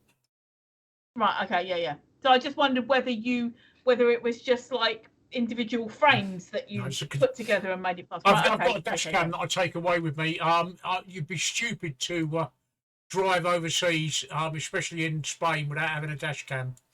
So I've got a dash cam that I stick in the car. Because the trouble is, the overseas insurance companies will rip you off if you had an accident. She won't disturb you? Yeah, that's Alexa. I've got Do Not Disturb on to make sure my phone... I've got a Ring doorbell and I've got a phone on the Wi-Fi network, and I've got Do Not Disturb switched on from 5 past midnight to 11 a.m, which means I won't hear the doorbell and the phone won't ring. Unless you're on my emergency... I stopped for a piss there. Unless you're on my emergency contact list. I love that you didn't even cut that out. Well, I did. I stopped for a piss. Unfortunately, I know. I just. This is what I love about Tady, because as you're going up, you'll see that the tree line is getting thinner and thinner, and eventually you're above the tree line. Which, there we go. We're above the tree line. We're in a place called Lavas Negras, which is above the tree line, and it's where the lava from the... Well, we've still got trees there. We're nearly at Lava Negras, where the trees don't grow because it's so high. There's no animals, there's no trees up there. It really is barren, like the dark side of the moon. There are Lava Negras, which is like the lava from Mount Tady, but it's like a JCB has just dug the ground up and turned it over. We're 4 kilometres up here. It's absolutely beautiful. And the barrenness is beautiful. Star Wars, a lot of the Star Wars was filmed up here. There's no animals that live up here. There's no birds that live up here. He's absolutely... The barrenness makes it absolutely beautiful, doesn't it, Mickey? Yeah. Last time we went up there was one of the mountains, not Tady, but the one before you get there, as you're going up, had a big hole in it where it had been blown out by the old volcano. I can't remember what that was called, but you could actually see where it had been sort of exploded outwards in the side of it. We're on Canada Plains now, which is the highest part that you can drive to. Just on the left there is Mount Tady. We'll come across the cable car station in a minute. Yeah, where I go on. We just passed it, actually. We just passed the cable car station. And now I'm going up and over and going down the other side now. Down the other side. But it's absolutely stunning drive. And you can understand why. In a minute, I drive right up to one of the observatories. You can understand why some of the world's best observatories are up here. The night sky is so clear. It's so isn't clear. It? It's because you're so high. I mean, you're 4 kilometres up. It's strange because we're higher here than Ben Nevis, right? Almost twice the height of Ben Nevis. And there's people that live up here. Yet Ben Nevis, which is the highest mountain in this country, is completely inhospitable. You cannot live on the top of Ben Nevis. Yet we're almost twice the height of Ben Nevis. And I keep stopping for a piss. I'm sorry, altitude does that for me. But in a minute, we come to the place where I've said that when I'm dead, I want my ashes to be scattered. I know I'm British, I know I'm English and everything, but my favourite place is up here on Tady. And I think on this journey, I come to it. I can't be definite. I think we've already passed it looking at that. Yeah, I think we're coming down the other side now. Yes, but this is what I mean. It was especially when you were going through the mountainous bits a minute ago. That's what I mean. That why I love. We're still up the top. Scotland We're still up the top at the moment. Yeah, no, but a minute ago you were passing through the lower mountainous bits with the mountains above you, and that's why I was saying that I love this you know, the Scotland scenery and driving through the Scotland mountains. It's just. Guess who's stopping for a piss again? It's every 2 minutes at the moment. Yeah, I'm on my way. I'm on my way down now. In a minute, I'll go through low cloud. There we go. There's another one. Or are we just admiring the view here? But this is a beautiful. We actually walked in them clouds. We stopped and you can actually walk through. There was a road down, and we were actually in the cloud, which was fucking amazing. It is a stunning place. Mount Tidy is a stunning place, and I'd recommend it to everybody. But I love twisty roads. I love getting a hire car, right? And I love overtaking tourists. But it is a lovely place. So the Cods have roads like this. Love to picture. Well, no, it's only a very small island. And you're not wrong. I mean, you can drive from one end of Kos to the other end in about fucking an hour and a half. It's that small. There you go. Look, we're going through the clouds now. This isn't fog, Tracy. It has got we're so high, mountain. we're on clouds. I'm stopping for another piss here. Yeah, you're not wrong, Neeped. Here live Steve waiting for a piss. But you'll see me coming across to right. I can't fucking stand tourists when I'm in Tenerife because they drive at like 20. The speed limit here is 60 kilometres an hour, right? They drive at like 20 miles an hour and they really get on my tits. It's because they're either scared or they're admiring the scenery. I don't know what they're doing, but they really get on my tits. And I really can't stand being behind them.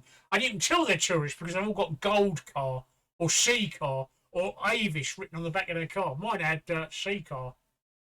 I've got an account with sea car, Canary Islands cars. So I love these roads. I'm so experienced in them that I really do throw the cars around them. Now at home, I drive an automatic. When I'm in Spain, I'll only drive a manual because you can't throw a manual. You can't throw an automatic round these twisty roads like I throw a car around these roads. It has to be a manual. So whenever I'm in Tenerife or Spain in general, I hire a manual. Because you cannot throw an automatic round. I mean, look, see, I've just passed the tourists like they're not even there, holding me up, bloody tourists. Get out of my way. Get out of my fucking way. I want to get down the mountain at a decent speed. Honestly, they're doing less than half the speed limit here, Mickey. Yeah. And there we are. We're coming right down the mountain now. Actually, we're coming down to a place called Guillemar, which has got some pyramids in it. Which the guy, do you remember Tor Heyerdahl? He did a ship called Kon-Tiki and he sailed it across the Atlantic Ocean to prove that it could be done. We also discovered some pyramids on Tidi called the Pyramids of Guillemar. Except he thinks that they're pyramids that are built like the Egyptian pyramids, but they're not. We all know that they're temporary. This is Guillemar, where the Pyramids of Guillemar are. So I stopped and saw the Pyramids of Guillemar, which was interesting, but I don't think they're what Tor Heyerdahl said they were. I'm right down at sea level now. So in this video, right, what I've done is I've gone from sea level up to 4 kilometres up and then back down to sea level. For the Americans, that's 14,000 feet. So that's as high as the highest peak in the Rockies. That's how high I've just driven. What I will tell you is that the car, when you get up to the top there and you're up that high, the car engine is almost on overheating because the air is so rarefied and it's so fucking hot up. The car is so fucking struggling when you're up there, it's unbelievable. But I'm now down on the Autopista number 1, which is their motorway. Decent speed limit, 120 kilometres an hour, so I can get my foot down. As you can see, you can spot the tourists because I'm passing them like they were, they're not driving at 20 kilometres an hour. What fucking tourists? The mountain in Kos is only 846 metres high. All right. So that's like a mole. That's what I enjoy doing, Mickey. I enjoy getting a car and I enjoy throwing it around mountain roads. So are you up for that? Yeah, why not? I'll have the beer, you can drive. Yeah. I'll probably need the fucking beer. So I've written down June the 7th and I've written down Cos. And I've got to speak to the wife tomorrow. I'll speak to her tomorrow. But she's had a holiday for I'll talk to you about that yet, but she's got to book the time off. And I've been nagging her to book the time off for ages because I've got to pay for it. Because with EasyJet, you can pay for it over a couple of months. Yeah, you can do that with Jet 2 as We'll well. fly out with EasyJet because they've got 120 quid of mine. And here I am, right. back at where are we? We're in oh, I forget where we are in this video, but I'm back at the video there. That's a quick trip over the top of Mount Tidy for those that are interested. Yeah. This is a message for people who don't have life insurance, he said with the advert. Right, after that, I said I was going at midnight. It's now 4:15. 4:15. All right, well. So I'm going to say my good nights, and I'll see you all on Monday. Okay. Monday. Yep. Do you know what? I turned my camera and everything on last night. Catch you later, guys. Catch you later, Monday, Mickey. Stay safe. Keep your family safe. Yep. See you later. Bye. Bye. Oh, you're gone. You're gone. Oh, he's gone. He's gone. He's gone. He's gone. I'm still here. I'm just going to get another whiskey. Is that all right with you, Tracey? Yeah, that's all right. When you get back, I need a wee. So I'm going to get a neat one. Well, I'm going to get a neat one. oh, a deep one. A neat one. Oh, a neat one. I thought Steve there said that he was going for a deep one, so he was going to have a deep whiskey with us. So I hope all you guys are drinking along with us, because it is actually, now that it's turned midnight here in the UK, it is actually my birthday. And I'm another year older. Wow, you know how it works. We creep up to the next year. But so yeah, Steve will be back in a sec. He's getting a whiskey. I'm going to go to the loo in a minute when he gets back. And he's back, and I can stop crossing my legs, and I'm going to nip to the loo. So your turn. Neat Penny, you still here? Are you still here, Neat? See if you can guess what I've got by the colour. That is a neat single malt. It's peaty, definitely peaty. But it hasn't got a pick to it. But it has a nice Madeira finish. If you're still with us, Neep, I don't know if you're still with us. You are, yep. What whiskey do you think I'm drinking? It's very pale in colour. All right, it's not gold. It's very pale in colour. It looks like piss. It's got a Madeira finish. It's a single malt. What do you think it is? Thank you, Alex. And it's right. I'll read the description. Aroma of fresh apples and citrus fruits, with a cream fudge and sultana raisins in the nose. Yeah, I can definitely get the cream fudge. Oh yeah, you can definitely taste it. You can definitely smell the cream fudge. It creates a complex yet fresh, clean and well-balanced whiskey. In the mouth, this single malt whiskey is incredibly smooth, both fresh and dried fruits. I'm not getting the fresh and dried fruits. Let me try that again.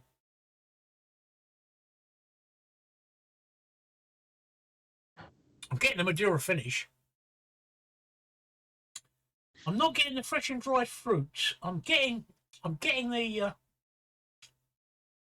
fudge. I'm not getting the fruits, but I probably haven't had enough. Let's have a bit more.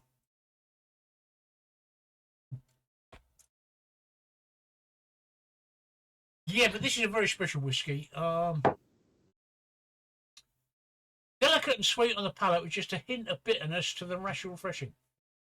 Whew. Right, are you ready for this? This is going to shock you. This is actually really nice. What is it? Oh, hang on. I've got to just keep it still, sec. Hold on. So it is Pendle. Does it say Pendle? Penderyn. Penderyn. Is it Welsh? It is Welsh. Look, you've got the Welsh Gryphon there. It is a Welsh single malt. Right. Oh, I've just come back and I just realised that you guys are saying happy birthday. So yes, happy birthday, much. Tracey. Thank you so much. I'm drinking a Welsh single malt in your birthday honour, so happy birthday. Thank you.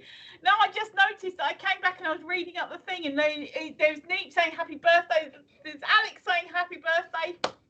Thank you so much. That was my first birthday wee. And I missed all the action there. Thank Thank you. Cheers. Here's to many more. That's actually a very nice whiskey. It's not a Scottish whiskey, but it's still a nice whiskey. It's not Highland Park though, but it's got that lovely Madeira finish, which I like.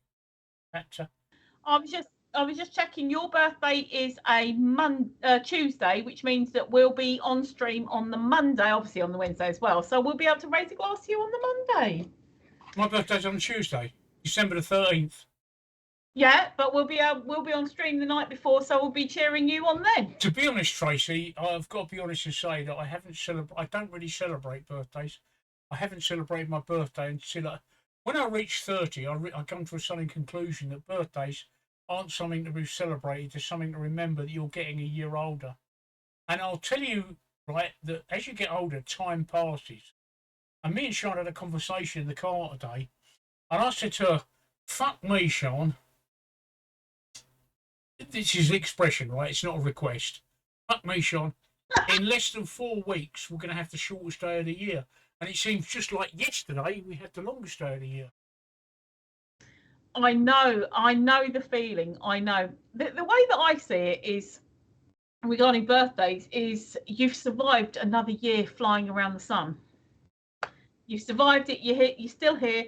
And I celebrate it again in the sense when we get to New Year's Eve, New Year's Day, it's like, thank fuck that year's over. I wonder what this one will bring. That kind of stuff. So and also I probably wouldn't do as much on my birthday or my birthday around the time my birthday if I didn't have kids who wanted me to celebrate.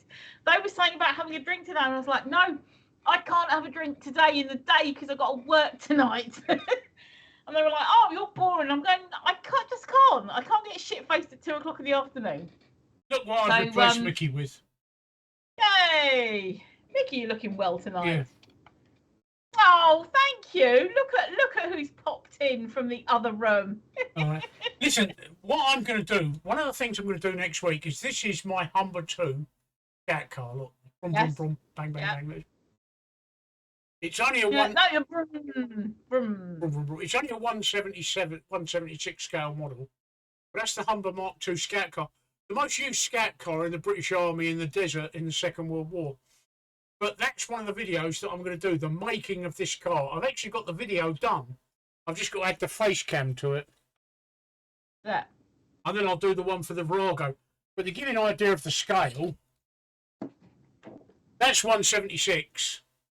There's the Virago at 1/12. Yeah. Look at the difference. I know, but when we were talking about, when I was saying about stop-start animation the other day, I just think it would be hilarious if you don't rescale anything. Just use them at that scale. It would be so funny. I just love the way the tanks turned out. This is not the colour scheme they recommend in the kit. They recommend maroon. But I fancy the metallic copper, and I think that's turned out. Maroon is the colour that I've always seen Viragos. Everybody that I've ever known. I know, but if I had a Virago, I'd have it metallic copper. Yeah, no, but it looks good. That's the thing. Yeah, it looks good. I don't like making the things the same as other people. No, well, you're going against the grain. This is the thing. Happy birthday, Trace, yeah. looking younger every day. I know. I thank you. You're going to get laid tonight, Andrew. She's going to get on top, right? She's going to get on top and do you for that. All right. Okay. Again? And she's going to swallow, right? When she's finished, she's going to swallow, right? Okay. And when she's done anal, she's going to do some ATM, all right? Oh, no, I draw the line at that. I'll do everything else, but just not that. I'll do anything for love, but I wouldn't do that. Trust me, mate, you're on to some ATM. Trust me. I'm not doing that. That's disgusting. That's the worst. That's just so disgusting. Trust me, Andrew. Go for it. My daughters today, because we went to see the daughters, and I said something or other about that I woke up quite late, and because I didn't go to sleep until about 3, and one of them said, "Oh, so what were you doing till 3 o'clock?" Like really innocently, and I said, "Well, what do you think we were doing? It's my birthday." And both of them were like, "Oh!" What you should have said is we were doing ATM. and seen which one went, oh! Sorry, I'm just putting my Yeah, I did notice. Go on, carry on. God, no, how do I follow that? You start talking about sweet corn or something. What? You want to talk about sweet corn? No, I said, how do I follow what you were just talking about? Talk about sweet corn or something. Who was? Oh, you were talking about ATM. Sweet corn? I was talking about automatic teller machines. It's your birthday. Sean! It's your birthday. Now, as it's your birthday, I want you to offer Andrew an ATM. Sean, put him back to bed, please. he's loose again. Oh, no, God, no, we don't talk about Steve being loose. I want you to offer Andrew some ATM as it's your birthday. He's not getting any ATM. He doesn't like it. Neither do I. He doesn't like it. He's a man, isn't he? No, no. Oh, he's definitely an alien then. Yeah. No, he'd be an alien. No, this is just a mad conversation. Can we get off of ATM, because this is revolting? I could talk about most things, but ATM is one of the most revolting things I've ever heard. What's wrong with a cash machine? Oh, wait, he's not my Fin sub. Thank you very much. No. I could talk about most things though, but it's just that's one of the things that I just don't get. That and scat. I guess I've lived more than most. Oh, yeah, but you don't have to lick it. That's the thing. Hey? So. You don't have to lick it. If it's ATM, you don't have to lick it. Yeah, but I've got a kiss afterwards. Oh, and we do tongues. lovely. Well, I figure it's mine. You know, I've had my tongue up. Oh. I've had my tongue up there, so it don't really matter. That's a bit different, though. It's a bit different. You can only get in a little bit of that bit. Have you seen my tongue? Probably, yeah, but it's Jesus, Mickey, come back! I've got a world record for talking fast. Fuck me, have you seen my tongue? Trust me, it ain't a little bit. I can taste tonsils. The zombie in the corner over here keeps jiggling her norks whenever you talk about tongues and things. I think you've pulled things. Who's Look, she's going, the zombie holding subscribe. Yeah. Zombie in the corner holding subscribe. Every now and then she growls like that. And Anyway, jiggles her nork. How does it feel to be 51? A bit more of a relief than when I turned 50, because I really didn't want to. I didn't want to leave my 40s, and turning 50 was like oh my God, fuck me, I'm 50. And now that I'm 51, it's more of a relief, because it's like, yay, I've done it. I'm in my 50s now. 50 was a turning point. I've got to admit, 50 was one of those turning points for me. Technically, right, given that most men live until they're 68 in the UK and most women live until they're 73, technically, right, 34, I believe, is middle-aged. Oh, I know, yeah. Yeah, no, that was the thing. When I remember getting to about 34, and people started, people started saying about middle age and all this, and I'm like, hang on, no, I'm only 34. No, that's the start of middle age through to whatever it was and at the time.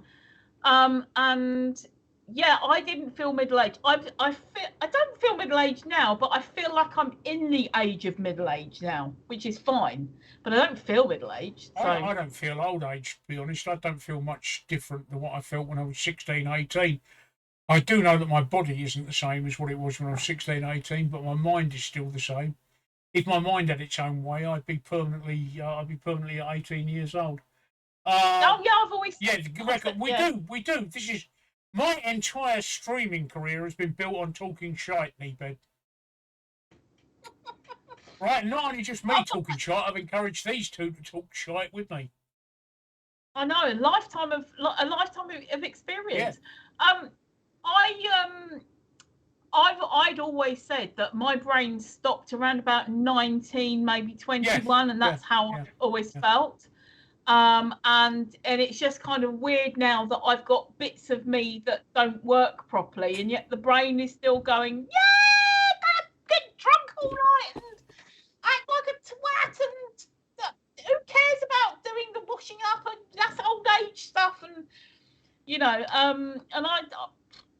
I don't care now. I love it. Youngsters and more. Well, I don't know. I mean, when I was, the thing is, Neeped, right? When I was 18, I used to look at people my age and think, what do they know? They're just old farts. And I suddenly, a few years ago, I realised that I'd become the old fart that I used to hate. And I sort of understand why the best politicians are older politicians. We do have a wisdom obtained of years. Something that you can say to young people, and it was said to me when I was a youngster, you can say to young people, the only way to experience the wisdom of years is to get old. And you can say that to young people, and I look at you and think, what do you fucking know? You're old. I'm 19, I know everything. And it's only as you get old you suddenly realise, no, you don't. You didn't at 19 at all. I look back at some of the decisions I made, and I made some terrible decisions at 19. Some terrible decisions. The worst decision I ever made, and I'm going to qualify this in a minute, but the worst decision I ever made at 19 was marrying the woman that I got pregnant, because within 10 years she'd actually cheated on me and destroyed our marriage and destroyed our family, which at the time really, really hurt me, because I've never cheated on my wife. She cheated on me, not just once, with 7 different men. She cheated on me, and she did it in my own home, in my own bed when I was at work.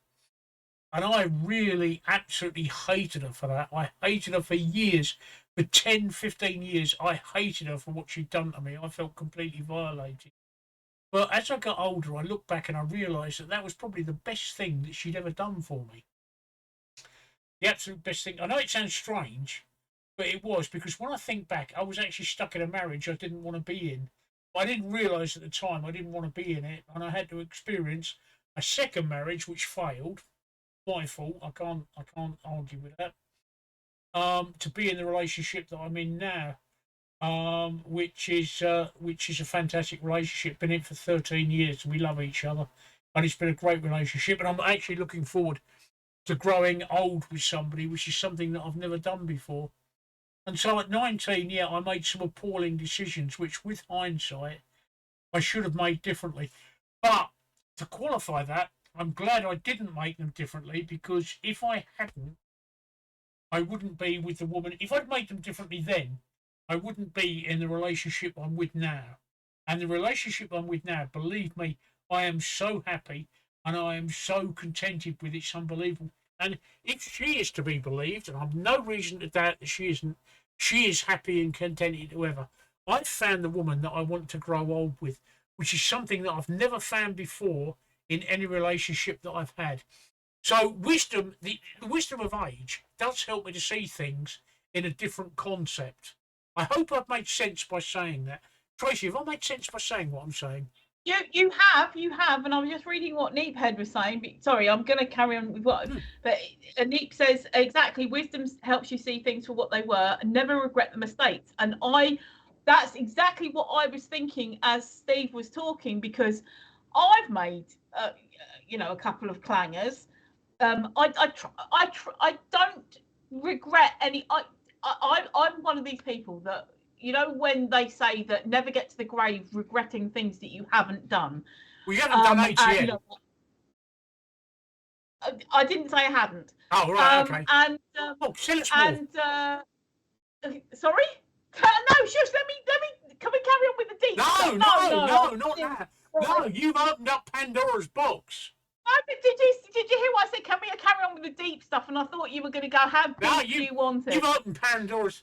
Do you know what Pandora's box is based on? Oh, it's God. A ship that sunk off the coast of Australia called HMS Pandora. Anyway, go on, carry on about this ATM that you've never done. No. We're not going to let your thoughts. No, I don't care. Are you watching this, Andrew? Listen, Are you watching this, Andrew? Your luck is in tonight, mate, I'll tell you. I didn't say I hadn't. I'm just saying I don't like it. Yeah, right. Okay, your luck is in tonight, mate. But what? So look, shush. Get in there, mate. Get in there.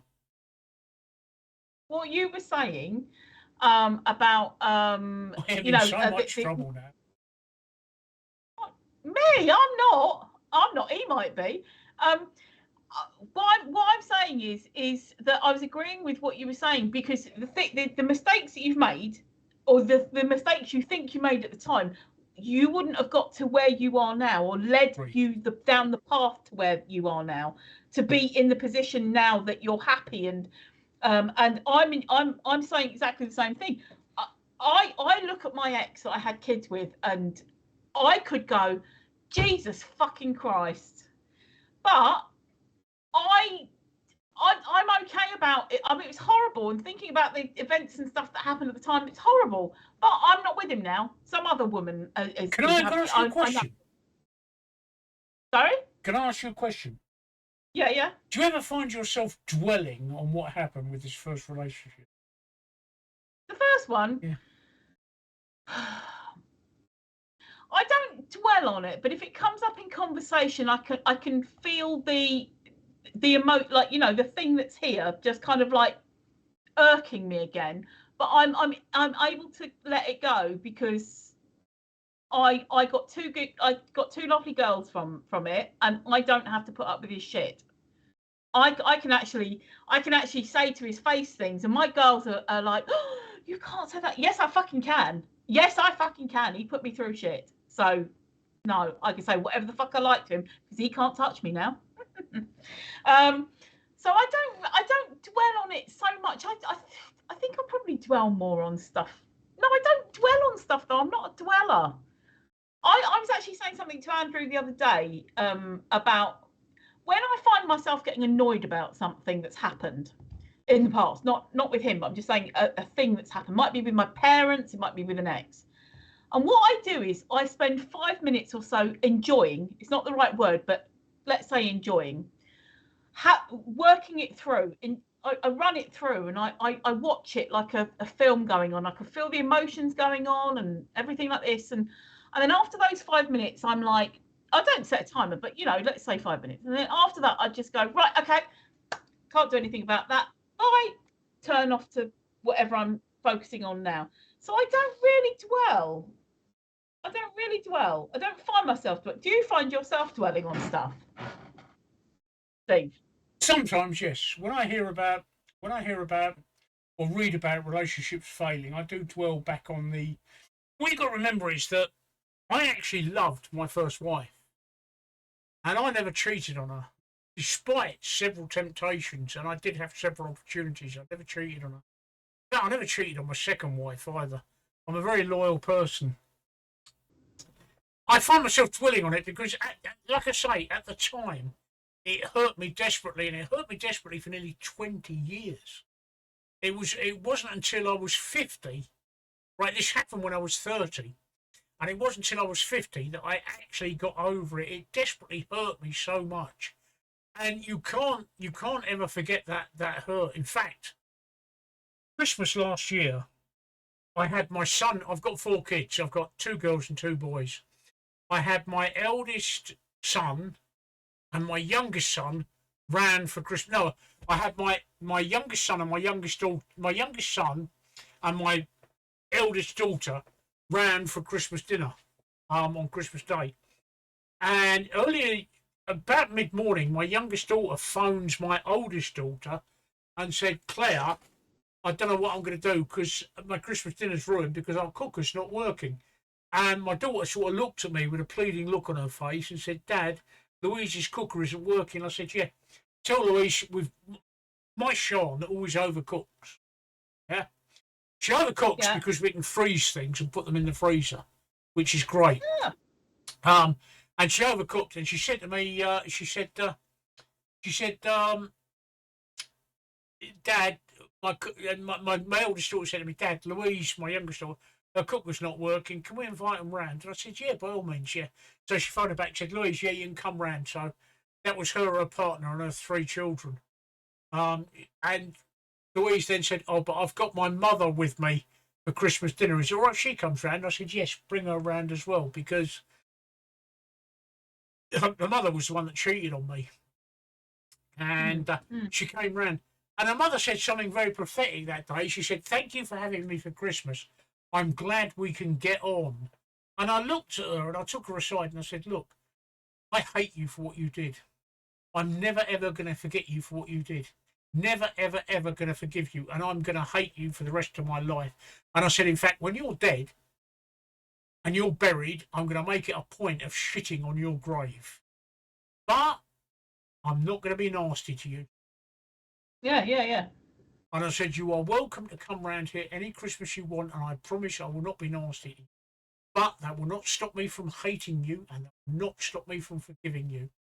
But at that point, I realised that I was completely over it, and I was completely happy with what I've got. But I'm never going to forgive her. I'm never going to stop hating her, what she did. No, yeah. But you know, you said about dwelling. Do you mean this in the same way as what I do? Like you'll take a few minutes to, I put inverted commas enjoy, but it's not a happy enjoy. It's a, you know, experiencing it. Take a few minutes. So instead of, I don't think of it as dwelling. I think of it as you experience it, you run through it, and you just have it going on, and then after that's happened, you switch it off and go, right, okay, back to real life and back to my happy life. Do you know what I mean? No, I find myself dwelling on it when I get people that make assumptions, right? Like the other day, I was having a conversation with somebody, and they said, "You don't know what it's like to feel violated, do you?" Yes, I do. All right. I said, "How do you know what it's like to feel violated?" They said, "I'll tell you what it's like to feel violated. Feeling violated is when you found out that your wife, who you love, has had affairs with 7 different men while you've been married. Not only has she had the affairs with them, but she's been doing it in your own house, in your own bed, while you've been at work." And I said, that's what violation feels like.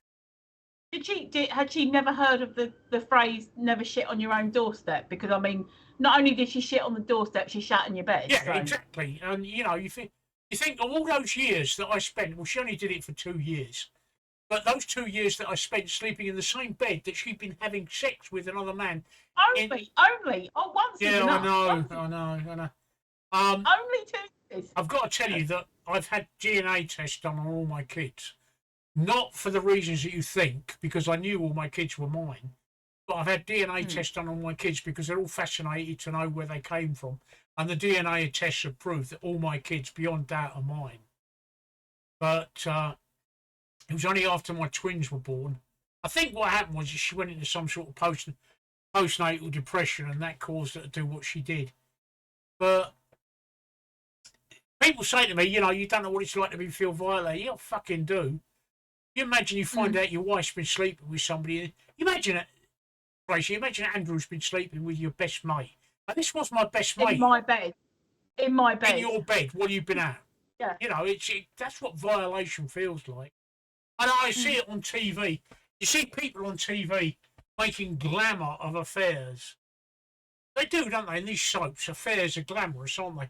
On TV films, affairs are glamorous.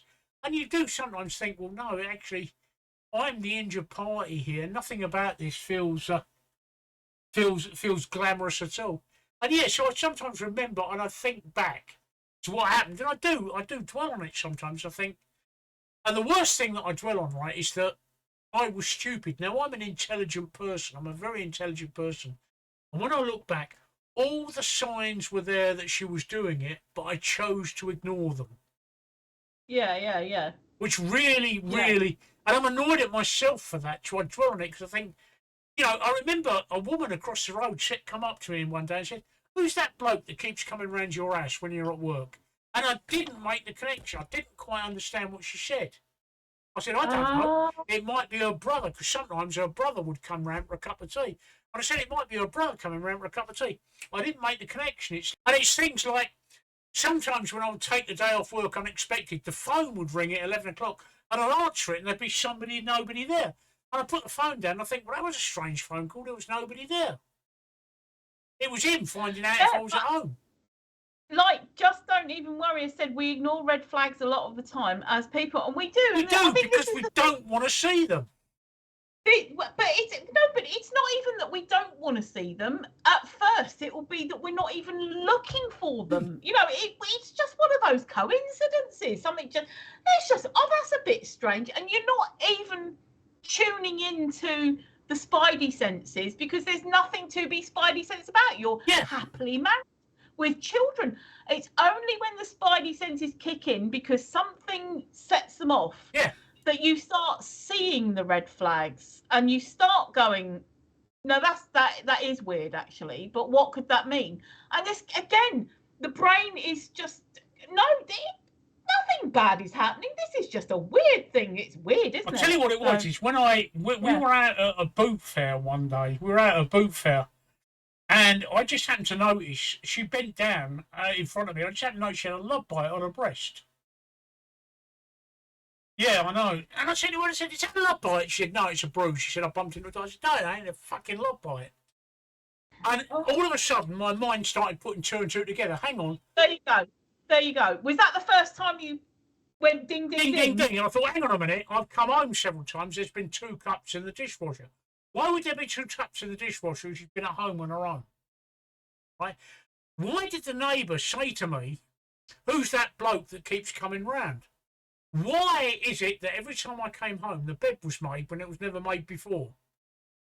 Sorry, I just want to give a shout out. Yes, narcissist. I've dealt with narcissists. Yes, we know what you're talking about. It all just suddenly started clicking in together. And I said to her, again, is that my best mate? Yes, exactly. Is that my best mate you've been having an affair with? She said, I've not been having an affair. I've not been having an affair with your best mate. She said, you're imagining it. Do you know how I found out the truth? That night when she went to work, I went round my best mate's house. I sat in his front room. He said, all right, Steve. I said, all right. I said, you've got something to tell your wife. And he looked at me and said, what are you talking about? I said, you've got something to tell your wife, haven't you? He said, I don't know what you're talking about. I said, either you tell her or I tell her. He said, I don't know what you're talking about. I said, I'm going to ask you one more time. Either you tell her or I tell her. And he said to me, he said, I've got nothing to tell her. I said, right, okay. For the last 6 months, you've been fucking my wife while I've been at work. His jaw dropped. His missus said, no. And I said, yeah. I said, he's been fucking my wife. And I said, I'll tell you exactly when he's been doing it. He's been doing it Tuesdays, Thursdays and Fridays while I've been at work. And she looked at him and said, every Tuesday, Thursday and Friday, you're always over Steve's way, aren't you, with some excuse? I said, you should have told her. And you see, she wasn't looking for the red. She was not looking for the red flag or anything wrong. Yeah, but again, like human nature, Neep says, good people don't expect others to be dicks, so don't even look for it. And you don't until something sets you off going ding, ding, ding, and the spidey senses kick in, and the lie comes out of the mouth and without the thought. Yeah, exactly. I always regret doing that because I destroyed their marriage. Yeah, I see what you mean. It wasn't your marriage to destroy. It wasn't my marriage to destroy, but I had to find out what was going on. Yeah. He still denied it afterwards, but I said, I know the truth. I know this is going to sound a bit of a strange question, but it is an honest question. Did you stay friends with him? No. Since that night, I've had nothing to do with him. I just wondered because it may well have been that thing about, the old bros before hoes and all that shit. He was my best mate. How can I stay friends with him when he's been fucking my wife? But that's what I just wondered whether you kind of tried to keep it patched up between you and your friend rather than you and your wife, or I just wondered. Honest question. It was just a genuine kind of like what happened after that. Well, I'll tell you what happened after that. Right after that, my wife decided that there was nothing I could do to stop her from having affairs, and she was absolutely right. Technically, there was nothing I could stop her from having affairs. Oh, because basically you found out, but you were like, okay, well, we're going to carry on together. And she's like, I'll just do what I want. Yeah, and there's nothing I can do. So I can't lock her out of the house because the house was in joint names. Sorry, Neek says you're at no fault, you caused nothing, and just don't even worry. He said, after being bit by a few spiders a few times, I'm now more active at noticing red flags when meeting people. I'll tell you what, I think, though, that comes as well with age, because when I meet somebody for the first time, my gut instinct is usually quite right. And it's not, it didn't work particularly well 30 years I'm going ago. to toilet. I'll be Now- back in a second, all right? Yeah. Now, it didn't work particularly well 30 years ago, although, again, being younger, you kind of ignore red flags. You don't have the life experience about what red flags mean. Whereas now, if I meet someone, not necessarily a partner for me, but it could be a friend of one of my daughters and that they're in their 30s. And if I meet somebody who something makes me just turn, you know, that feeling, and I just think, I don't think I could trust you. I don't think I like you. And I wouldn't display it on the outside, but on the inside, I'm like, just be wary. And I say to my daughters, I say, just be wary. He's not to be trusted. She's not to be trusted. Whoever or whatever. And it always comes to pass that I was right. It might take a couple of years or a few years or whatever, but it usually turns out that I was right. So, you're right. Just don't even worry. Says in my 30s now, and my intuition is much more apparent now. Yeah, seriously, another 20 years, and that intuition will be so well honed that I mean, you may well be doing it now, but it took, you know, some people take a bit longer than others. But it may well be that you'll get to the point where you're meeting friends of friends, and this new person that's come in, you will be feeling it so strongly. And it may, you know, you probably will agree with me that it might not be what they look like or what they say or whatever, but you just get this vibe off them that is just this. I hope I'm wrong, but this person is not good. So yeah, that's it. It's not about finding bad people and having a go at them. It's more about just being aware and keeping certain ones at arm's length. Precisely, exactly. So yeah, my daughters are in their early 30s, and it's an energy thing. It really is. My daughters are in, and it's not even that they drink too much or they take drugs or whatever, because I've met loads of people who drink too much or have taken drugs or whatever, and they're the nicest people, and there's nothing, I don't get that vibe off them. But then there's other people that I just am like, yeah, there's something behind the eyes there that I'm not. If we ever meet, Tracey, I hope I make you probably good guy bucket.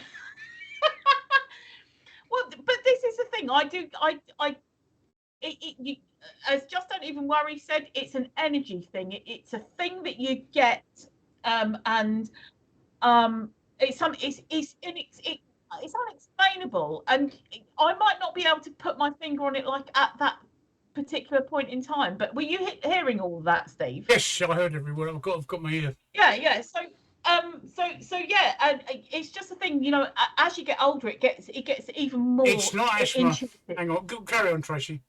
The older you get, the more intuitive you get, and the more that red flag, ding, ding, ding, ding, ding, actually gets honed down. So, some folk just feel a bit off. Yeah, and do you know what? There are times that sometimes I think, oh, they seem like a nice person, but there's something that is making my little ding ding ding at the back go, and I don't know what it is. And then and then it could be months, sometimes years, before it's realised as to what that was. And I'm like, oh yeah, I always knew they were bad or whatever. And it's funny because my mum always used to talk about going on gut instinct, but her gut instinct was always completely wrong, always wrong. Like there was just. But mine is way better than hers. So, yes, some people have terrible judge of character, yes, and it's often those who are targeted by active narcissists. The thing is, my mother used to go on about how she has this gut feeling and stuff like that. My mother was a narcissist, so her judgment was very skewed. And I only realised that after she'd passed, actually. What are you doing here on Twitch tonight? Watching me and Steve celebrating my birthday, which it is now because it's gone midnight here in the UK. Cheers, Steve. Thank you very much. Pub stream as soon as pos. RPAN saved Steve's life. It did. Back in, I'll tell you about RPAN, right? Back in 2020, March 2020, UK went into lockdown first time. I've got cancer. I've got follicular lymphoma. I've got to tell you this now, right? I've got cancer, follicular lymphoma. It's an incurable cancer, and it is a blood cancer. In fact, if you look at my arm here, I've got a PICC line fitted, which is how I get I'm on chemotherapy at the moment, and that's how I get my chemotherapy drugs on to help reduce my cancer. Because I've got a blood cancer, COVID is extremely dangerous to me, extremely dangerous. So back in March 2020, it's all right, I'm cool with it.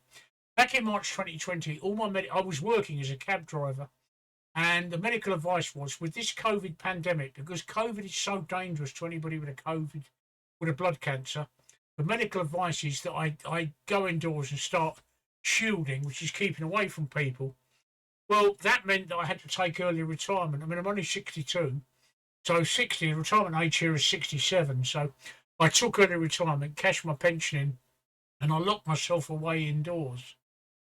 Now, you might think that's great fun, being indoors with an income, but after about 6 to 8 weeks, I was bored shitless. So I started looking around for some way that I could ease my boredom, because I'm a very social person. If you've ever been in a car with a London cab driver, you'll know how social we are. We like to talk to our passengers. And we love talking. And I love talking. I love socialising. And I was missing that. I was missing that desperately.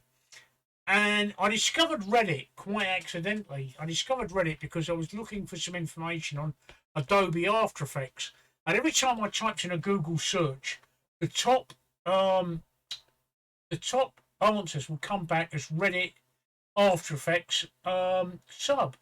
So I've always associated Reddit with 18-year-olds. I thought, well, if you're on Reddit, you've got to be an 18-year-old. So I clicked through to Reddit and I actually started reading this sub, and I thought, fuck me, these guys are quite knowledgeable. They actually know what they're talking about. And I followed some of the advice that these guys were giving me, and it answered my question. And I started to explore Reddit a bit more. And then I found RPAN, and I found streaming, and I thought, distant socialising was the sub that I found. I thought, hang on a minute, that's me. I'm distantly socialising. I'm finding myself out of contact with the rest of the world. And I thought, I'll give this a go. And that's how it started streaming with me.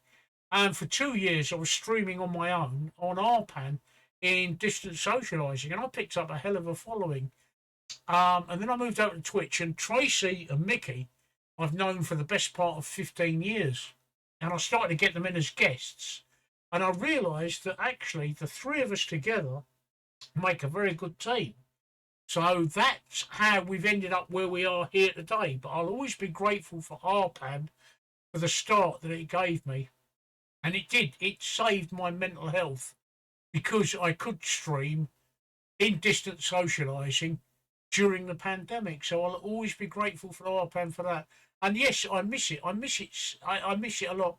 But in the last 2 months, since RPAN announced that they weren't supporting streaming anymore, it's gone downhill. I mean, I was going for a peak of I was getting over 400,000 viewers on RPAN, wasn't I, Tracey?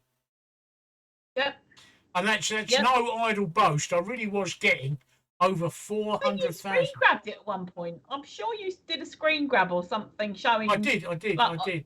Yeah. I was getting over almost 500,000 viewers when I did the pub stream. And then RPAN changed everything, and we went from 500,000 viewers to 4. And that really hurts when you go from 500,000 viewers to 4. But I stuck with it, and we stayed with RPAN right to the very end, didn't we? Yeah. And I do miss RPAN. I loved RPAN. It was right. It was the right thing at the right moment. So I do miss it. I do miss RPAN desperately. But it's no more, and here we are on Twitch. Yeah, and the one downside to RPAN was that it was in 9:16, which was portrait on a phone, rather than how we have now a 16:9, which is landscape. And that was one of the only things that was the downside of it, was because you had to have it upright rather than sideways. Like TikTok clips and things like this. So, but yeah, it brought in lots of chatty people. When good days, it brought in lots of chatty people, loads and loads of viewers, people throwing questions at us, having a laugh, telling us to fuck off, But we know how to deal with people who tell us to fuck off, because that's half the fun. So yeah, it is a shame. It is a shame that has gone. So yeah. What are you looking at, Steve? Kofi is just saying it's just because what's his name has sent me. I won't tell you how much he sent me, but thank you very much, Neebed. I've just bought some coffee with that. I've used that as part payment on some Costa coffee. I know what people think about the change, but the Costa coffee is 30 quid, and that's just been used as a part payment for the Costa coffee. But thank you very much. That will be here in a couple of days. Sorry, Tracey. Costa coffee, even the instant stuff is very nice. I like Costa coffee. I know it's a chain, but there are chains and there are chains, and some of them do it right and some of them do it not right. And Costa is one of the ones that so far I'm quite enjoying.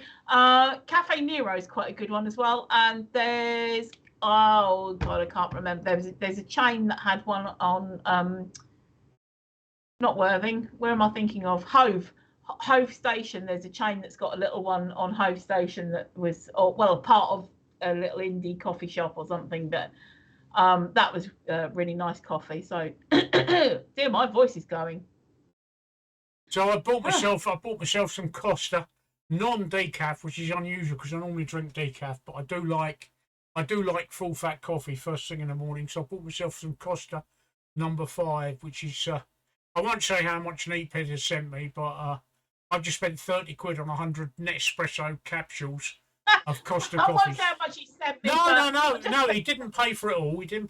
I had to pay some, but he certainly subsidised it. So thank you very much, Neeped. That'll be here tomorrow. So I'm a bit of a coffee snob. I enjoy proper coffee. I have an Nespresso machine, which you get the coffee capsules for, and you drop them in, and it pumps it through the capsules at 15 bar, which gives you a proper barista type coffee. It's one of the only few things that I'm fussy about. I do like a decent, proper brewed coffee, and this espresso machine gives me a decent, proper coffee. And I must admit, and I know a lot of people get very down on the change, but I do enjoy Costa coffee. It's better than Starbucks, which is owned by McDonald's. It's better than Cafe Nero. It's just a nice coffee. It is just so damned expensive. I mean, normally, I can't justify 30 quid for 100 capsules. I normally get Amazon's own brand, which is called Solimo, which is only $9.99 for 50 capsules. So it's almost half the price of Costa coffee. So I normally get that, which it's okay, but it's not quite Costa. So your payment has enabled me to get Costa coffee. So thank you very much for that. I should be drinking Costa coffee for the next month. I don't like Nescafe. I mean, I found out many years ago that was a con. When you look at the jar, it says instant coffee, right? It's a lie. It's an even bigger lie than I won't come in your mouth, or an even bigger lie than your checks in the post, right? It is a big lie. It's not instant coffee because you unscrew the lid, you've still got to do shit to it. Instant coffee, I expect when you undo the lid, it's coffee, right? But no, you've got to boil a kettle, you've got to pour it in a cup, you got to stir it, right? So it's not fucking instant at all. It's instant, except you've got to wait 3 minutes for a kettle to boil. You've got to fucking stir it and do all other shit to it. But so I don't drink instant coffee. But at the moment, my favourite coffee is Solimo by Amazon, which is their own brand coffee, and I get that in 2 different flavours. I get 50 capsules of decaf and 50 capsules of normal each month. The reason I get the decaf is because I get the normal in the morning. I need that decaf kick, that caffeine, that full fat coffee kick to get me awake. But then after that, I drink decaf after about midday. I drink decaf because I want to actually get to sleep. So so thank you. It's enabled me to buy some Costa coffee. So I've got 100 capsules on its way to me. Excellent. What I like coffee-wise is I love going to an Italian or an independent coffee shop that's got a decent coffee in there, where it doesn't just taste like coffee. You've got a flavour. There is like a back hit of something, and that shows that it's a good coffee bean. It's a good It's not a generic kind of. I know that's why people go to Starbucks and Costa and things like this, because they know they're going to get the same coffee each time. But I do love it when I go to different places and you're going, yeah, that's a good coffee, because the back hit of it is slightly citrusy, or it's slightly smoky, or even slightly almondy. You know, there's different places, and then when they make it properly and you've got a nice cup of coffee, which isn't. I've been to places where the coffee tastes nice, but it's lukewarm, or there's, you know, like you've got flavour, but there's no like actual flavour of coffee. It's like, what? It's milk. So yeah, and I wouldn't say that I was a coffee snob, because I do drink instant. You know, it's not so much powdered coffee. It's Costa. I drink Costa coffee, the granules. And I've recently actually bought the coffee in bags, which is Harrogate, I think, and it's the Italian one, which is probably the closest I've got to Italian coffee shop coffee. So I love a craft coffee. I'm sorry, Artisan but those two words, right? When you put artisan in front of coffee, or you put craft coffee in front of coffee, it just makes it twice the price. It's just a way of increasing the price. I mean, I had that the other day. I was up in town. I had to go up in town at one of my hospital appointments, and I found this craft coffee shop. And I walked in there and I said, "Oh, I fancy an espresso." And like, you know, how much is that? It's £4. What? £4? Yeah, no. What? Yeah. Why are you charging me £4? Well, because it's craft artisan coffee. Oh, fuck off. And I walked out. No, I know that's the thing. No. Artisan craft coffee. No. It's not that I love a craft coffee or an artisan coffee. I'm just replying to Neathead there. I like a decent coffee, and as long as it's done properly, like independent coffee. But it's not artisan and craft. I'm just saying it's just proper. It's properly done. It's properly roasted. It's properly flavoured, and it's not. So I'm not talking necessarily chain, because chain, you know what you're getting, but it's just standard coffee. But then there are chains and there are chains. Cafe Nero's okay, Costa's okay. Starbucks is probably lower than Costa and Cafe Nero. Starbucks is his own. If you look, right, Starbucks in this country, right, and Pret-a-Porter and Starbucks have the same parent company, which is called Golden Arches Limited. Which is McDonald's. Which is why McDonald's coffee tastes exactly the same as Starbucks coffee. I have. Really? This is what I was going to say. That I've had a McDonald's coffee and it was disgusting. I know, it's so bitter. It wasn't anything like Starbucks. It's so bitter. But I've never eaten in Pret-a-Porter, and I wouldn't want to. And oh God, I remember after the initial pandemic. French is French for ready to eat. Actually, no. Yeah, no. Pret-a-manger is French for ready to eat. Pret-a-Porter is ready to take away. Why did I say Pret-a-Porter? Yeah, sorry, it's late. I meant Pret-a-manger. I meant Pret anyway. So Pret, the boss of Pret and the government were saying after the first lockdowns that, people have to return to the office because coffee, food places like Pret, they can't exist because people aren't going to the office anymore. And my thing was, they're billionaire companies. What they need to do is move out to the suburbs or further out, not necessarily the suburbs, just out of central London. And I know this was brought up in Parliament, and they were like, no, this can't be done. Bollocks, can it not be done? Because what happened was, I've now got 2 Prets that I know of that aren't central London, but are kind of like commuting towards London, towards central London. And so they did exactly, thank you, there's my cake. So they did exactly what I suggested. I didn't suggest it to them. I'm not taking the credit, but I'm just saying my thing of what that they should have done, they went and did. After all this thing of they can't do it, well, they bloody well went and did it, and people are still buying it. Because in the, when there was the lockdown and people working from home, they were going to independent coffee shops to get their coffee or their sandwiches or whatever. Oh, Pret can't manage, it can't survive if people aren't going to central London. Well, you just got You've got to move to where people are actually working. I've got the munchies, Tracey. Would it be gross of me to eat on stream?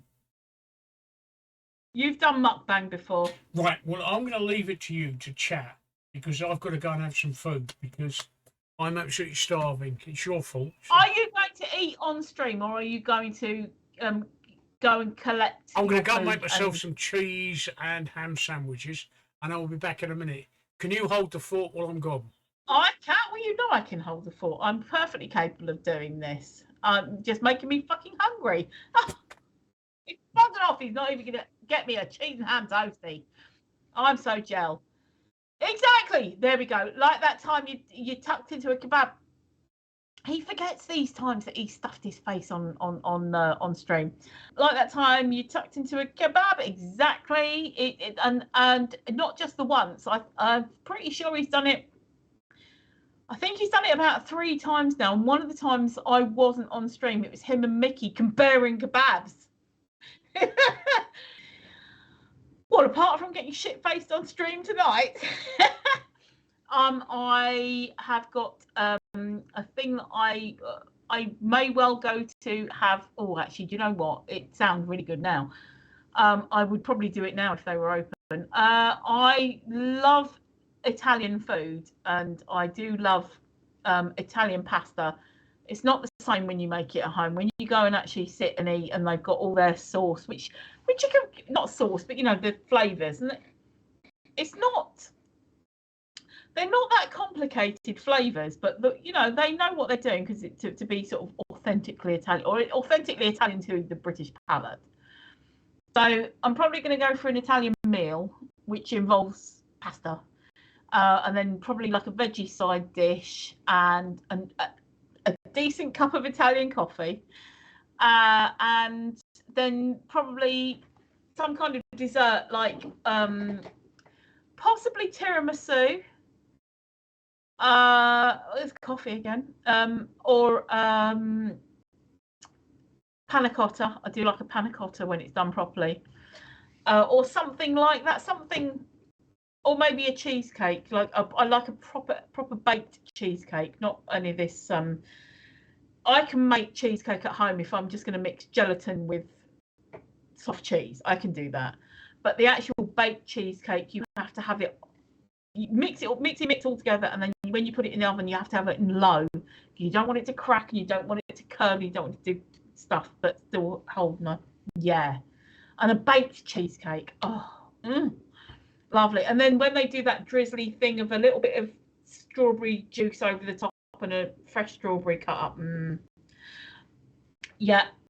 I've had some good tiramisus and I've also had some terrible tiramisus. There's one of my favourite Italian places is on the south coast.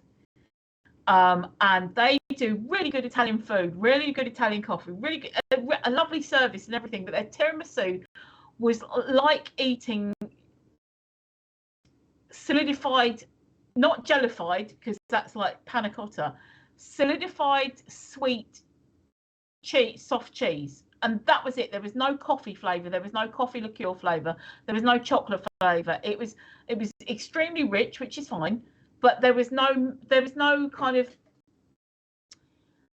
separate flavours going on. It was just all this one kind of like, this is like solidified sweet cheese, and that's it. But not like a cheesecake. You know, we got cheesecake. This was, so it wasn't good, and I was disappointed because that was my favourite Italian place on the south coast. But up on the flip side, I've had really good tiramisu from like Marks and Spencer's or Sainsbury's, and I think the Italian place near me might do a good tiramisu, but I used to hate it because I didn't used to like coffee, and it's literally only been in the last year, funnily enough, that we're talking, a year or 2 years maybe, that I've started getting into coffee, and I'm kind of like, yeah, okay, I can understand why people like coffee. That's strange. So, that was a crash. I don't know. Yeah, I've just I think we knocked are something over. All right, I've Oh sorted it dear. I was looking on the map yesterday or the day before.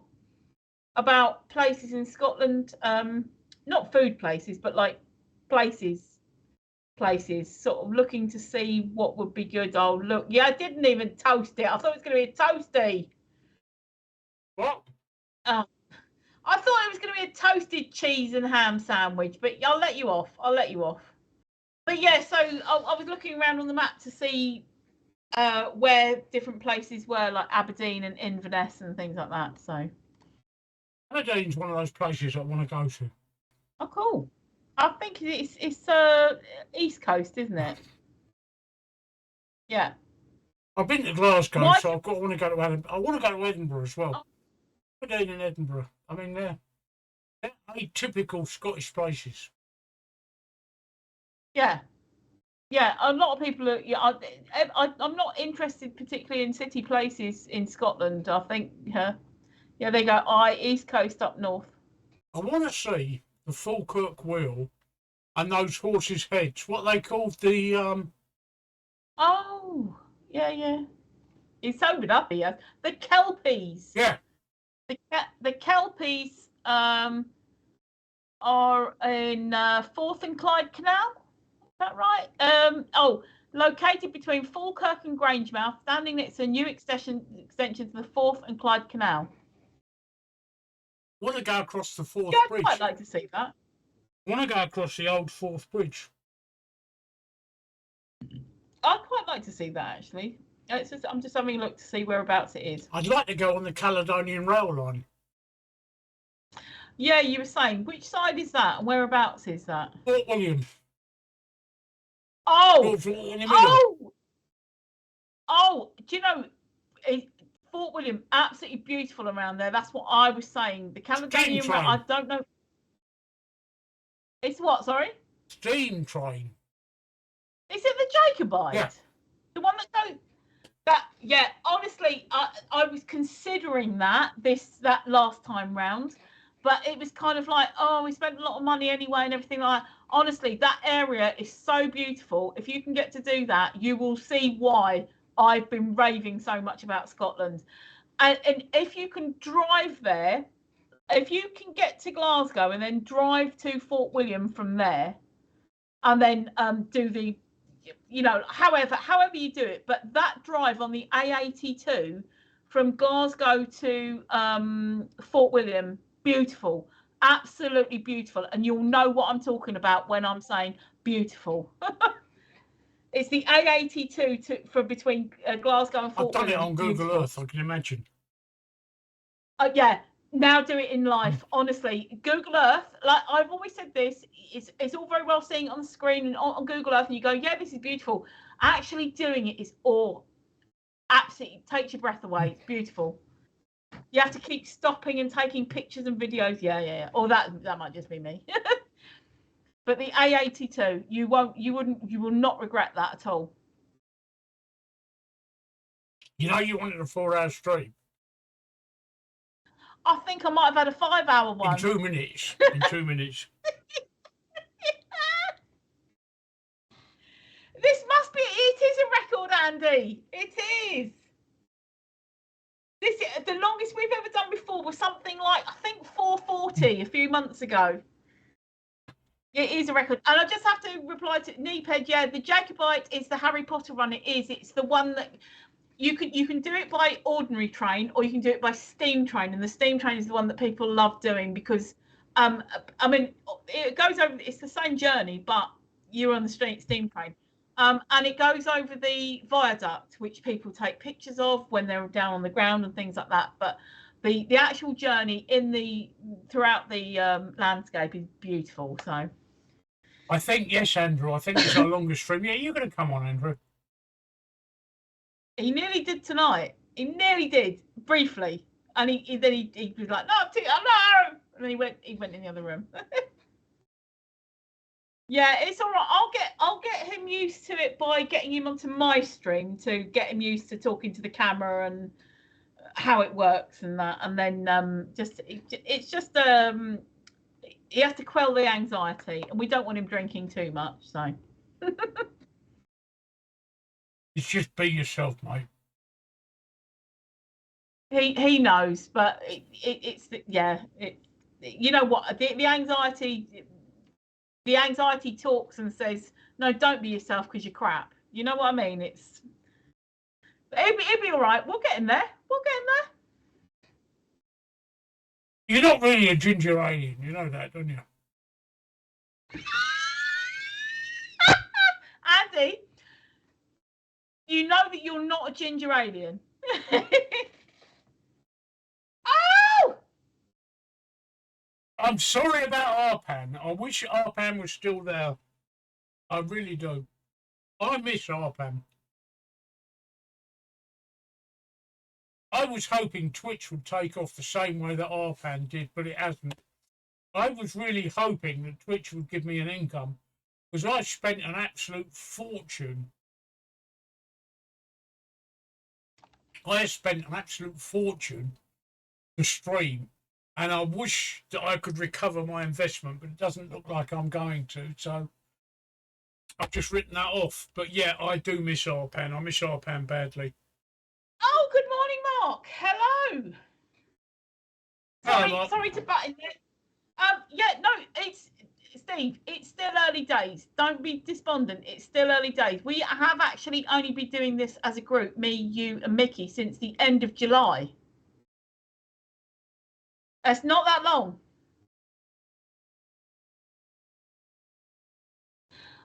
No, Steve, me, you and Mickey have only been doing this together since the end of July. I know you did a few before that with Mickey, and then you were doing it by yourself before that. But we only went Twitch only, although we got Reddit back involved again from the 1st of September. So that's not even 3 months yet, Steve. So we've got time. We've got time. If you knew how much money I'd poured into this, Tracey, you wouldn't be saying that. I would, because you believed in it, and me and Mickey believe in it, and we know we why not? We're just going to keep ploughing on. That's fine. Anyway, sorry, I just want to say welcome, computing username. Steve totally misses Reddit. And Mad Mark says good morning. Good morning. Were you out? No, you weren't out tonight because I've seen you thingying. And Neep says, when anxiety kicks in, it's debilitating. It's a pain in the bum. It is. My husband, unfortunately, does suffer absolutely long term with it. Some days it's okay, and some days it's worse. So, but it's always there, bubbling under the surface. But he's still here. He's still here, and that's the main thing. Good evening, computer username. Yeah, he says, or he or she says, haven't seen you since RPAN. We talked about the mushrooms mines. I bet you thought long and hard about that username, didn't you?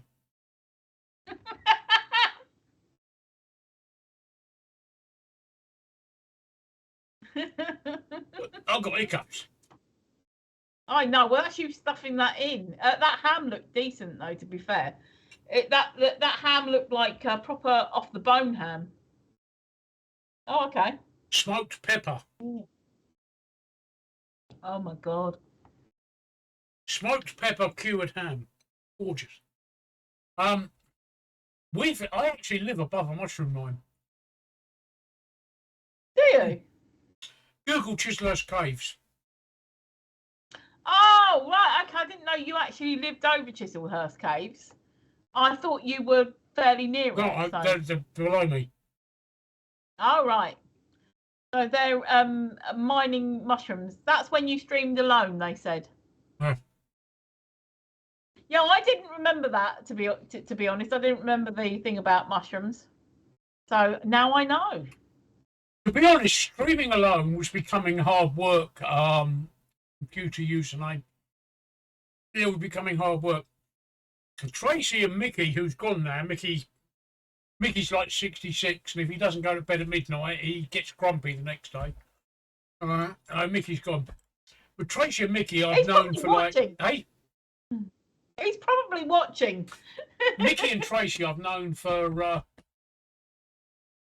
50 years. No, it's not 50 years, for nearly 20 years.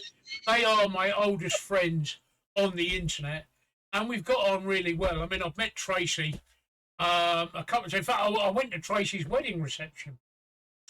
I've never met Mickey, and we've really got on, and we've really sort of gelled together as a team. At least I think we do, don't you, Tracy? No, I think we do. Yeah, I think we do. Otherwise, we wouldn't have been able to carry it on. I know it's not been that long, but we wouldn't have been able to carry it on as long as we have so far. Oh. So, I think it really works because of the way that we're all different aspects and things. And computing says I love foraging. I don't forget a mushroom conversation.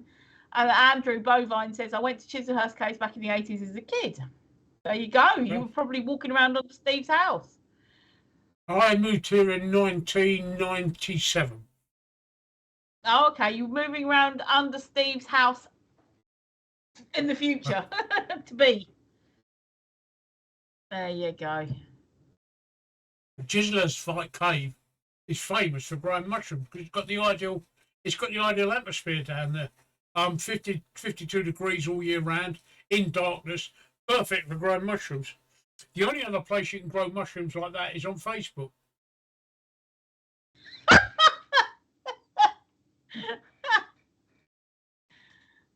No, it's true, because everybody keeps you in the dark and feeds you bullshit.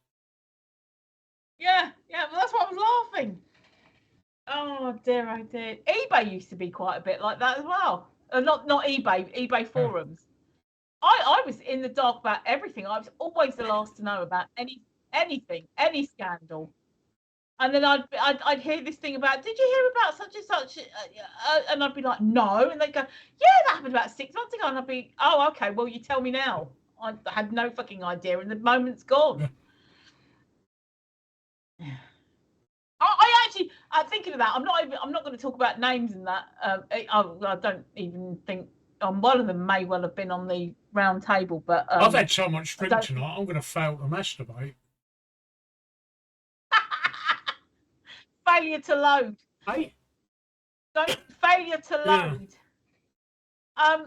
But I was talking to a friend of mine who was on eBid, and she was telling me about this guy who was on the round table on eBay, but also crossed over to eBid. And she was telling me all about this stuff that I had no fucking idea. She's going, yeah, he was into taking nude pictures of women, or pictures of women with their legs open out in the streets and things. I'm like, no. She goes, yeah, and he was a swinger, and I'm like, really? This is. I said, but he's not even on Facebook now. She said, you're not surprised. He got married and his wife banned him from Facebook in case he carried on. I had no idea. You'd be surprised.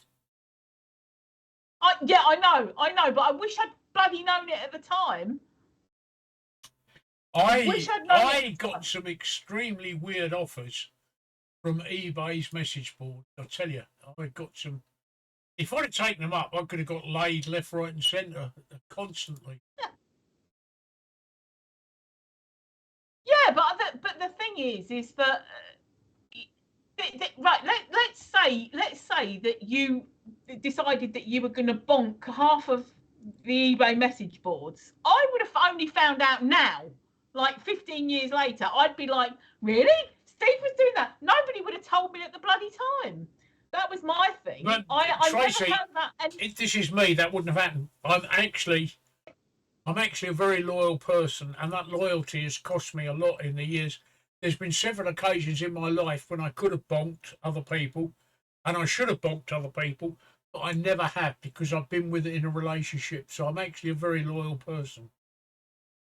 Oh yeah, no, I was giving an example. I know, but I was giving an example that you could have bonked half of the power seller board, and I would never have found out until now. I'd be hearing it now with people going, oh yeah, you know that Steve, he was doing that, and I would be like, no, didn't hear it at the time. Why am I only finding out about it now? Do you know what I mean? Yeah, no, I know what you mean, but you'll never find that out about me because apart from the rumours my second ex-wife put round about me and Sean, which are completely untrue, I've been completely faithful to every relationship I've been in.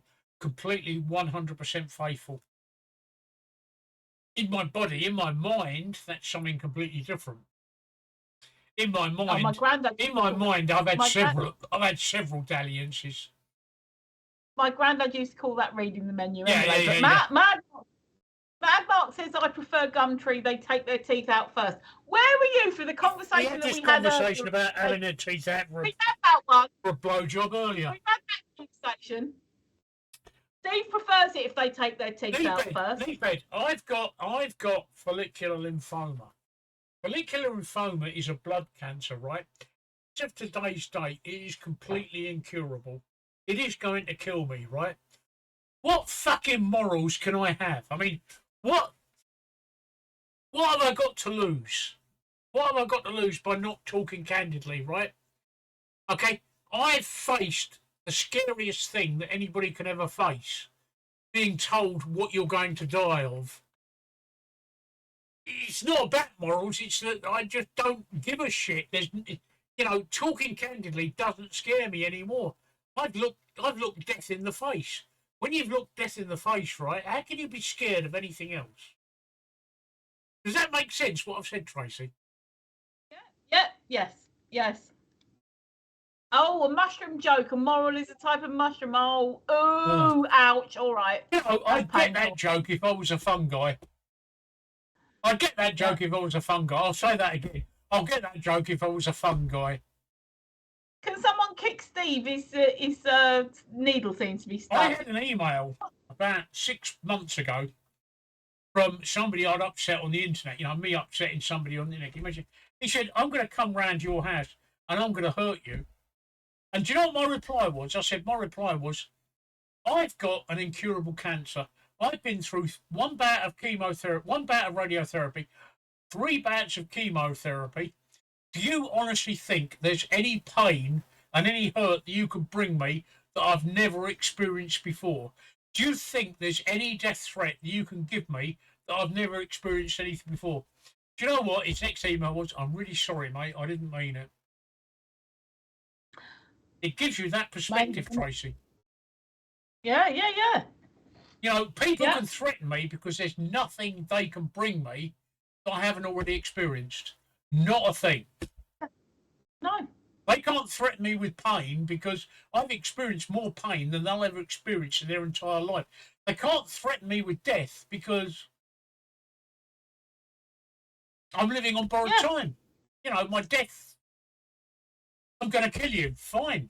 It's just going to get me anyway. What are you going to do that's going to make it any different? Are you going to hurt me? You cannot hurt me any more than the day that I had my gallbladder burst in hospital.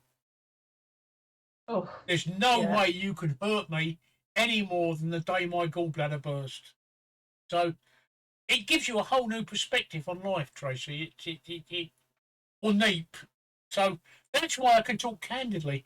I have nothing to lose. I've lost everything I'm ever going to have. And I'm just... Oh, I need to reply to Mark because it's been hanging there for a while. It is whiskey.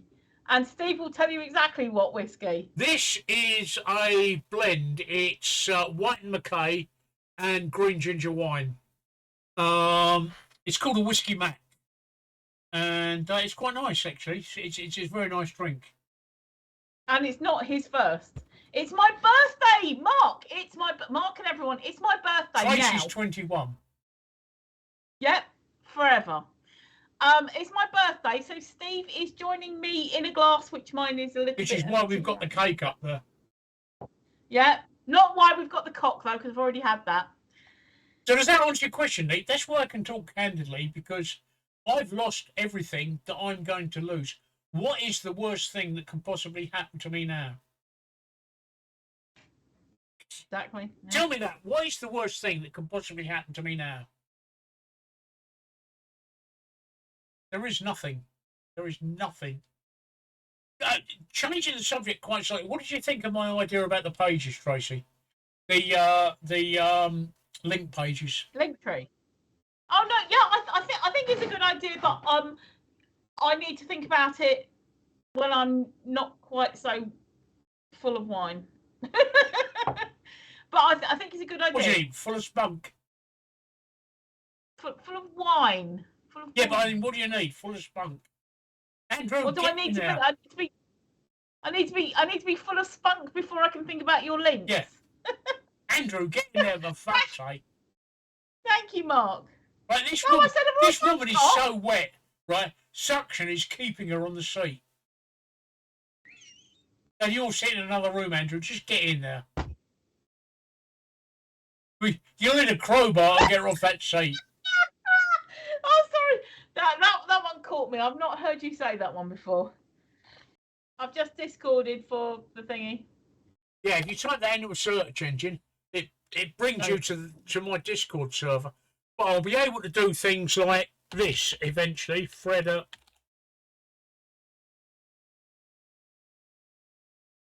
It's just a way of making your Discord link. I'm working on as month so you'll be able to say you. That's the most pissed link you've ever put up. What on Tracey? That's the most pissed link you've ever put up. My dick cord with a 9 in the link. Fucking whiskey, right? Let's try that again. So people will be I'll be able to offer subdomain. No, I've still got it fucking wrong. Look, people will be able to offer people the opportunity to having short links. Codes taking me a little time to write. I told you Mickey was watching. Midget@fucking.com. I'm just going to check and see if fuckingill.com is registered as the domain name. Welcome back, Mickey. I knew you'd be lurking. I don't know. I bet he sat there with his I can't even pronounce it now. His brandy. I bet he's sitting there with his expensive brandy. Been to bed and got up again. Oh, look! Don't be so excited about the fact it's my birthday. You don't have to be laying there in bed getting overexcited about it. I'm only going to the Italian today. Tomorrow, you know what I mean. Talk. No, that's all right. Yes. Talk, Tracey. Talk. Oh, I'm good at talking. I was just making sure. Oh, needed a piss, so you had one and get up. Well, welcome back, Mickey. Do you want to come back on the stream? No, you don't want to be on the stream now. Steve's pissed, so I'm not pissed. he's been on the whiskey. He looks very happy. Steve's very happy. I'm happy, yeah, but I'm not pissed. No. No, I know it takes a bit more than It'll that. take a bit more than that, like, a fucking lot more than that. You've been out with me drinking, Tracey. You know that I can take my drink. I know, my God, it was something like 6 o'clock in the fucking morning, wasn't it? Yeah. Something ridiculous like I can take my. I'll drink any Scott under the table.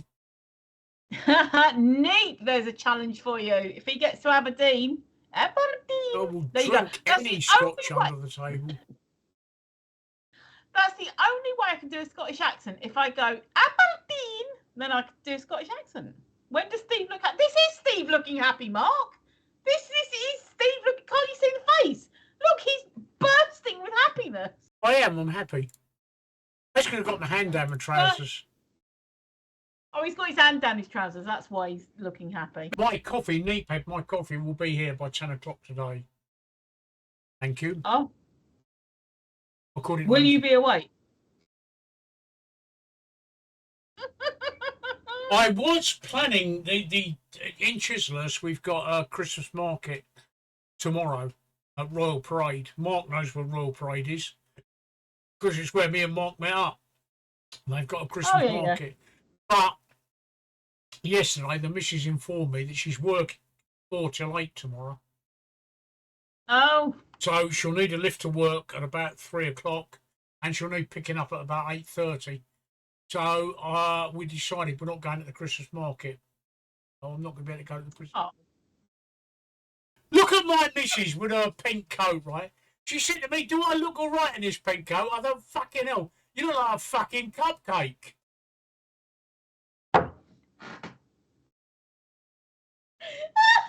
She does. She looks like a fucking cupcake. I didn't know whether to walk with her or liquor. Oh, God, are we back there? Oh, dear. Minxie, I said earlier when he was, oh, there we go. No, we'll have that one. That's all right.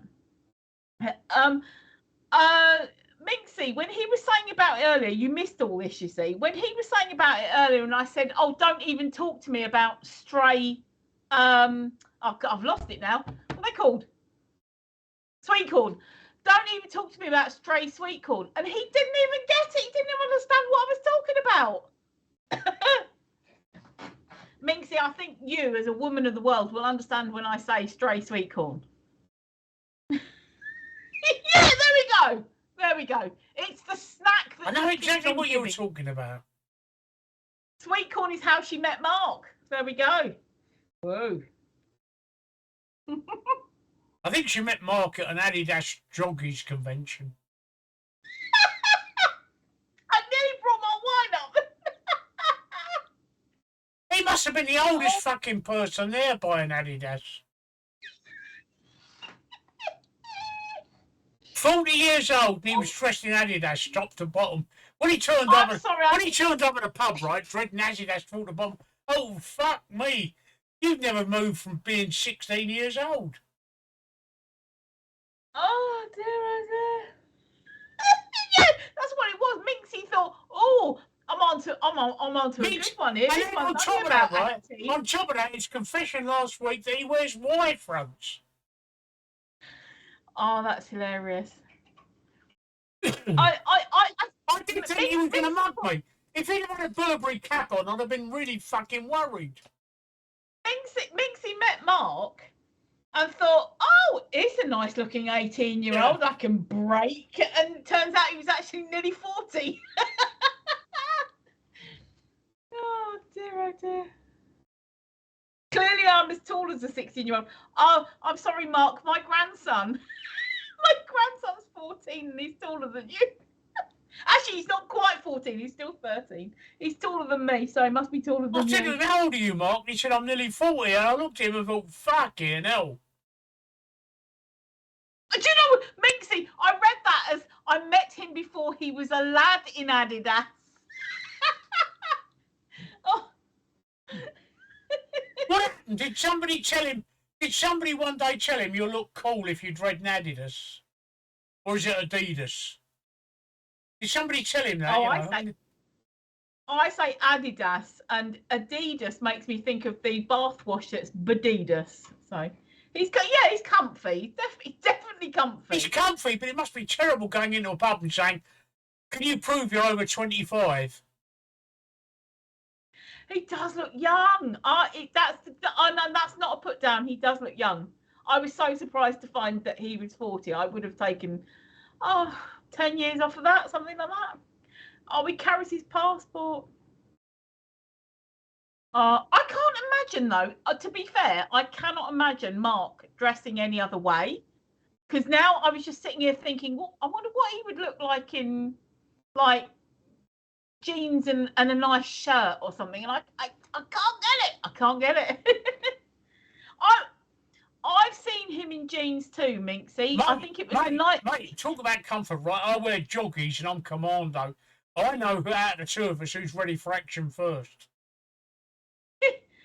I'm in a wheelchair. I bet he looked cool. I saw him in jeans though. Do you remember when he was up by the South Bank and he needed a piss, but he pissed himself?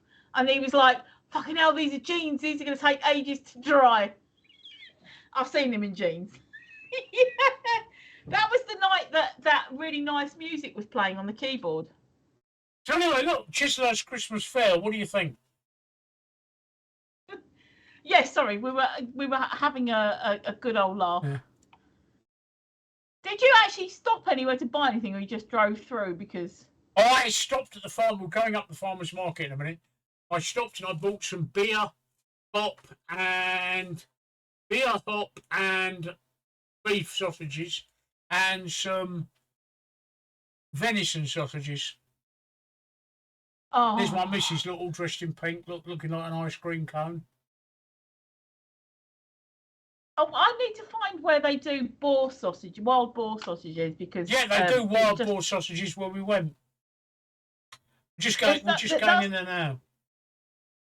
The annoying thing is that it's difficult to get hold of wild boar sausages that are more like that you could eat at breakfast rather than ponced up with like various sort of dinner herbs and things. And no, that's going up not the an euphemism, Mark.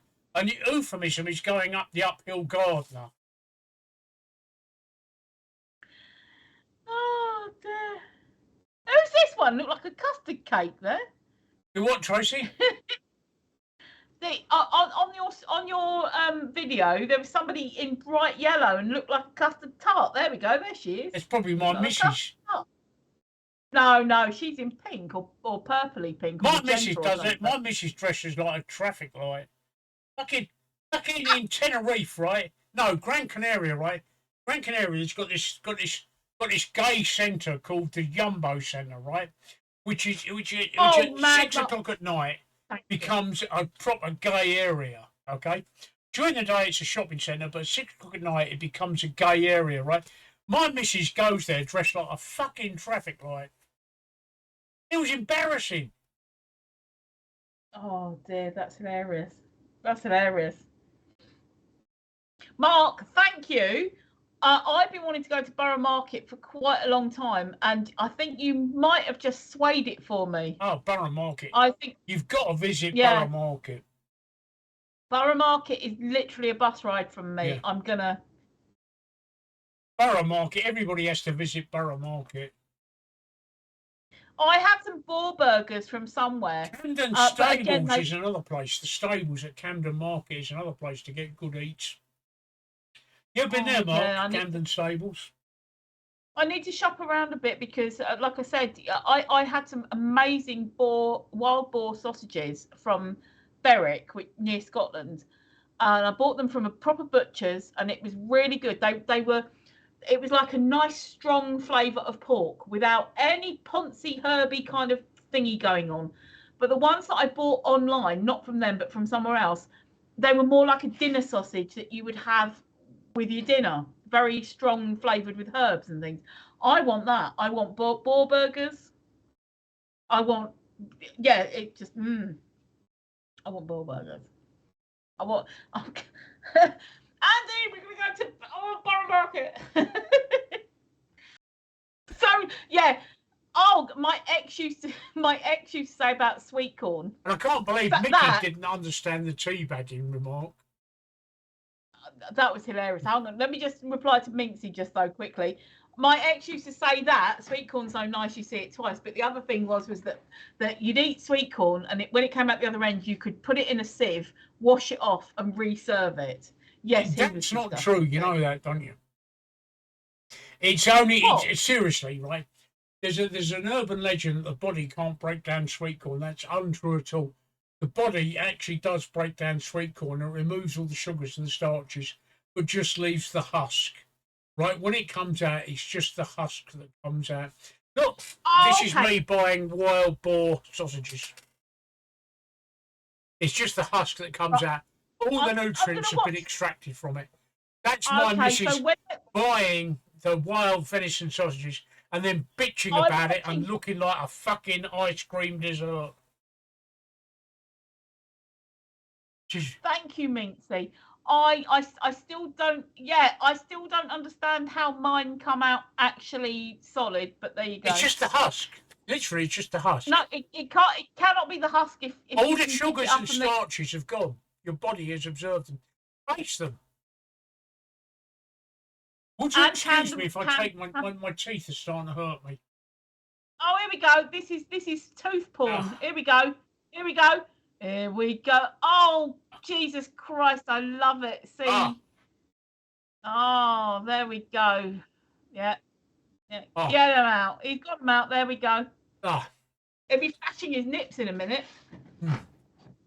I'll do this now. He can give a blowjob to someone without biting their knob off. So storm, Tracey. I'm just going to go and put these in the stove. So Andy, Borough Market, we need to go there because Mark said that he's had a wild boar burger, not a euphemism, from there before. So it does, and that's what I said. That sounds like that sounds really cool. And we need to do it. I'm not doing it tomorrow though. Before you say that sounds like a good idea, we'll do it. We could do it leading up to Christmas though, because they'll have all the Christmassy stuff. Mark's on his way to get gummed, Steve. That's hilarious.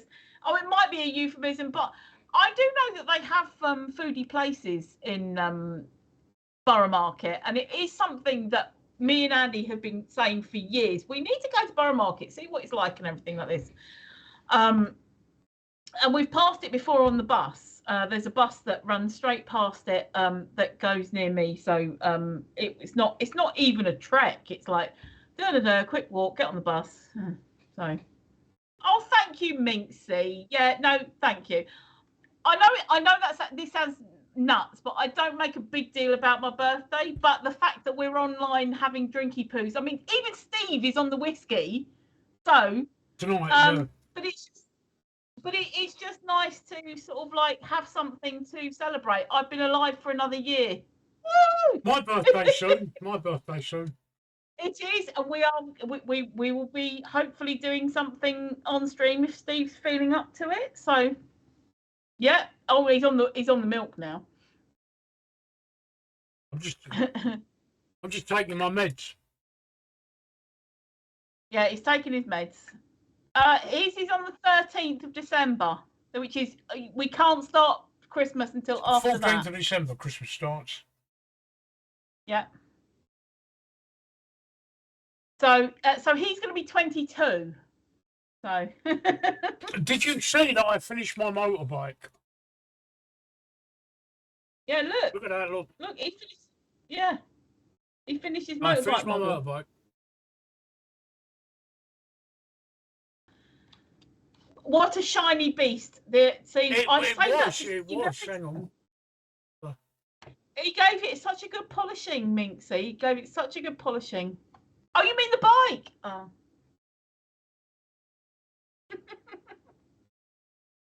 There's my bike. Look, I finished it. Oh my God! I nearly spat my wine out, Mark. Mark said I'd fit on that. There's my bike. I finished it. That is so cool. Look at that. Steve handmade that, and that is scale model. That is 1/12 scale. It looks like full size. But he handmade that, and we have seen him making that and spraying it and that. It is Mark size. He said that. He said I'd fit on that. So Mark is a 1/12 scale model himself. That's a Yamaha Virago 1200. There it is, look. Yep, look at that. That there all works, you go. wheels turn, steering turns. Brum, brum, bitches. Brum, brum, brum, brum, brum, brum, brum, brum. It bloody makes me laugh when he does that. Oh. What, when I do this? Brum, brum, brum, brum, brum, brum, brum. Yeah. And I like the little tank when you go meow. All right, when I go like that with it. Meow. That cracks me up every time. I can't envisage Mark on a motorbike. If Andy does make one, he'd be on one.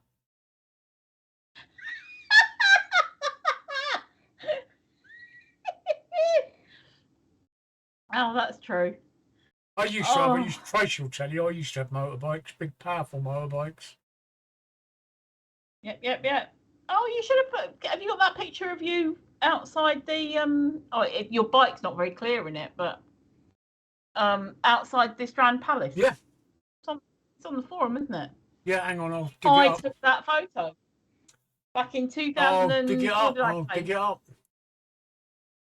Minxie says, do you like something powerful between your legs, Steve? I've already got something powerful between my legs. The motorbike is just a bonus.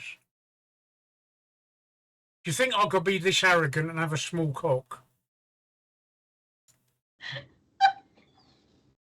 I actually thought he meant his fan that runs off of the, what do they call them? What battery does your fan take? What? What make is your fan? Fan? What fan? The one that you have under your desk, the yellow one. Ryobi. Ryobi, yeah. He between his legs is a Ryobi fan. He's calling up. If you wonder what he's doing, he's finding the picture that I took of him the second time that we met back in, and I can't remember what he says on there, but it's something like 2006 or 2007. Oh, I look really pissed in this photograph, Tracy. That's because he was really pissed. He had hair as well. I had hair, yeah, I did have hair. That's because he was really pissed. I did have hair. If he looked really pissed, that's because he was. And you went on to get more pissed. Yeah. So it wasn't the end of the evening. I dragged him outside so I could take a photo of him next to the bike, and you can't really see the bike because of the flash on Steve.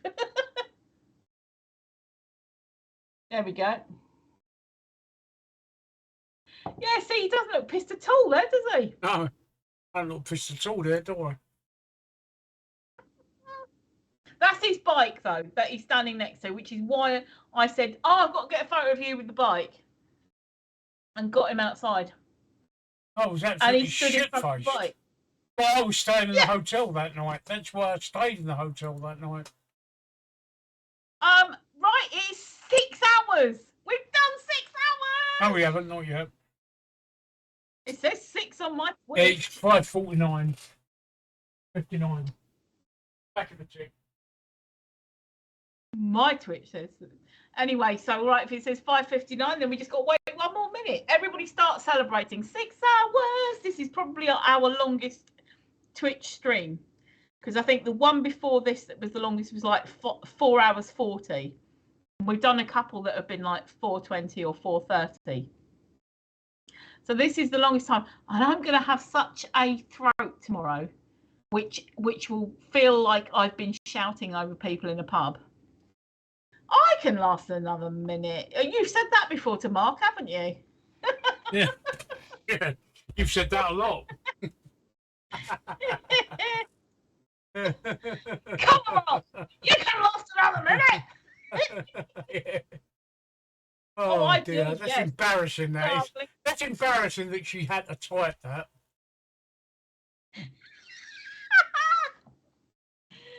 Oh dear. Oh, that's funny. Well, Steve's on the milk, so Steve's on the cow tit juice. I'm on the milk because it's nearly my bedtime, and I can't drink alcohol or coffee near a bed. I once read somewhere that actually milk is a good drink to drink before bedtime because your body thinks it's a meal, so it actually goes into meal digestion mode, which makes you very sleepy. Oh right, it would just wake me up. Unfortunately, it's not blue milk; it's green milk. Yeah.